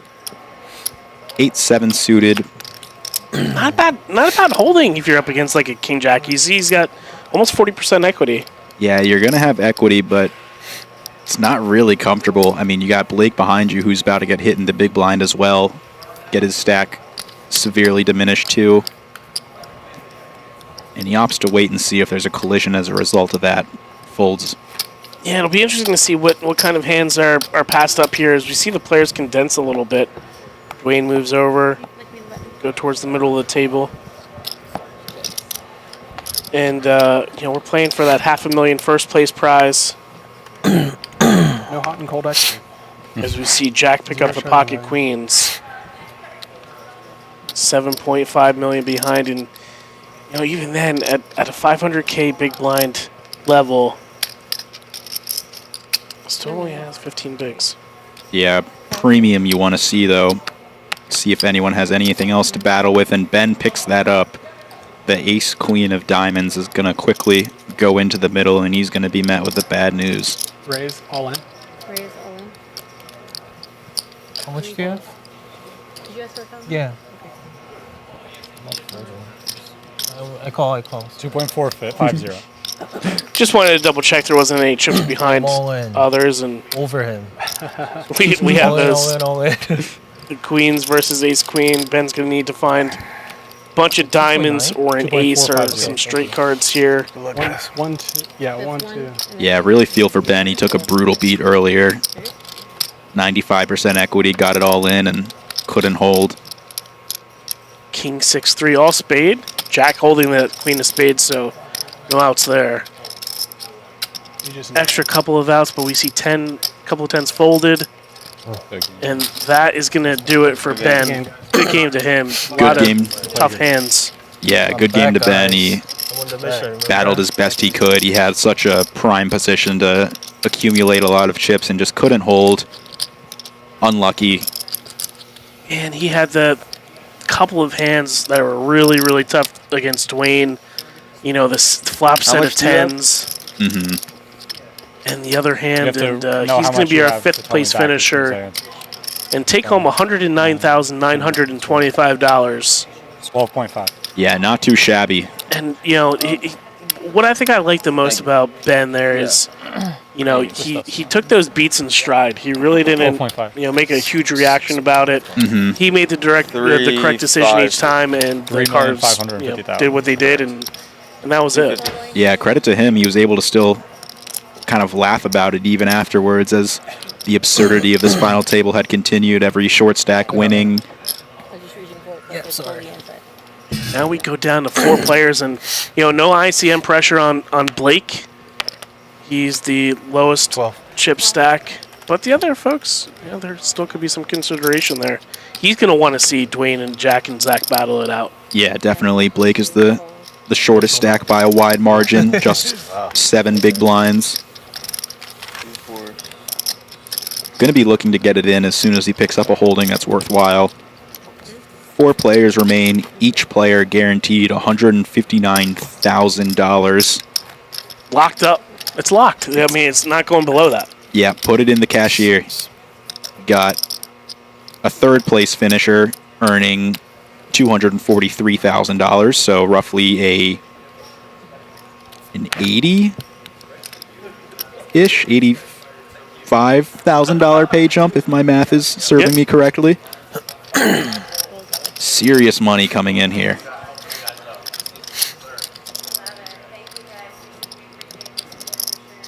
See Jack taking a look to see how many chips Dwayne has. Is it 500? He has a good hand, but he still needs to be a little cautious because Dwayne out-chips him, of course, and could be putting some pressure on him, being that Blake has, a shorter stack. Yeah, Jack likely proceeding with a limp with a lot of the hands that he's going to play, even very strong hands.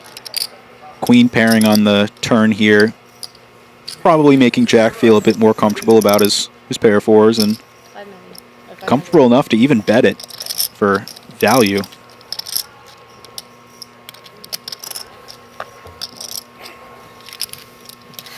and does win the pot. I think some of these speculative spots, players are going to take the more aggressive route, since there's so many chips in the middle, and don't want to just give those away. As we see the cumulative winnings here, Dwayne up 13.8 million chips since the table started.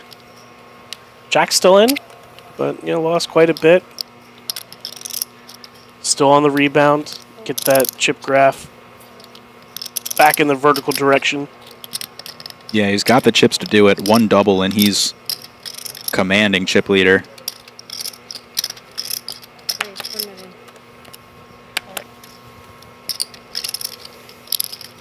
You're like 10 now? Oh, yeah. Playing roughly 20 big blinds effective.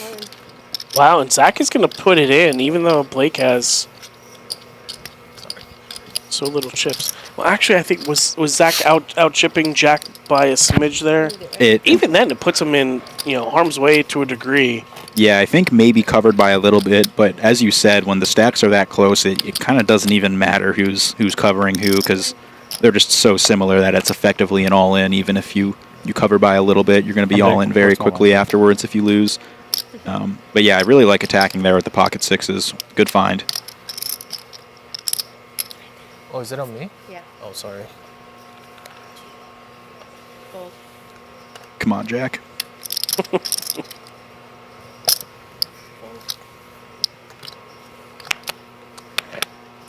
And this is some room for collision. Blake with only 5 big blinds, less than. 9, 2.3. And we're going to get a snap call from Blake. And off to the races we go. Go. You gotta say the magic word. All in, all in, all in. I have a good feeling about this one. You have to say it, man. Just say all in. Buddy. Good luck. Good luck. Both players have a good feeling. We'll see who comes out on top. As we see the 10-8-6 7 two-heart first board.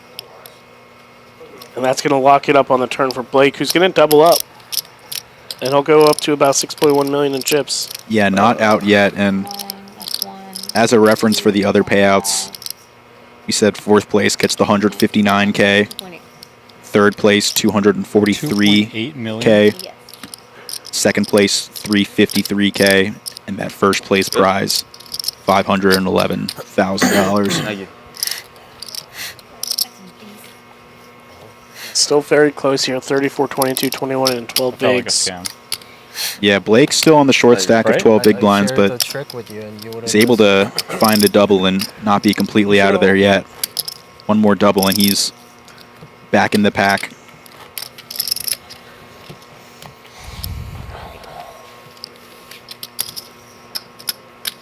At this stage of the tournament, about 89 big blinds in total at the table.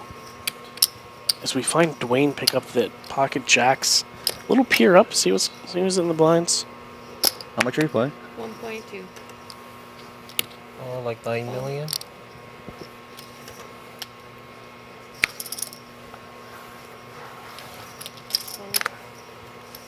And no contestants this time, Dwayne.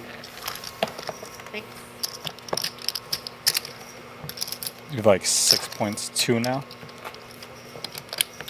Love seeing that Gorilla Gaming table with the MGM and Borgata inlay. 5.7. Oh yeah, very clean. Small and big. That gold Borgata cursive script. Brought to you by GorillaGaming.net.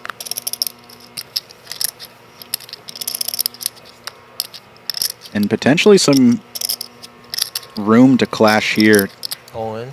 All in. How much? Like 9 million? Jack just choosing to ship it himself. 4, 6. It's 4, And Dwayne's 5. thinking about it. If it's in the 9 range, I'm a fold. It's like 8 point something maybe. 2. Okay. That's 7. Fold. Pretty good. They got to that magical 9 number, so Dwayne's got to pitch it. Trying to entice a call, saying it might be 8.7. I see what you're doing there, Jack. Of course. I went all in, man. You think I go? And I'm curious if Jack could have earned himself a few extra chips if he decided to maybe limp or just go with a non-all-in raise. Dwayne looking to attack with a hand containing an ace, blind versus blind. Maybe some room to earn more chips, but who knows? Yeah, potentially. Yeah, he does find an ace on the button here, so maybe he'll pick up some loot depending on how this one's played. Raise limited.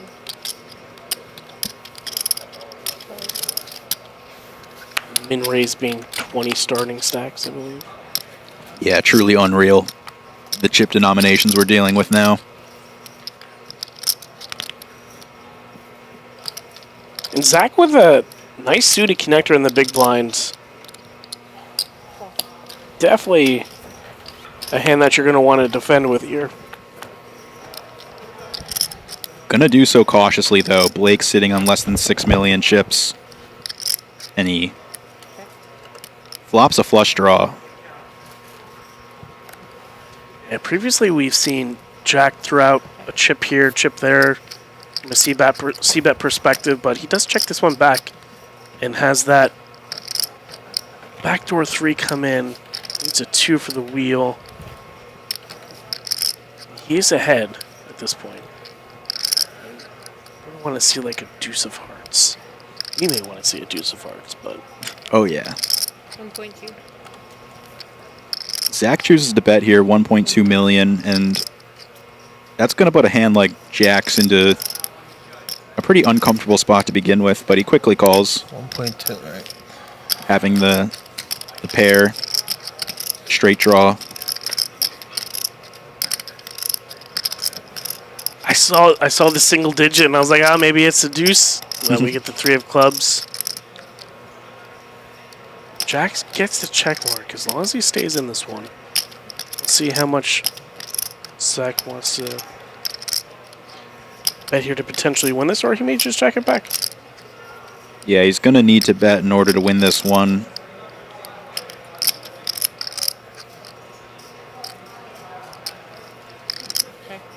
You win. Yeah, he's just going to give it up. Jack picks up a nice one here. Back up above that 13 million chip mark. Close to 14 million. Yeah, it's pretty absurd. We started this final table.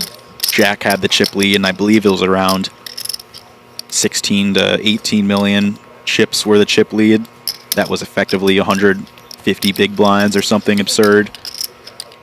And at this stage of the tournament, 15, 20 million chips isn't all that much. Obviously, it would be a lot for one of these players to have right now in this configuration, but Dwayne already approaching that number, and the swings can certainly allow for Jack just to win one more pot and cross that again. And, there's so much variance at this stage. Lines are so high. Anything can really happen. That's why you guys need to stay to the end. As we see... You gotta start the clock. Jack open 2x, Dwayne call on the button, and Blake has the pocket tens in the big blind. Yeah, pretty dream scenario off of under 10 big blinds. He quickly puts it in. How much? Jack finds the fold, but this is mine too. Dwayne getting a pretty damn good price to call. Yeah, almost getting 2 to 1. Yeah, just needs roughly 33% equity to call in chips, but as we know, 350, right? The ICM factor is certainly real. And he's going to call. He decides to put it in, though, which off of his chip stack, I can't really blame him. Yes, we have Dwayne's King Jack up against Blake's pocket tens. Let's go. Couple of clubs, couple of kings, couple of jacks. Blake says, we don't want any of that. Yeah, not the hand you want to see if you're Blake.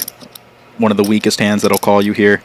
And you're just flipping. Now the 10 is dead. He's got backdoor spades. Non-spade, king, jack, 10. Doesn't get there. And Blake's going to double up here. And it's going to make things certainly interesting, Dave. Right? Yeah, the story continues at the short stack, winning the all-ins. But more importantly, look at the stacks now. Yeah, no chip leader. So much parity. Jack and Blake neck and neck, and Dwayne essentially right in there too. 25, 25, 24 big blinds. This is unreal, dude. Classic race. 350. Yeah, the cards don't want to give anybody the commanding chip lead. You know, all too often you see just like one person, you know, take off and just win everything and not relinquish any chips. But it seems like the chip leader really hasn't won a lot of all-ins, no matter who that was throughout the night. 9, 10. Yeah, plenty of swings, and I imagine that'll keep continuing given these short stacks and tens. Dwayne picks up the tens, possibly rewarded for losing the flip. It's 250. We've seen Dwayne go almost 3x sometimes when he's had some large holdings. Let's see what he went to here. I think I heard 1.3. Sorry, 1.3 is the bet. Yeah, and he maintains that stance, so...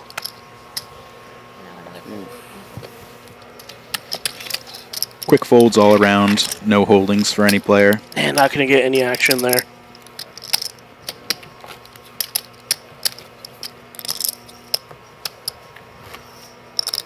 $250,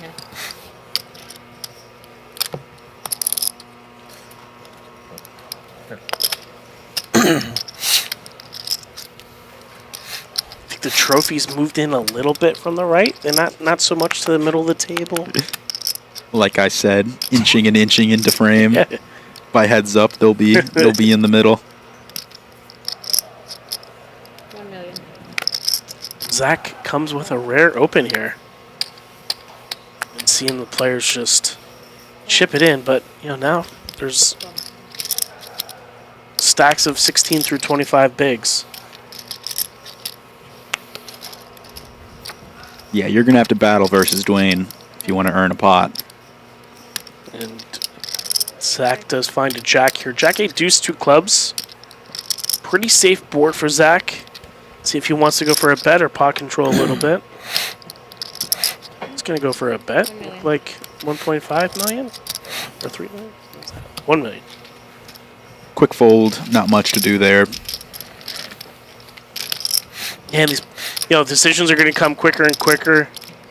Get more hands in. Four-handed. Wow, look at this. 4 big blinds separate fourth from first. Just a reminder, guys, I'm short. And you really don't see this in a big buy-in event. Oh yeah, I'll remind you that this final table started with maybe 150 big blinds in between the last place stack and the first place stack. Yeah. It's getting closer and closer throughout this final table.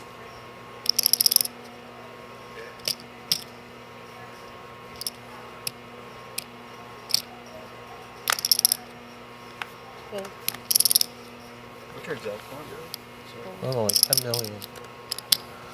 That's 7, 9, 10 something. Thank you. I'm short, I think, 1. Thank you.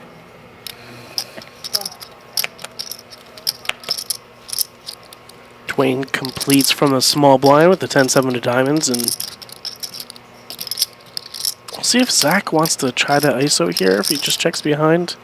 Yeah, I believe we saw an ISO from Zach with the 7-5 offsuit earlier on this final table, and he opts to go with a similar path, raising it up.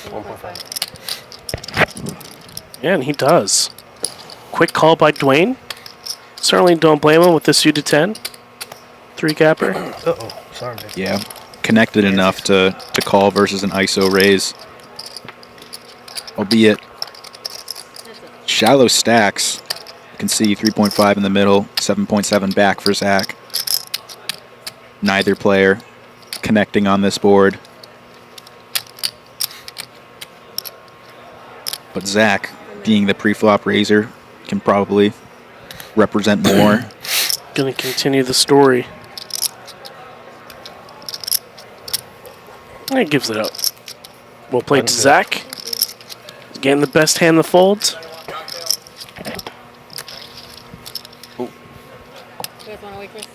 No, thank you. On chips. I'll do Jack and Coke. Okay, last one. We got some people in the chat trying to create some wagers on this. We do? I don't have to. I got the room for the Trying to bet against each other, I think. Maybe BetMGM should implement some sort of like, you know how Twitch streams, Kick streams, whatever it may be, you have like the channel points that you could gamble. Right, Maybe yeah. MGM should implement something like that. I don't know what the rules and regulations of YouTube are.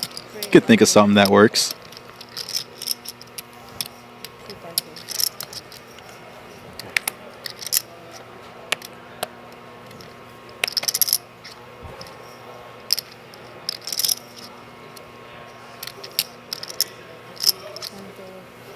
Jack opens the Queen Jack, takes it down.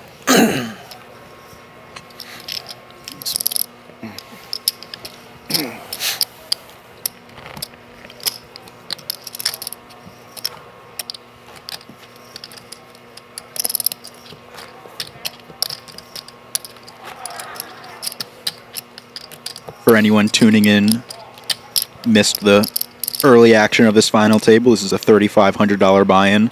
This tournament had over 800 entries, I believe 845 or something. 895. 895. Very close. We're down to the final four, as you can see. $3 million guaranteed in the prize pool. $511,000 given to the first place finisher of this tournament. Each player, $159,000 locked up in the bag. As we see Dwayne open the ace-10 of clubs, and Zach is going to come along with the king-7 of clubs.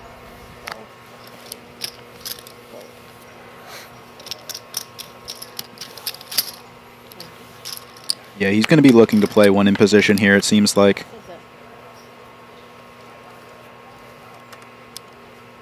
Ace, Jack, 7, 3 diamonds, both catch a piece.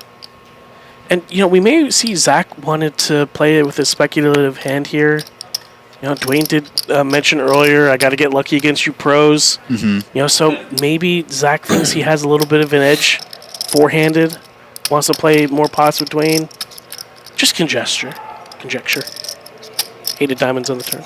Yeah, he's going to have to fight just a pair of 7s on a 4-diamond board. Pretty uncomfortable for both players' holdings. Yeah, 4 spades here. Check from Dwayne and a quick check from Zach.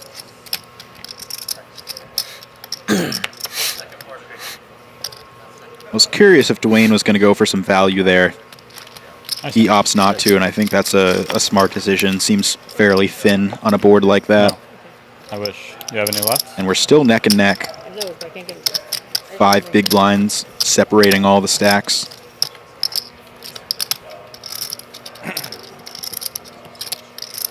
Is today Thursday? Yes, today is Thursday. You know what's going on today? What is? $1,250 PLO Championship, which is now in the night flight. Ain't no way. Yeah, it's $150K guaranteed. Counts towards the mixed game leaderboard, which you have that opportunity, and on Friday as well, you have the Triple Omaha mixed limits, PLO limit Omaha and no limit Omaha. It's a $600 buy-in, along with the Ladies Championship. I hate to interrupt you here. Saturday. Oh, hello. But we've got 2 people on a collision course. As Dwayne jams and gets snap called by Blake. Really unfortunate cooler here. Let's see what kind of streak we can get here. Dwayne hinting at the streak that he's been on at winning these all-ins. Same card, still matter. Slow roll. Blake's Close the window. 4-6-4. Gonna need running queens or 4s. That's gonna do it. Yeah, good game to Dwayne. He was also have a little bit of chips left. Oh, he will. Yes, good eye. My apologies. We Not can't- yet. Yeah, we can't count him out yet just because of the run-up he had earlier in the day. Oh yeah. If we know if anyone's capable of running up a chip stack from here, it's Dwayne. No. Yeah. Yeah. I thought it was shorter. Sorry. I thought it was No, 9. You're good. 10,900,000. 9, 10. And just an 5, unfortunate yeah. cooler there for Dwayne to run into the I thought it aces was of 9. Blake Vodges. Double check, make sure Nice that's hand. right. who propels himself to the undeniable chip lead. Most chips that anyone has had throughout the tournament, 22.6 million, 45 big blinds. Right. Which leaves Pick me, Dwayne dealer. Mitchell down at 2 why big not blinds. me? And It's like, I'm Blake like can right essentially run roughshot over like past 2 hours. Jack and Zach until Dwayne is out. Oh yeah, as long as Dwayne's stack is still here, he's going to be likely willing to put on the pressure.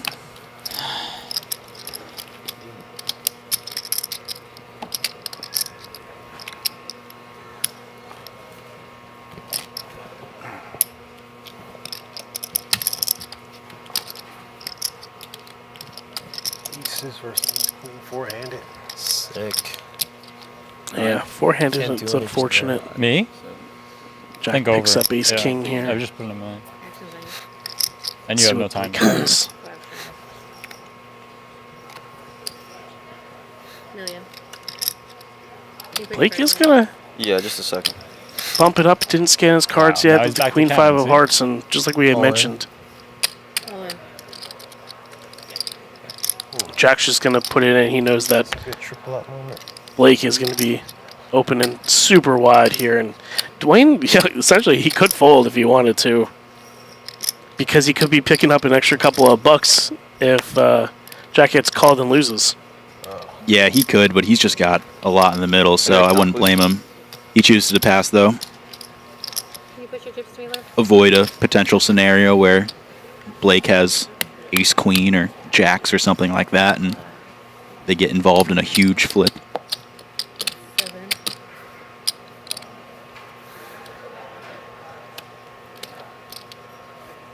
Eight.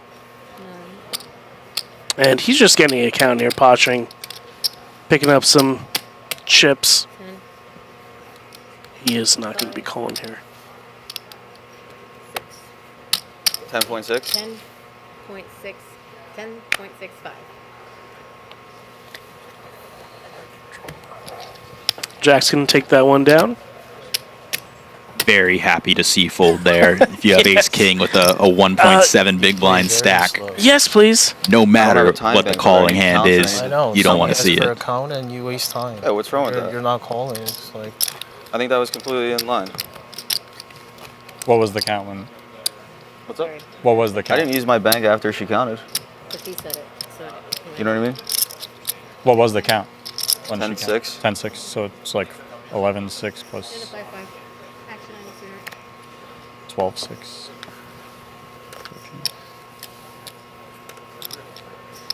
I'm not sure if that was the previous hand that we're still seeing. Yeah, I think it is. Or that was that hand again, because they are moving the button. I'm not sure. Regardless, we move on.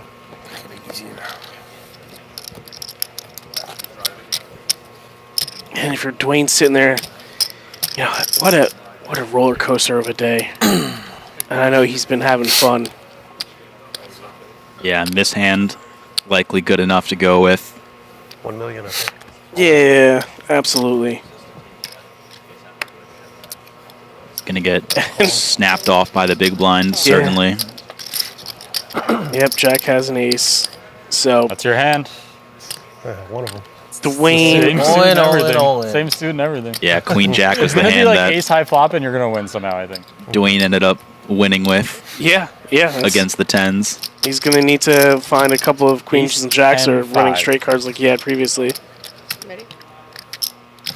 There's a lot of pain on the flop. Calling for a sweat. It's pretty close. One card. 4. 3, 3, 5. Queen or jack still. 4. And that's going to do it for Dwayne. What an incredible run at the Borgata Winter Poker Open main event. Yeah, great game, super entertaining player. It seems like he had a fun time on this final table. Yeah, let's Hard take a not to. Yeah, Can you he's call it going four, to bow out in fourth place for $159,570. Yeah, play. And only Down to one play, I Borgata just- hat left. Can we discuss maybe time banks? Yeah, a great Is there a thing in payout the rule thing with time banks? for his $3,500 entry. And it looks like some discussion You at the have one, table regarding We're Yeah. gonna keep playing, guys. taking a look at numbers. You're good. Go ahead. No, I'm down to keep playing. I don't have any problem with that, but do you want to get more time banks or no? Are we allowed to do that? I don't think so. If we all don't have any? Are you in? Sure. Can you call the 4, please? He already went to go check. The time banks? Yeah. No, excuse me. So that you know it's on you. Let's do that first because We all don't have them. Can you stop the clock for a second? No, Why? It's on you. Just play. We all don't have any, so we all are asking if we could take, not like if we get more, but we want to tell them we don't have any and we want to get them. Like none of us have How any. much are you playing? Yeah, thank you. No. Counting for you. Okay, thank you. 7.5, 7.6, 7.7, 8.275. It's almost like they would be playing online if they don't have any time bank extensions. Yeah. But, you know, you're playing for $500,000, so I totally understand the request. We'll see what the tournament director comes and says. You have a lot. 21.5, 21.6.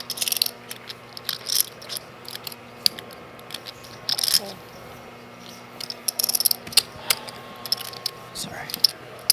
And Jack gets it through, picks up a pot.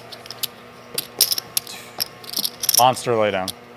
Remember, for those folks at home, You think so? they're talking about time bank extensions for the shot clock. You see the little white box next to the dealer with the green button. Players get 30 seconds to act. If they have a tough decision, they can throw in a time bank extension, and all of them are out. So they need to make some quick decisions. Thank you. And Blake had asked to get some more as he picks up aces.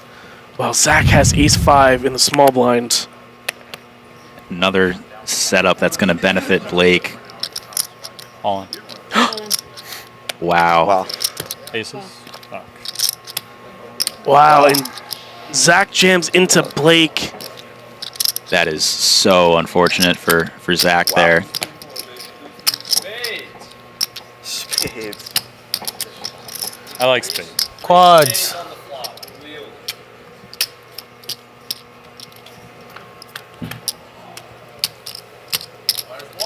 King 7-3. 4 deuce or 5. Yeah, that's going to be it. Good game to Zach. That's a really sad way to go out, just running into aces, but he's going to earn himself $243,000 for his third place finish, turning $3,500 into that. A great performance, and we're going to go on a quick little break here. I believe the break will be less than 2 minutes, just 1 minute 40-second break, I'm being told, just to set up the heads-up arena, get the trophies in the middle, make everything look pretty. Don't go anywhere. We're going to be back in less than 2 minutes. Thank you very much.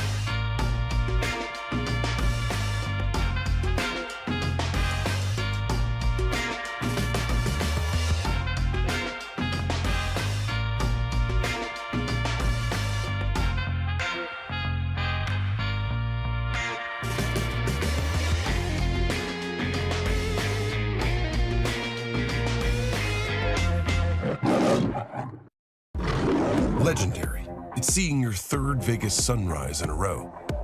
Proving you're right, or giving it to your friend who's always wrong. Meeting your hero? What's up, fellas? Legendary.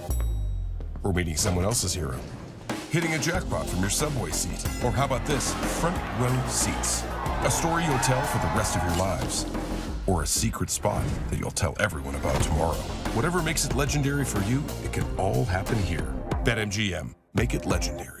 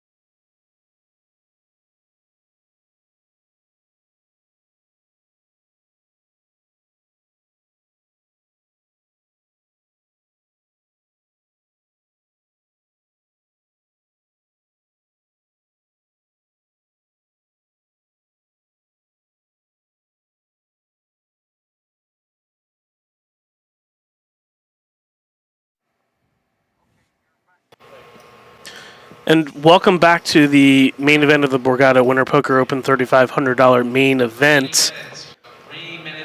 We are back, and over the break we had a little bit of an extension. Somebody in the chat said that we had time bank extensions as well.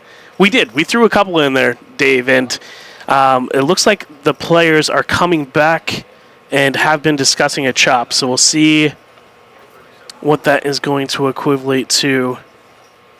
They were looking over numbers, and for those that are unaware, we do, in some certain situations where you're playing for a lot of money, you decide, whether you want to cut down on some variance, and looks like the two players may have hugged it out here, so we'll take a look. Yeah, somebody coming in with the clipboard to make a chop official. BetMGM, very nice of them to facilitate chops like this when there's so much money being played for first place. Can help lower a lot of the variance. You see the handshake there, and yeah, we did just get word that they did agree to a chop.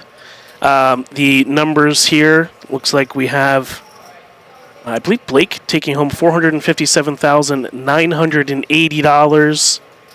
and Jaquan taking home $407,110. And there are those elusive BetMGM Poker and Borgata clear trophies.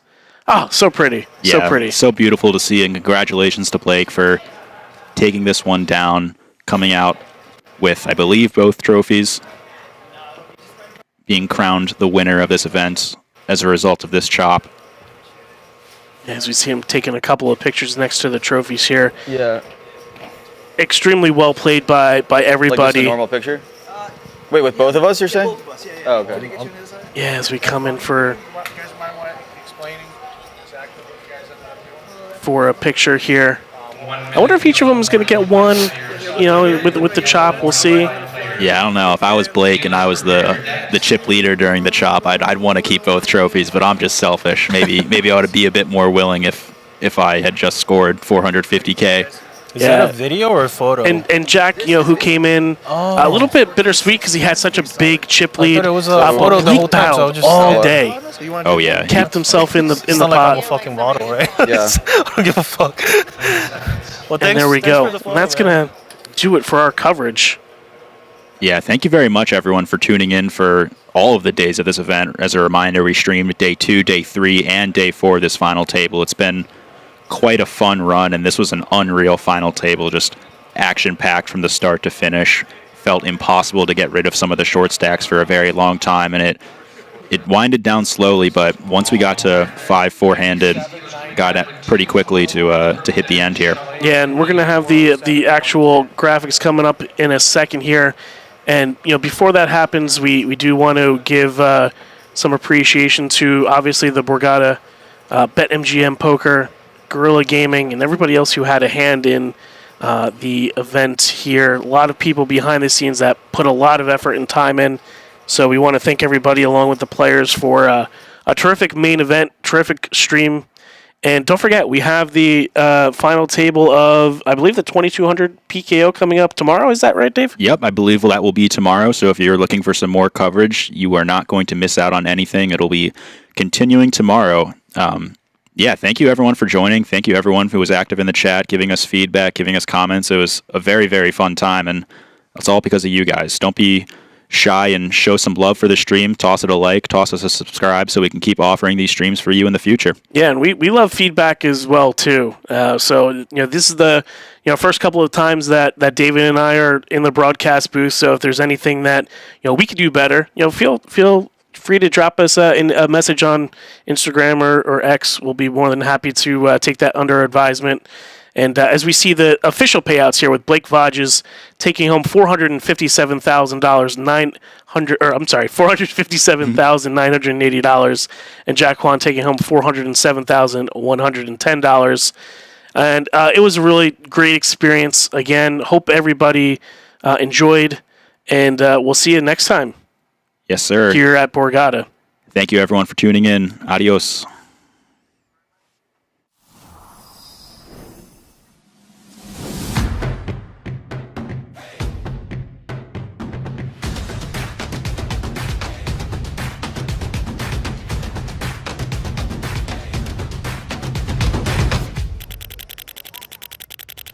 From the first shuffle to the final river card, the Winter Poker Open delivered 2 weeks of unforgettable poker. Players from all over the country came together at the Borgata, each one chasing the same dream: outplay the field, survive the pressure, and make a run at the title. Across every game and every table, the action never stopped. Big bluffs, dramatic all-ins, momentum swings that turned everything upside down in a single hand. Every day brought new stories, new heroes, and new moments that will be remembered long after the chips were counted. This was more than a tournament. It was a showcase of skill, courage, and competitive spirit at the highest level. We want to thank the Borgata and BetMGM for hosting another incredible Winter Poker Open, and most importantly, thank the players who brought the heart, the intensity, and the passion that made this event truly special. And the action doesn't stop here. Join us this April for the Spring Poker Open and experience the next chapter of Championship Poker live from the tables.